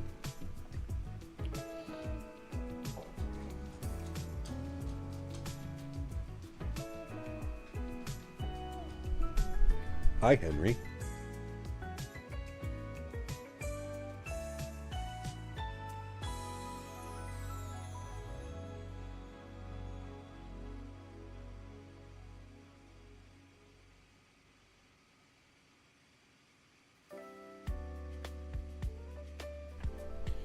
When I fly to my ears clogged? No. The only other time that's happened is when I had COVID. I didn't know I had COVID, but I flew. Neil has 103 fever, or a 100.3 fever, and the Nintendo Switch. Yep. He is definitely a sick boy, Ian. Not good. Poor Neil, man. He's going to have a rough weekend. Lots of sleep, buddy.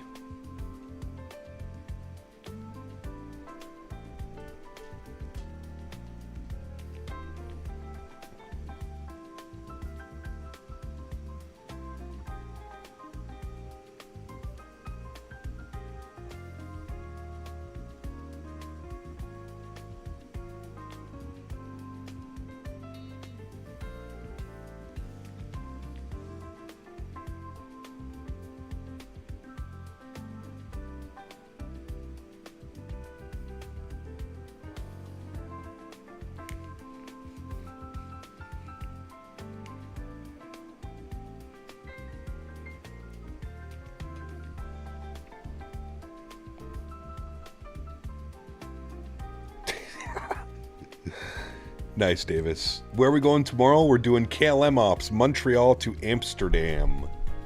Montreal to Amsterdam tomorrow, my friend.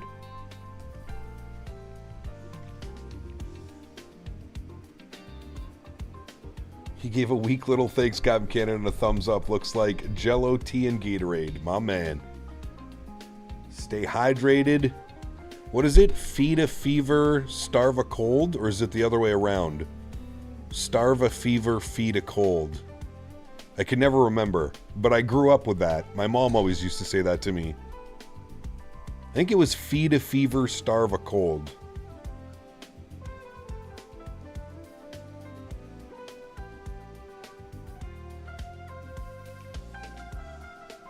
What planes do you like flying in the sim that you haven't been on IRL?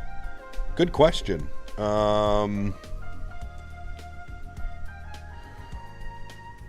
I feel like I've been on every airplane that we have in the sim. 777, yes. 330, yes. 320 series, yes. Embraers, yes. Max 8, yes. 737 NG, yes. I guess the only thing I haven't really been on is the Neos. I've never been on an A320 or 21 Neo. Those are the only two airplanes I think I fly. MD-11, obviously. Yep, never been on an MD-11. I've been on a 747, but I was really young. I don't remember it. I just remember through family pictures and stuff like that, photos. Yeah.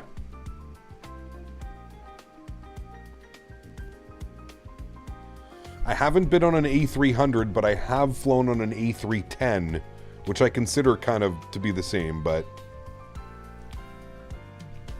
I have been on a 310, actually multiple times. Why not JFK to Frankfurt with the 340? That will probably be next week's option. What airline did you travel with the Embraer? I've done Air Canada and United. Thomas. Air Canada, so Air Canada Jazz on their E175s. And then I've flown on United's E170 and E175.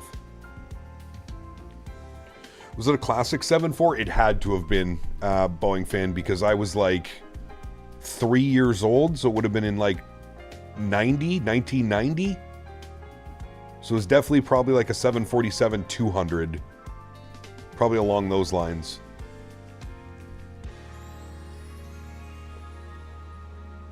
Might have even been a 100. I don't know what Air Canada had in their fleet back then.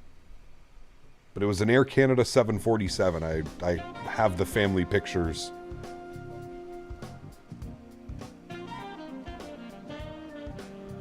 How far is top of descent? Calling 5.6 on the fuel. What are we at right now? 9.8? Perfect. No crazy fuel burn. We've burned 20,300 kilos. Top of descent is in 283 miles. So, just over 30 minutes. About 35 minutes. I'm going to try and give us a wing view of this here because we should be able to make out some of the Grand Canyon coming up soon here, chat. Might be able to make out. Grand Canyon Village is down there. That's where I flew the,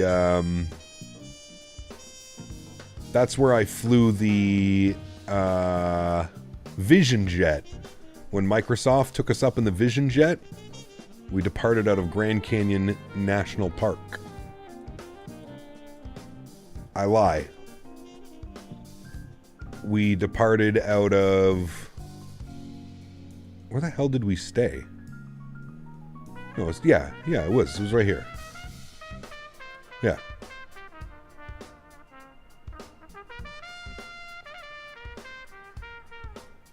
Then we rented those electric off-road bikes, and we went all the way up into here. And all the way around here. Came down, followed, there's like a line here. We followed that all the way down. It was pretty cool. Had a good time, man. Have we been to Vegas in the sim? We have. We flew in there a week or two ago.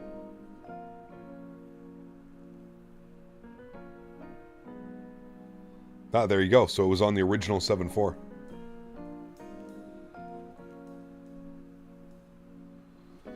Flight Radar just came out with a 24/7 live cam of St. Martin. Ooh, nice.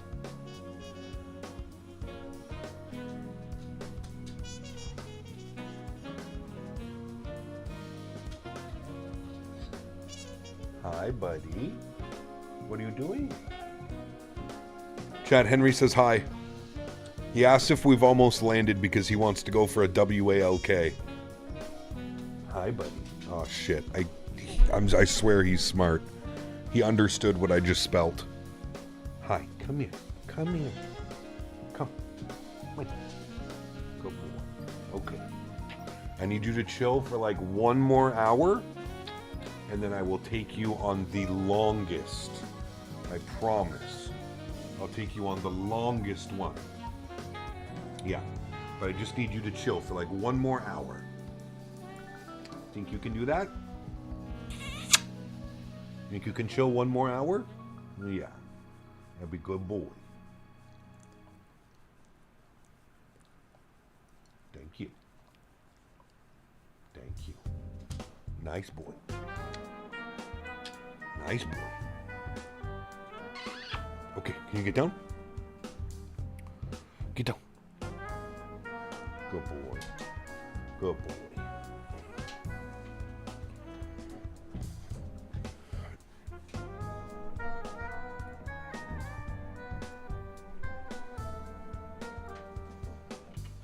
I wonder if we'll get a better view from this side.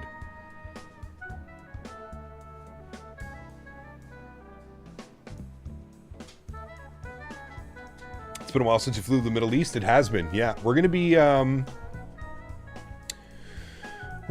be in the 350 next week. I have a cool view idea.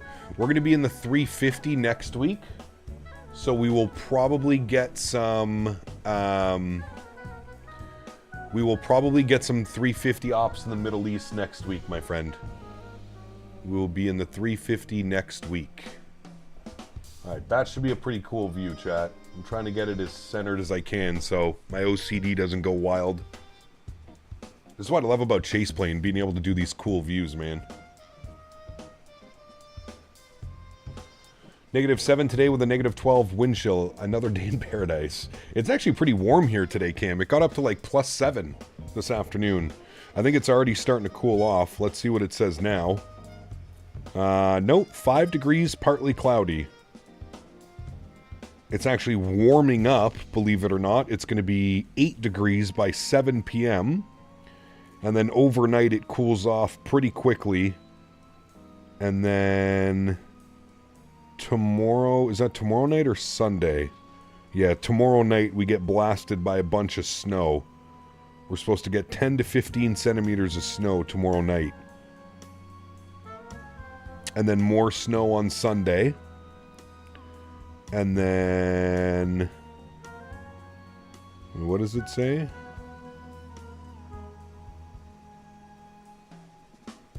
So, rain tonight, snow tomorrow, snow on Sunday, snow on Monday, snow on Tuesday, snow, rain on Wednesday, cloudy skies Thursday, sunny Friday, sunny Saturday. So I'm about to get hit with 5 days of snow again, which is always nice. The winds here, 1708, gusting 15. Nice. They're probably landing runway 14 in Ottawa? That's the cool RNAV approach in over the city. 43% for the old livery. Are you people nuts? They like it.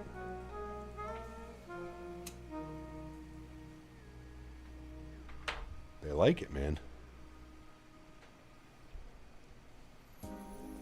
That means you send me more videos of Henry and the booties. He won't need them today, but most likely tomorrow night. Yeah, he'll have to put his little boots on. Brother, dude, Davis, the other day, I took him out, and he was running so hard in them that when we got back to the house, his, like, front left one was completely turned sideways. My boy almost sprinted right through the boots. Nah, he doesn't... Honestly, mofo, listen, I'm not like one of those people... I'm not going to put boots on my dog unless he really needs them. He was struggling. He struggles so bad, man. His paws get so cold and he's such a baby about it. He'll literally just stand there. Like, he won't move. So I went and got him these little boots and he loves them, dude. He does not care. And, like, as soon as he's got them on and he realizes that he has them on, he goes fucking full sprint through the snow. He genuinely loves them. Is he still doing the thing when he learns to walk after you put them on? Every single time, Davis, for about the first 10 steps. All 4 legs are being thrown out in different positions.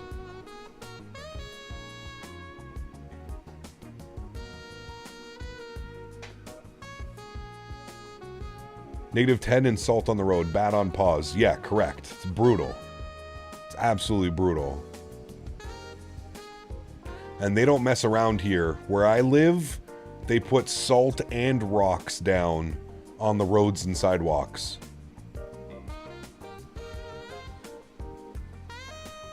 Davis, do you have the boot picture? Yeah, send it to me.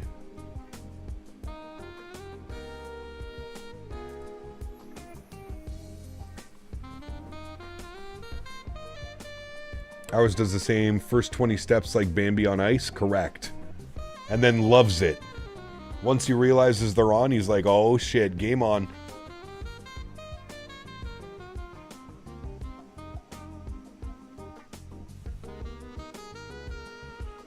My old husky unfortunately doesn't like the cold anymore because of her bad knees. Miss the days when I'd find her snowed in, annoyed that I'm trying to get her not to come back.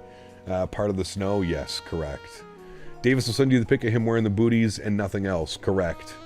He's searching. He still hasn't sent it to me. He's searching our DMs. Harry, what's up, my man? Doing well, dude. Been a long flight from Toronto this afternoon. But we are going to be starting our descent here in probably 20 to 30 minutes. This is Henry when it was like -30 outside.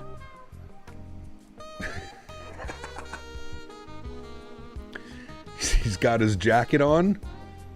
quite a dapper looking dog if you don't, you know, if I don't say so myself.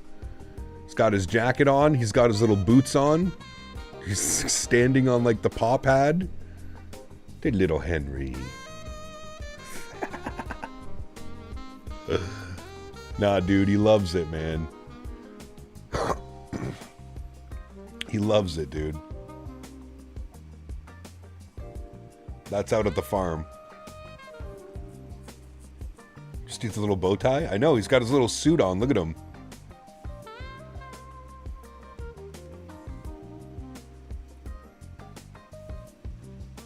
Correct, Array. Correct. 98% legs. Yes. He's a powerhouse, man. Looking for trouble. That's exactly what he's doing. Nah, he's a good boy, dude. He's a good boy. He's fancy. He is. He's spoiled puppers. He gets the best food, the best treats. Has his own boots, his own jacket. FON, we reporting for duty. The video you sent me, my boy walking with them in the snow, made me cry. Dude, so good. So good.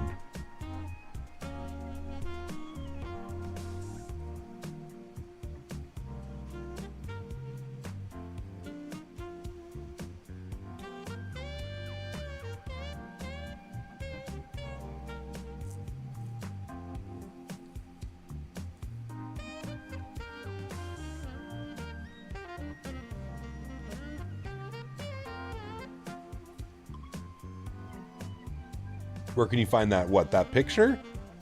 I can forward it to you. You're planning your flights in Oceania soon? Yes. Probably next week. 350, 340 ops.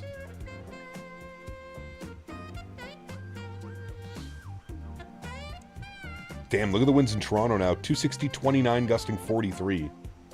I think you said in the past Henry would have driven Day Day crazy. They're pretty similar, to be honest with you. I think Henry just being younger and like more in puppy mode still. Like he's still very much in puppy mode.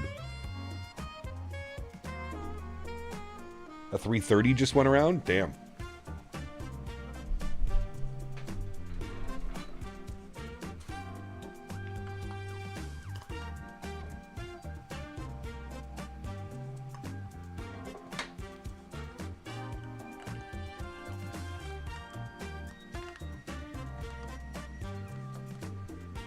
Yeah, it would have been definitely interesting trying to land in Toronto right now.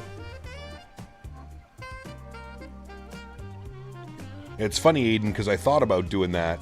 Because we would have got a nice sunset arrival into Toronto right about now. Currently reporting wind shear below 400 feet around the threshold. E.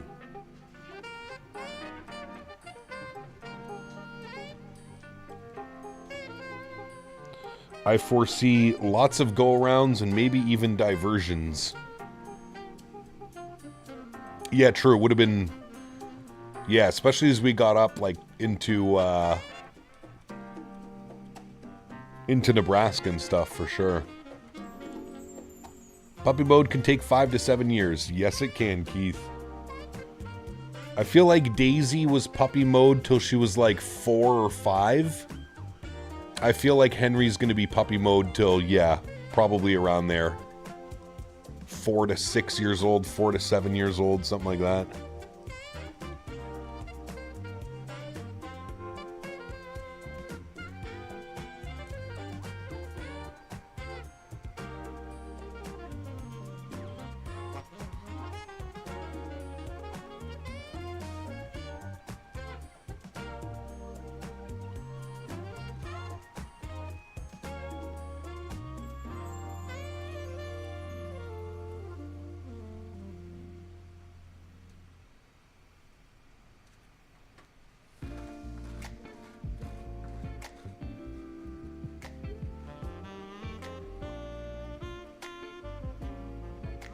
Does the Nightbot grab the weather from any airport? Yep, he can.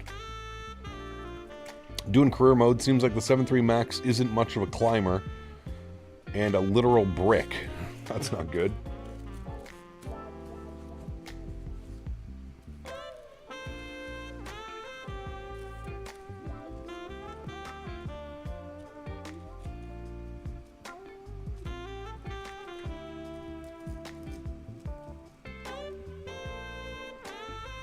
If you could have an all expenses paid commercial jet to fly, which would you pick? Wait, what do you mean? Where am I flying to? Anywhere in the world? I mean, we're probably taking Qatari or something like that. Who has the nicest business A380s? Gosh, she was the best Nature Explorer. Got me through so much in life, man. That's why it was so hard to say goodbye, dude. She was, man. She was with me through so much, dude. When my dad passed away, relationships, moves, friends, roommates. She had seen it all, dude. She had seen it all. For life, you own the jet, you fly it. I don't know. Something big enough that we could fly it oceanic. Maybe like a Max? Maybe like a BBJ Max or something? Max 8 BBJ?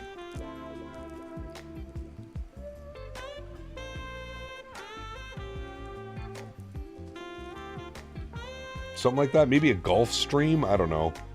I don't know. Tote, what's up, man? Good to see you, dude. Welcome back.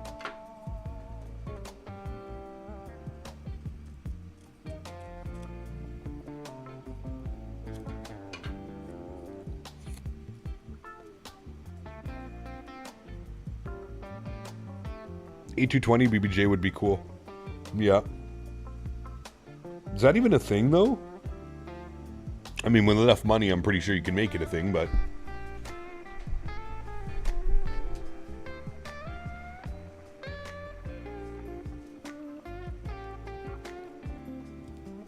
Day by day, sir, you got it. Day by day, my friend.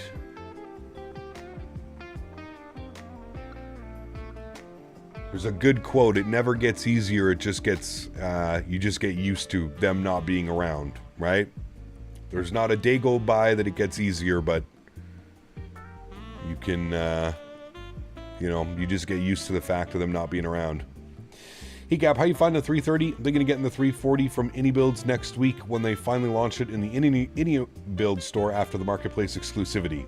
330 is really fun, man. I think flying the 330 would probably get you prepped for flying the 340 when you purchase it, for sure. Came up for the Max EFB update. Flight 1 is awfully quiet lately. I agree. Yeah.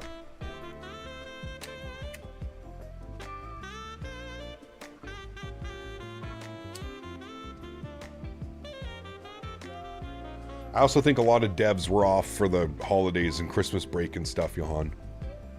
What's my favorite airport? I don't really have one, Niels, to be honest with you. There's so many great airports.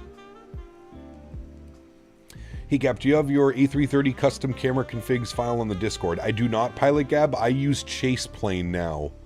So all of my views are saved via Chase Plane.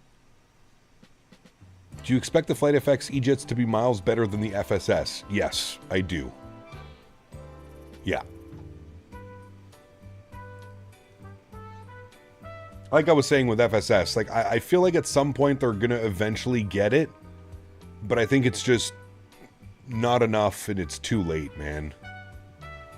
There's no way that airplane should still have the bugs that it has after 4 years of development.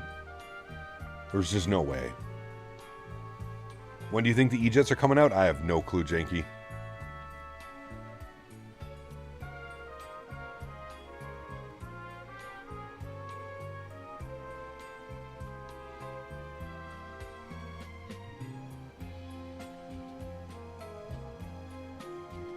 I'm not sure, Cam Jewel. Maybe somebody in chat will know. Flight FX is doing an E-Jet? Yeah, they're doing the E145 series. Ah, Jason, what brand did they have, to be honest with you, man? They're kind of the laughing stock of the flight sim third-party community anyways.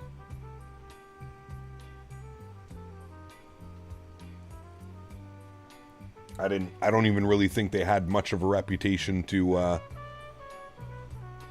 ruin anyways. The E145s are quite different than the E-Jets.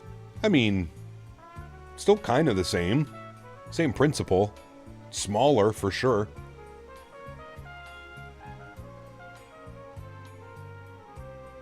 But I'm pretty sure the cockpit layout is the same, isn't it? Between the E145 and the E170 and stuff? Right above MS Scenery and Peter Hager, yeah. And not much of a step above them.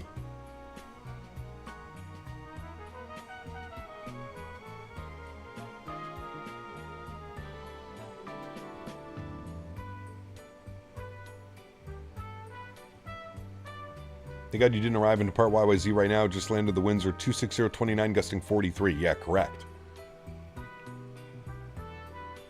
There's a little bit of difference on the overhead, but not too much. Okay. Yeah, it's probably a smaller overhead on the 145. How many passengers? The E145 carries what? 45 passengers? 40, 45 passengers?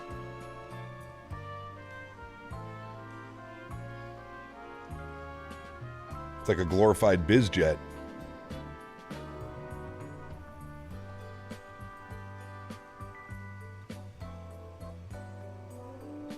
You do some Southwest stops after the Airbus. I'm sure we will. Awesome. Yep. Yeah, we'll be back in the 738 within a couple weeks. We'll probably do next week in the 340, 350, and then we'll do the following week back in the 73s. I'd like to do a 7.3 NG and maybe a 7.3 Max in a couple weeks. Can't wait for the 145 and Microsoft for what it's worth. I'm glad to see V2 come into X-Plane. There you go.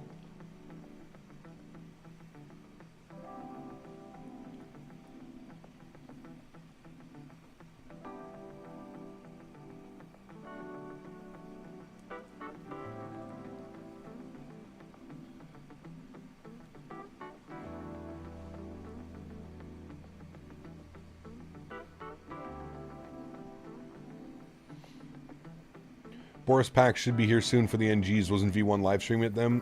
Yes, yesterday he was, yeah. What about Midway? Of course. Of course, we did Midway last couple weeks ago when we were in the 7.3. What is Peter Hager? He's a developer for X-Plane. And he makes kind of very lackluster add-ons. Very lackluster add-ons.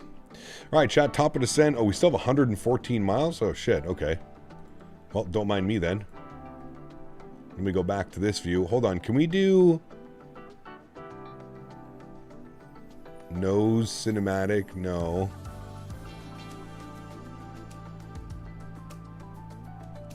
Okay. I guess not. I'll just set up that view again.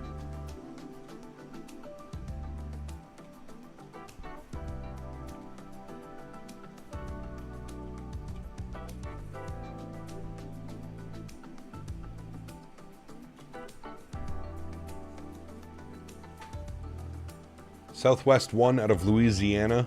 1 in the Max J-Aviation made delivery for it on the iFly, so you could do that. Very cool. We'll definitely have to check that one out. Flew on a 145 from Cleveland to BDL on Continental years ago. That was a fun plane to be on. Very sporty. Very sporty.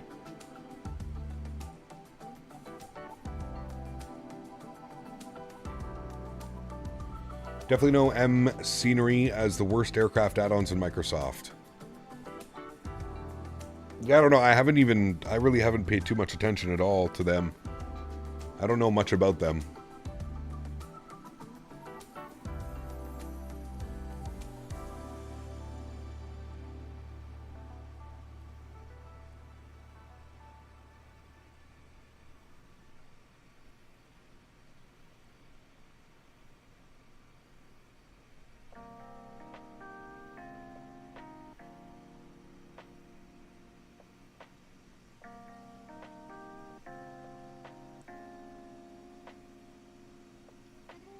Boss, what's up, my friend? Happy Friday to you, dude.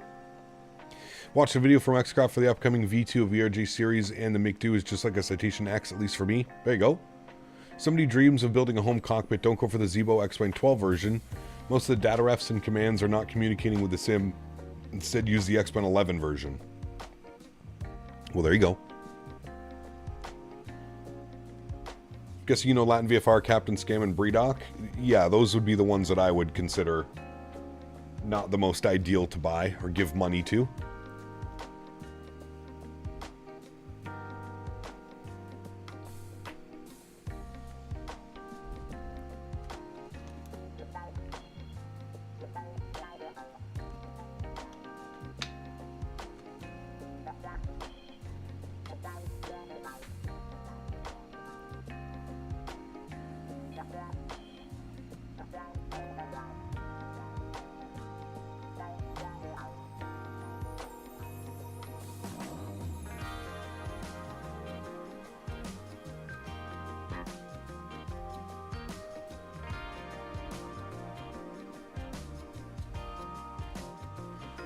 We've done any ops in Pakistan. The northern areas are quite stunning. We've done Karachi a few times. The problem is getting decent scenery out there, woman. That's kind of the problem I have. Coming for the Flight Factor 350 V2, looking forward to it. Well, problem with Flight Factors, you'll probably be waiting about 2 more renditions of X-Plane before that comes out. Haven't they been working on a 787 for like 8 years now?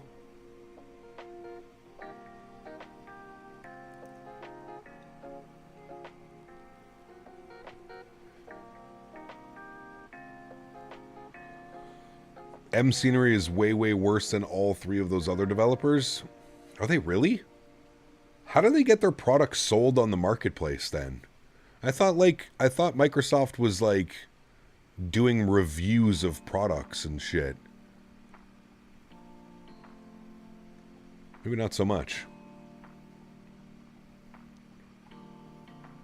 It should come out this year with a collab from Tolis.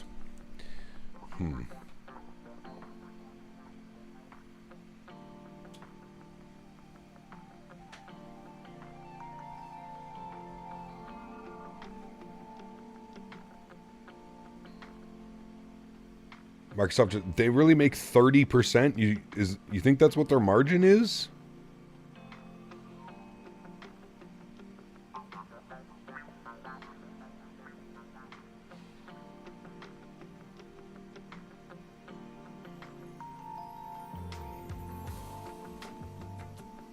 Swiss has reviews of M Scenery products.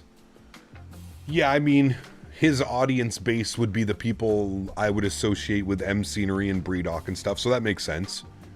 That his audience is the perfect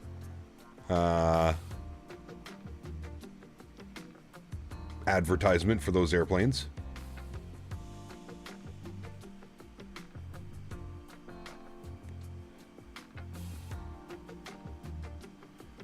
M Scenery is a company that dropped a 380, a 7.4, and a 787 within a week of each other. Nothing spells quality. Nothing.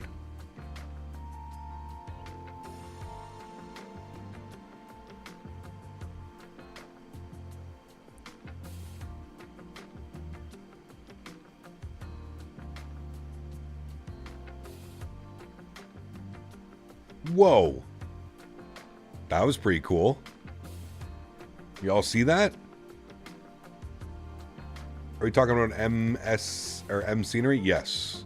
They're airplanes.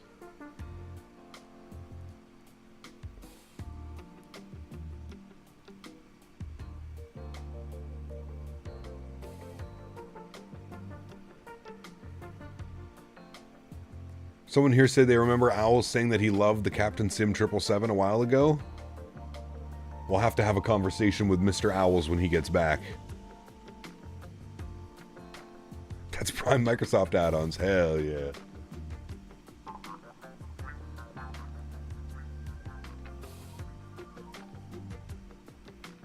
Almost as good as developers changing their name.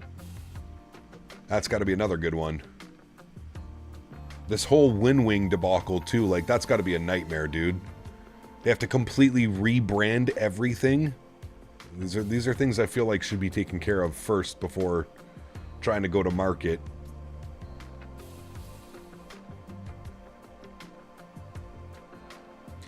Then they have something like super realistic, true to life type sentences in the product BIOS. Yeah, see, like, that's where I don't think, that's where if Microsoft is going to allow these products to be sold, I think they need to have proper, you can't just let the developer choose what gets put into the bio section. You should, you know, like, there should be a fair system in saying, like, hey, this aircraft uses default assets and may not be, you know, whatever. Isn't Winwing a fortune cookie? I have no clue, is it?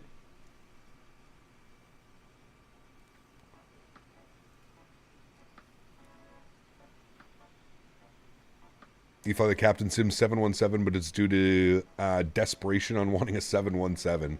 I'm honestly surprised TFDI has not released their 717, or at least started a development on it. Yeah.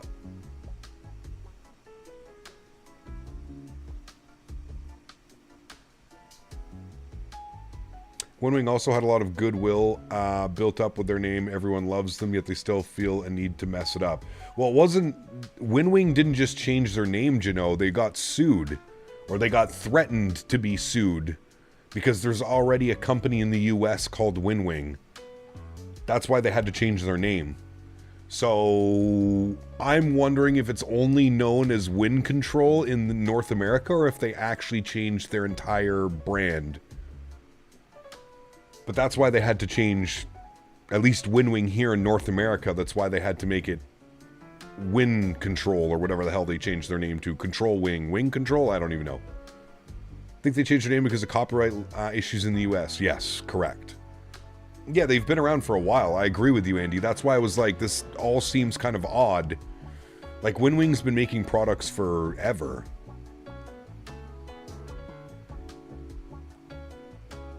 Like, they've been making joysticks for, they've been making joysticks for DCS and, like, milsims for, like you said, 10, 15 years. Mr. Barry, welcome back. Owls is streaming tonight in a 340.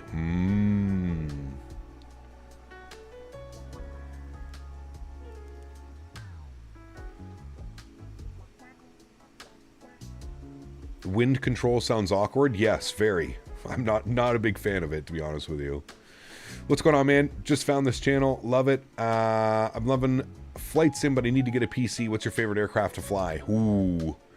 Too many aircraft are my favorite to fly, to be honest with you, Roos. Too many. I like them all. I'm a nerd. I'm an av geek. Thoughts on the Moza AB9? Never used it. Therefore, I don't think I can give you a fair... I've never used it, man. They had to change their Skywalker pedals to Orion pedals as well. Yeah.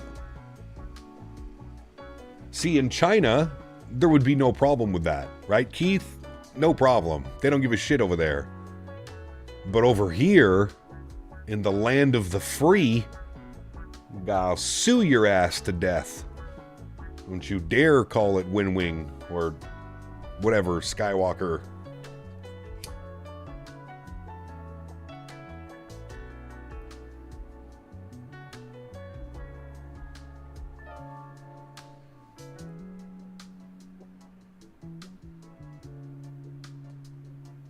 It's not the case of the patent troll striking again? No, I don't think so, Johan.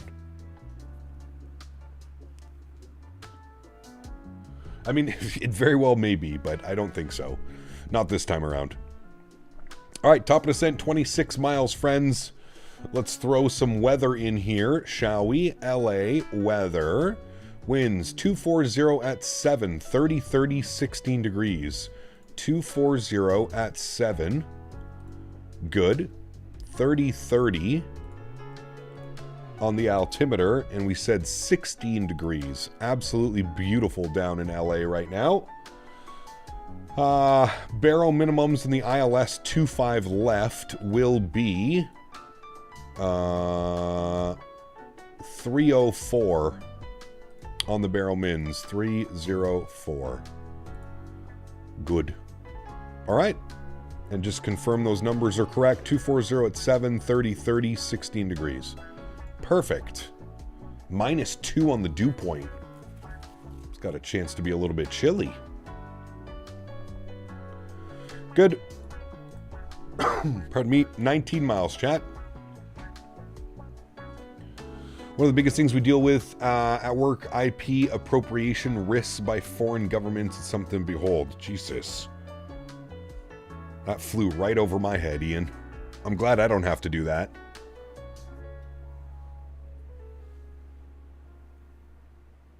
iniBuilds 330, where do you find it? It's free. It comes with the simulator. It's a quote-unquote default aircraft. Default aircraft.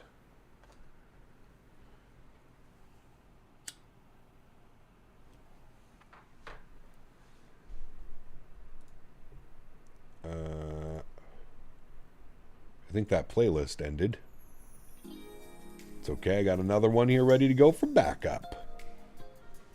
Fairly certain their sim app software is spying on my PC.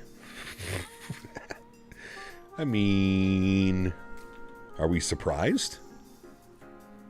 Really?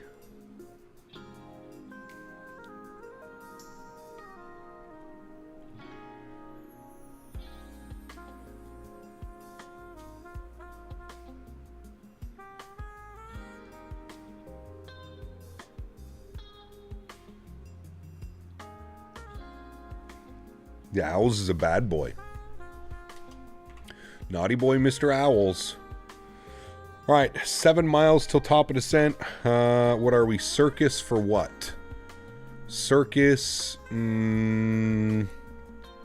Circus max 270, but what's our initial descent? Between 12 and 14. So we'll go 13 at Circus, and we'll start our descent now. Very good. What warnings are you giving me? Seatbelt and fuel. That's fine. Fuel pumps are emptying. That is all fine. Alright, there we go. Starting our descent into LA, friends. Finally, after how long? 4 hours and 17 minutes. Started our descent into LAX, my friends.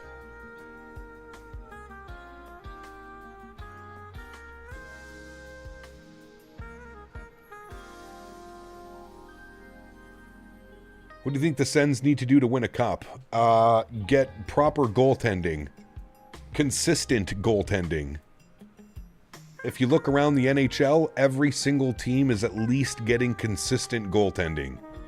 The Ottawa Senators do not and have not for a couple of years now. Ullmark, in my opinion, I love Ullmark as a human being, but as a goalie, he's just weak. He's weak mentally. He looks weak in the net. It's just... I don't know, man. We've been developing this goalie, Sogard, in the AHL for years now, and he can't stop a puck. Our backup goalie, the Finnish guy, Levi Merilainen, who we thought was going to be the next big thing in Ottawa, he's not doing well. I don't know what they're going to do, man. We just signed James Reimer. For Christ's sake. James Reimer is who we just signed.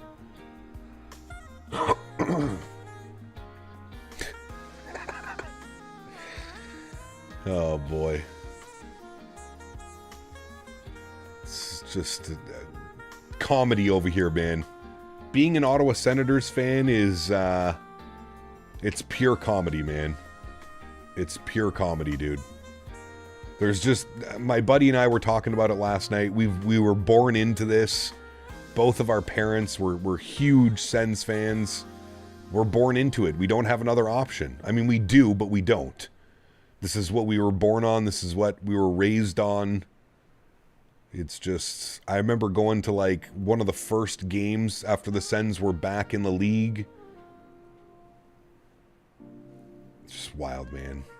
What iniBuilds airliner do you suggest? The 330 is free in 2024. Think it's a fine aircraft to fly. Their 340 is good. Their 350 is good. You've been baptized into it. Correct. Yes.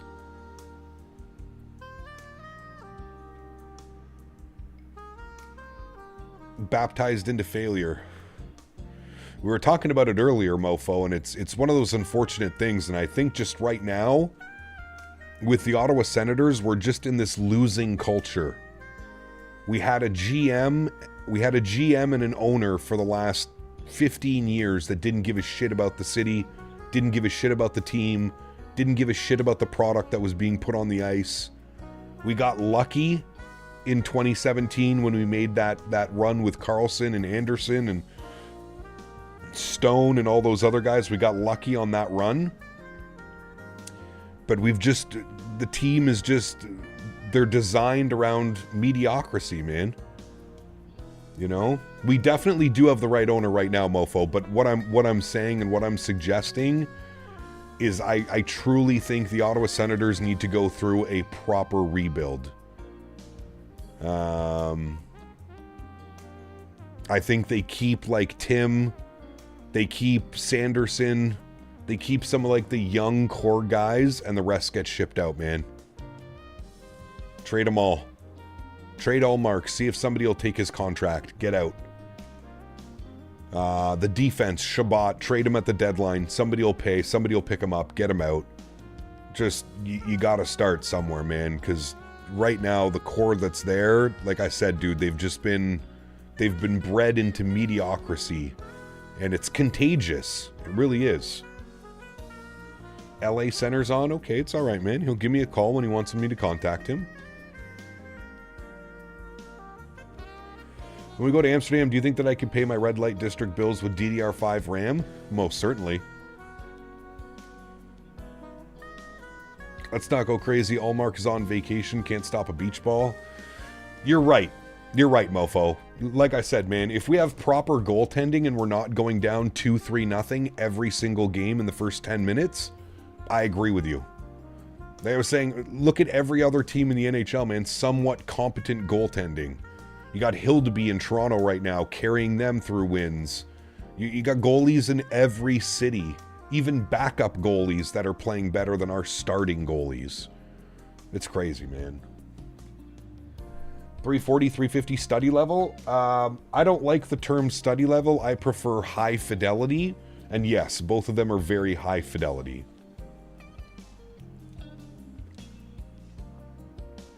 Cap, hope you're doing well. Do you know how to buy some cheaper RAM? It's very expensive, correct. Very expensive. I don't think there's cheaper RAM. You might be able to get cheaper RAM if like you bundle a CPU and a motherboard together, but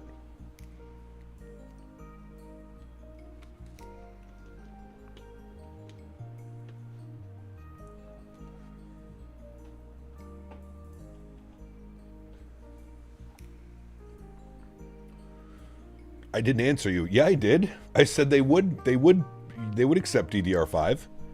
Why wouldn't they? That shit's worth gold right now. Did you confirm the route for tomorrow? Yeah, we're doing Montreal to Amsterdam, KLM A330 200. A330 200. 126525. 126. There's the ding. I'm getting it ready. I knew it was coming, chat. Did you see that? Shish. I'm like a psychic. 126525. And then we have Tower Online 2095. So we'll get that bugged up. 2095. Good. All right. We'll give them a ring ding. LA Center, good afternoon. Air Canada 785. Flight level just ascending through 260 on the Angel 4. I think we're on the Angel 4, right? 785, LA Center, squawk 4706. 4706. 4706. Good. LA Center, Southwest 4016 on the right downwind for runway 26 at Vegas. Southwest 4016, are you on the ILS Yankee from Bourbon? Hooray! Yes, sir, ILS Yankee for Southwest. How's the 330? It's good, David. I've been enjoying it, man. Do you think Utah have a decent goalie? Yeah. Yeah, he was a brick wall the other night against us. An absolute brick wall. All right, auto brake low, ground spoilers armed. Good. Southwest 2623. The DDR5 kit I bought for 250 years ago is now going for 800. Yep. Telling you, man. From up to 330 Southwest 26. It's crazy. I wish I had known that RAM prices were going to skyrocket like this. I would have bought more RAM when I built my PC just to have it. Could have paid for my PC. Eternal 621, climb passing 135. By 1202, 718-4000. 718-4000, It was a 3-1 game, yeah, but the goalie kept him into it. Canada 787 was checking in. Correct, Air Canada 787-380. Air Canada 787, squawk 4742. Plans for more E-jets? Probably not for a while, JL. 787. Probably not for a while, man. LA 621, LA Center, climb level 360. I'm sorry, 330.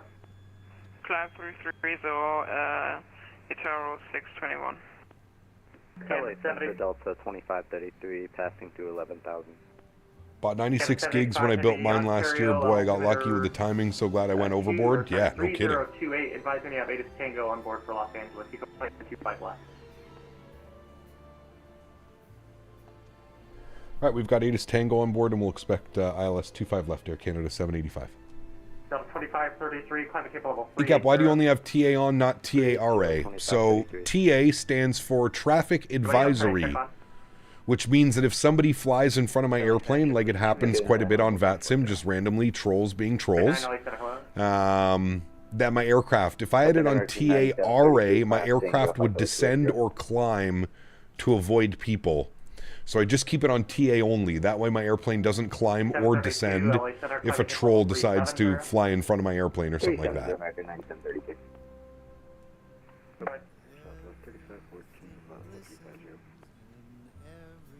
Why is this another Christmas song? Sorry, one more time the call sign. So 3514. 3514, LA Center, welcome. LA Center, American 1205, we're at flight level 340. Alright, 1205, LA Center, descend via Angel 4, arrival, Ontario altimeter. Correct, ATC can still see you with only TA on. Descend via the Angel 4, so there's no need to worry. Kind of cloudy in LA today. Especially over the mountains. Possible 370. Delta 4, India Sierra, LA Center, hello. Hello. Delta 2102, flight level 1273. 1273. He said flight level 1273. Squawk 5167. Squawk 5167. That's a new one. Delta 2102. LA Center, Delta 41 with you, level, 12,000, descending for 11,000, plane view that right or two arrival. Delta 41, LA. Right, we're coming up to transition altitude. 3030 on the QNH. 3030. Maintain 2,600. There we go. 2,600 for your flight over 2. Air Canada 785 heavy at Circus, cleared ILS, runway 25 left approach. Circus ILS 25 left approach, Air Canada 785, thanks. Alrighty, so from Circus, we are cleared on the approach. We're approaching Circus, so that's great. So we can bump this down here. We're coming in from Circus. We need to intercept GG, or just before GG. 1,900 feet, so we'll go 3,600 for Honda. 3,600. So we'll bug that down. 3,600 for Honda. Good. American 171 with you, level T80. Southwest 4016, contact Vegas Tower, 119.9er. 119.9 for Southwest 4016. American 171, LA Center, welcome. Delta 2102, ATIS Tango's current, advising you have it, expect ILS, runway 24 right approach. We have 25 left approach, Delta 210. Delta 2102, that works too. I was just trying to get you closer parking, but expect ILS 25 left. Probably 820 or 621 radar contact lost. 25 left and Delta 21-0. Who else was trying to call? Should see Ontario Airport right over there. LA Center Southwest 2757, gate 404 with India at Ontario. I'll take PDC to Oakland, please. You can expect that. Front your flight 1202, turn right heading 220.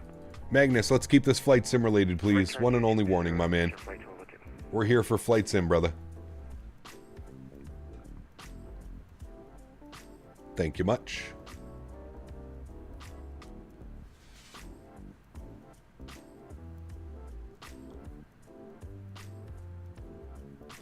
Six Papa Romeo, do you have a... God, those clouds look so good right now. Take the visual for 27, and I have information X-ray.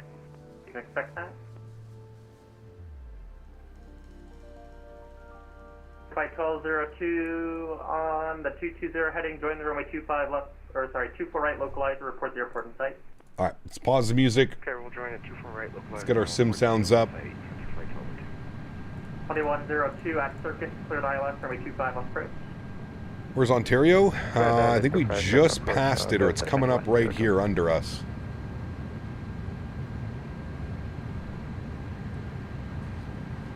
Cap, you may want to test cinematic mode off stream. Chase plane's not been crashing for me since day 2. That was mostly double binding issues. Okay. Yeah, somebody was saying it won't crash if you're not using any internal cinematic views. Flight 35, you're entering oceanic airspace, San Francisco radius offline, squawk 2000, radar service is terminated, frequency change approved. Flight 35, heavy, yeah. Cow.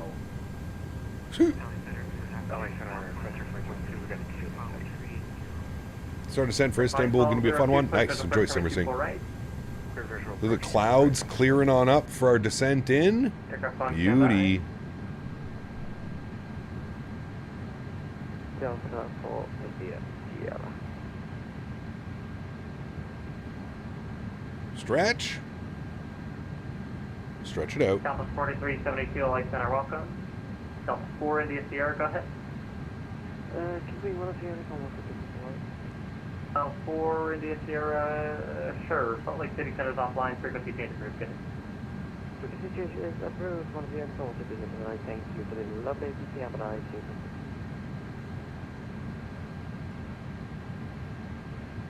LA Center Delta 841, follow 360. American 1522, do you have 2 6 left programs or 1 left?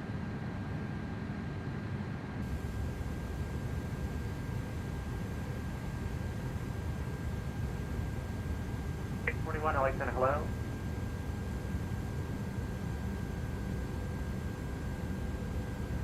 Center attack with the 70 heading 390. Alright, we should start slowing down. Should have a level off here at 10. Do you think you'll land okay today, or do you think you'll do a bad landing? Hopefully we have a great landing. It's been 4.5 hours. Hopefully it's a good one. No promises, though. Southwest 3514, descend via Comics 2 arrival, San Diego, altimeter, there it is, 3030. 3030, descend via Comics 2 for Southwest 35. All right, there's 10,000 feet, speed 250. Landing lights are on, wing lights are on. American 171 with you for level 280. Flight 1202, contact tower 120.95. 120.95, front your flight. American, who is What route are we doing tomorrow? Yes, we're doing KLM 330 from Montreal to Amsterdam tomorrow. Welcome, descend via Angel 4 arrival, Ontario altimeter 3029er. Descend via Angel 4 altimeter 3029er, American 171.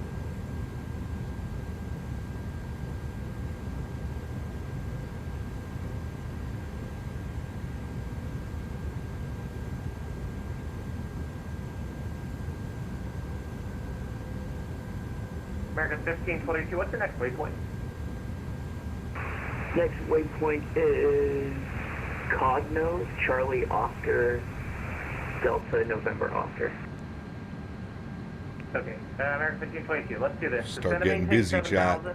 Reduce speed to 250, vectors to... Trying to keep our speed up as best as we can. We might have to start slowing it on down soon.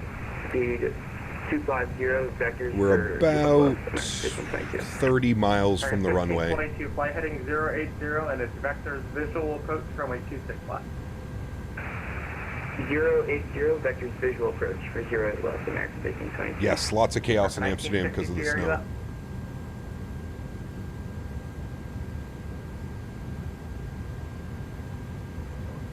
LA Center, good afternoon. Southwest 958, check 939. South 958, LA Center, hello. LA Center, just doing Bravo Heavy today.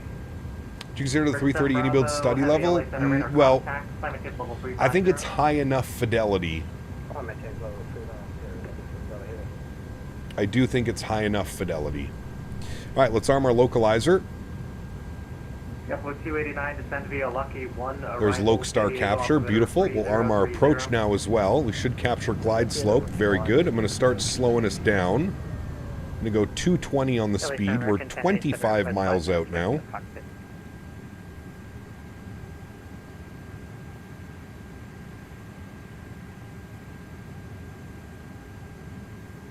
American 1087 approved. What EHAM? Fly Tampa. Fly Tampa Schiepel. LA Center, Southwest 2289, checking in flight level 300. Fly Tampa Schiepel. 2289, LA Center, welcome. LA Center, good day, Delta 895, passing 5,000 feet, needs for departure. Delta 895, LA Center, radar contact, climb maintain, level 190. There's Los Angeles down there, chat. Lots of buildings. Looks like you're a little off course there. You're about a 06 heading. Make it 080. Microsoft's still bugging for me even when I upgraded to 32 gigs of RAM. Sorry about that. Crazy how big LA actually is? Brother, it's wild. You could drive for like 4 hours and you're still not to the other side of the city. It's nuts. Got the Windwing Airbus side stick and throttle, absolute game changer. Nice, glad you enjoy it, Kinetic.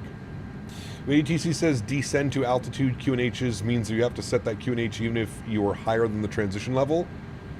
Yeah, you don't want to set it immediately, but you'll want to get it set so that your level off is in the QNH altitude. Yes, correct.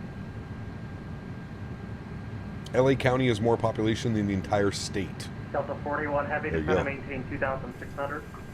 There you go. All right, she's not slowing down willingly, so we'll put out a notch of speed brake. American 1963, are you here? Excuse me.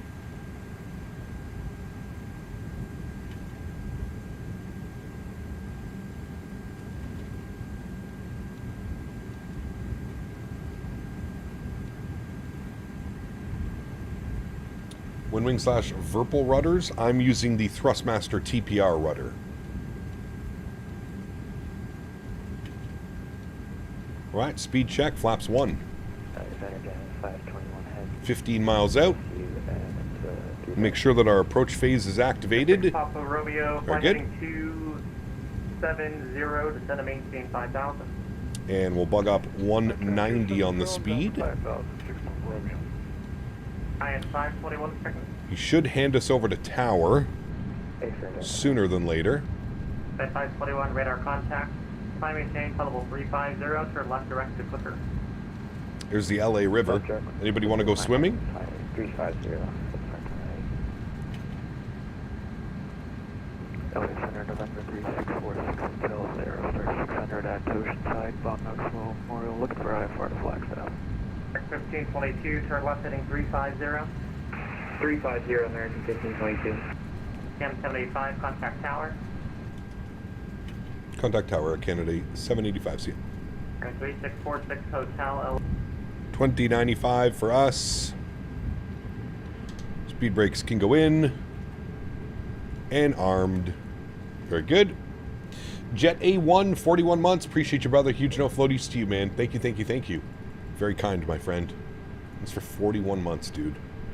LA Tower, good afternoon. Air Canada 785, ILS 25 left.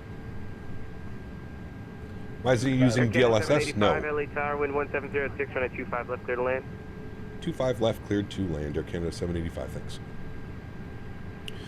All right, zoom this in here. Looking good.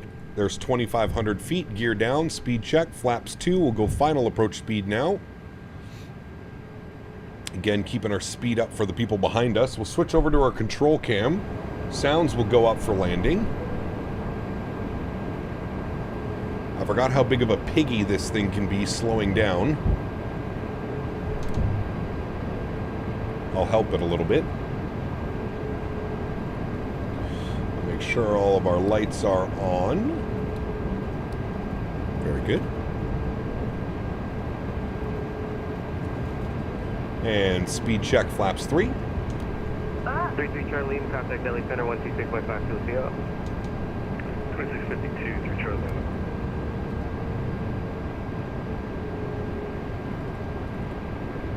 And there's 160 knots. We'll go speed check, flaps full. And we will start the replay recording. Very good. My airplane.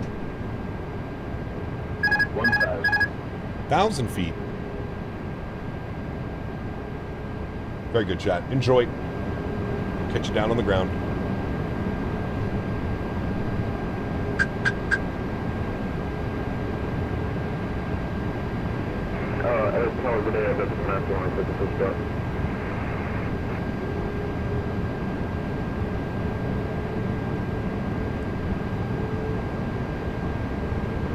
Does 2941 LA Tower, we're gate. He's on the taxiway. At 45 or 36, I believe. Every time I land 25 left, that's the only thing that pops into my brain. It's on the taxiway.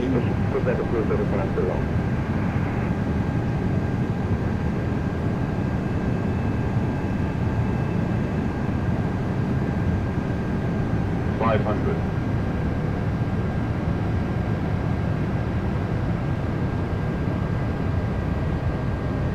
400.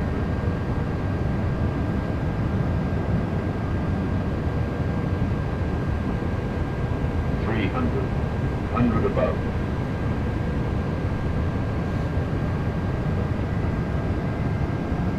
200. The winds are doing weird things again.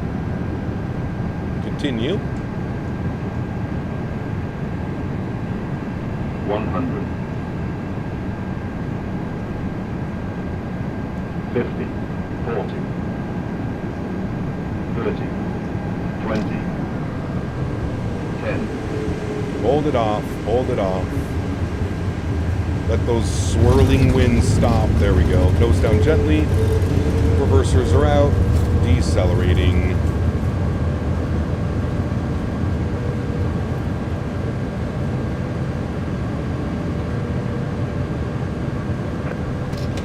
.70 knots, reversers idle and stowed. Ladies and gentlemen, welcome down to Los Angeles. I don't know what was going on with the winds there. Did you guys see that? The winds completely shifted to a 90-degree crosswind and then shifted back just as we started our flare. A little sweet treat for us. The good old Microsoft wind smoothing. I don't know why. Certain airports it's brutal. Hotel and Juliet, hold short 25 right, stay gate. Hotel Juliet, hold short 25 right, and we're going to 69 Alpha. 69, Air Canada 785, cross running 25 right, Juliet, Charlie to the ramp, so. All right, we'll cross 25 right, Juliet, ramp, Charlie. Thanks for ATC, man. Yeah. Thanks for flying in. No worries, man. It was a fun flight. All right. I'm glad you enjoyed it. Speaking of flights, 4 hours and 45 minutes later, we have made our way down to Los Angeles. We'll clean up the flaps. We'll clean up the ground spoilers. New departure frequency 128.05 now. This is Juliet. We'll cross, then we'll make our right turn onto Charlie, and then we're going up to 69 Alpha. We'll go ahead and get the landing lights off. Nose light can go to taxi. Runway turn-off lights can go off. Strobe lights can go off. Wing lights can go off. EPU master start switch can go on. We'll go GSX. We'll select our gate. Select from map. Much easier than trying to figure it all out. We're going right here. Select. No. Perfect. That was a long flight. Yep. 4 hours and 45 minutes. Not too shabby, my friends. Not too shabby. Delta 2102, did you call me for landing as well? Right turn here on Alpha.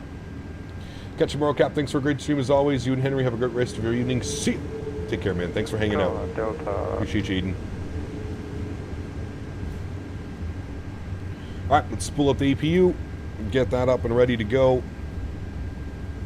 And then Delta. Parking will be next terminal. Who's the Delta calling? You didn't give me your numbers.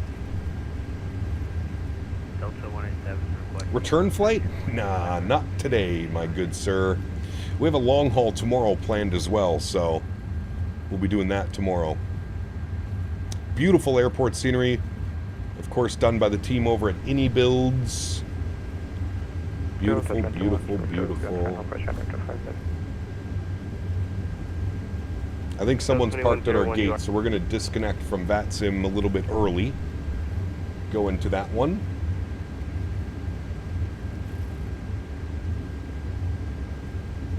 What time tomorrow? Noon Eastern. All my streams start at the same time. Noon Eastern.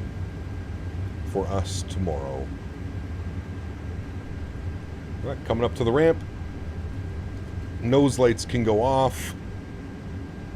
Here is our gate assignment today. 69 Alpha. Have a good evening, Boeing fan. Thanks for hanging out as well.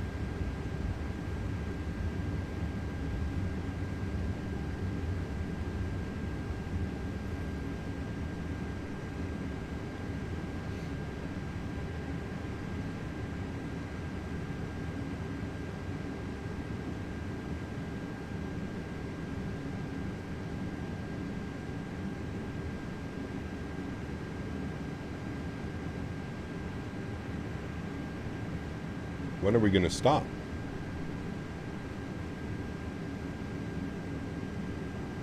I feel like we're well past where we should be parking at this point. I'm going to stop it right there. I feel like that's probably good. All right. Park brakes going on. I'm not going any further than that. APU bleed can come on. APU is on and available. Wonderful. Engine number 1 is off. Engine number 2 is off. Beacon light can go off. Seatbelt signs can go off. Fuel pump can go off. Cappy purrs and crew supply is off as well. Ladies and gentlemen, welcome down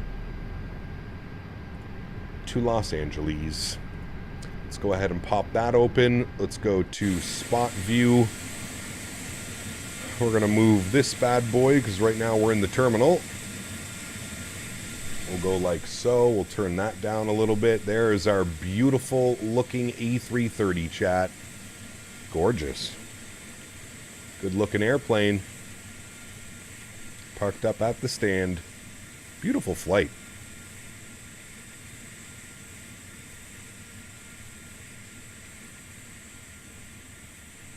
There we have it. Real nice, chat. Real nice. Good one. Sim Toolkit Pro says our landing was a negative 122. That definitely sounds better than whatever G's gave us. What did G's give us? 174, 105 G. By the way, chat, I just want you to pay attention. The winds when we touched down, almost a 90-degree crosswind at 11 knots. The METAR report is showing winds 240 at 7. So I know a lot of people like to say, like, I'm making it up when the winds... Can you guys see that? Hold on. Do you guys see that? Popping up on this side? Do you see that? You see the winds, right? Yeah, right there. You see the winds? Winds were supposed to be blowing down the runway at 7 knots. We had a almost 90-degree crosswind at 11 knots. I'm not making things up when I tell you that the winds do crazy things in this sim sometimes. I don't know what it is. I feel like it's that certain airports are coming off of certain like long-haul flights. It doesn't pull the wind data correctly. And it's, yeah, that definitely, you know, 11-knot crosswind compared to a 7-knot headwind is quite a drastic difference. Hey Captain, I fly the Zebo 73 and X11 when I climb using VNAV N1 is at 98 to 100%. It doesn't seem right. I feel like that's right. Yeah. I feel like that's probably right. Okay, let's jump inside here. Let's go to GSX. Let's restart the Kutao script. We're going to jump down here. We're going to go to panel states. Actually, hold on. We're going to go to ground. We're going to close all the doors. There we go. Do that properly. Wait for all the doors to close. Then we'll go to our panel state and load that up for our replay. We can actually stop the recording. Good. And then we'll go panel states, ready for takeoff. Beautiful. We'll make sure our flaps are all the way out. All of our lights should be on. That's all good. Those are on. Good. That's set. Beautiful. We can close you. Don't need you anymore. And the rest of that is looking good. Beautiful. Cool. We'll give it 2 seconds here. We'll wait for the engines to spool up. And then we will get to our replay, friends. Get it up into the replay. Oh. Someone wants to say hi to you guys. Come say hi. Good boy. Oh, you almost fell. Good boy. Hi, Henry. Hi, Henry. Good boy. What a good boy. What happens if you don't select ready for takeoff on the replay? Then your replay will not have engines on or anything. What did you do? Henry. Henry. Henry. Oh my god. Okay, thank you. Cap, what pitch do you keep while flaring? At what altitude do you start to flare? And do you look more visually at the instruments when on final?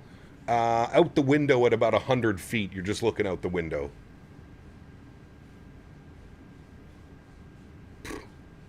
My goodness. I think he says I have smelly breath. I have smelly breath? Not as smelly as your breath. Okay, can you get down? We're gonna go soon, I promise. Yep, I promise. Good boy. Henry's a handsome fella. He is. A very good boy. Very good boy. Alright, set the replay button.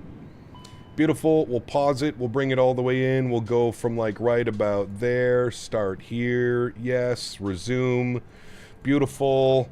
And then we'll jump outside. Take a look at this view from this angle. And we'll see how she goes, chat. I'd like to take this time now to thank my mods, my donators, and my sponsors. Without you guys here, this would not be possible. I say it every single stream, and I truly, truly do mean it. You guys are the backbone. You guys are what makes this entire thing go around. And for that, I am forever grateful. So thank you guys all so much for this continued support. I truly, truly do appreciate you guys. To everybody else that cannot support the stream with a monetary value, but supports the stream in any way that you can, flying with us on VATSIM, controlling, smashing down the thumbs up button, just hanging out in chat, whatever it may be, want to thank you guys just as much. Thank you, everybody, for taking time out of your busy schedules to come and hang out with me as we fly some virtual airplanes in the virtual skies. Fun flight today, friends. Just clocking in under 5 hours, 4 hours and 45 minutes later, departing out of, Jesus, simmer down there, departing out of Toronto and on our way here to Los Angeles. Yeah, you can see the plane just getting absolutely blown over and drifted over. Not a bad landing. A little bit floaty, for sure, but in the touchdown zone. That's all that matters. I think I was just more trying to figure out what the hell was going on with the winds. I was hoping that they would keep getting updated and updated, but they didn't end up getting updated, so here we are. All right, friends, enjoy the replays. We have a... Wait, did I say Lost Wages? I meant Los Angeles. We definitely didn't go to Lost Wages. We will soon, though. But today wasn't Lost Wages. We are live again tomorrow. More A330 ops for you guys. KLM, A330-200, service from Montreal to Amsterdam. Going to be an incredible flight. Looking forward to it. I hope you guys are excited for that one as well. It should be a lot of fun. Been a while since we did a long haul. I think the last long haul into Amsterdam was when the 350 released. So I'm looking forward to it. Amsterdam's always a fun airport. Doing a long haul across the Atlantic as well is always good fun. So I'm looking forward. It should be a fun flight. If you're around tomorrow, friends, please do join us. Or if you're just hanging out, we will be here all afternoon. I think it's about a 6-hour flight, 6.5-hour flight to Amsterdam from Montreal. So a little bit longer than this one, but we'll be covering a lot more distance. That's for damn sure. That is for damn sure. Guys, enjoy the arrival replays. Have yourselves a wonderful Friday evening, and I look forward to catching you guys all tomorrow for some KLM ops. What is going on with this replay? Thank you. Oh, the replay broke itself, that's why. All right, friends, enjoy the replays. Catch you tomorrow. See you.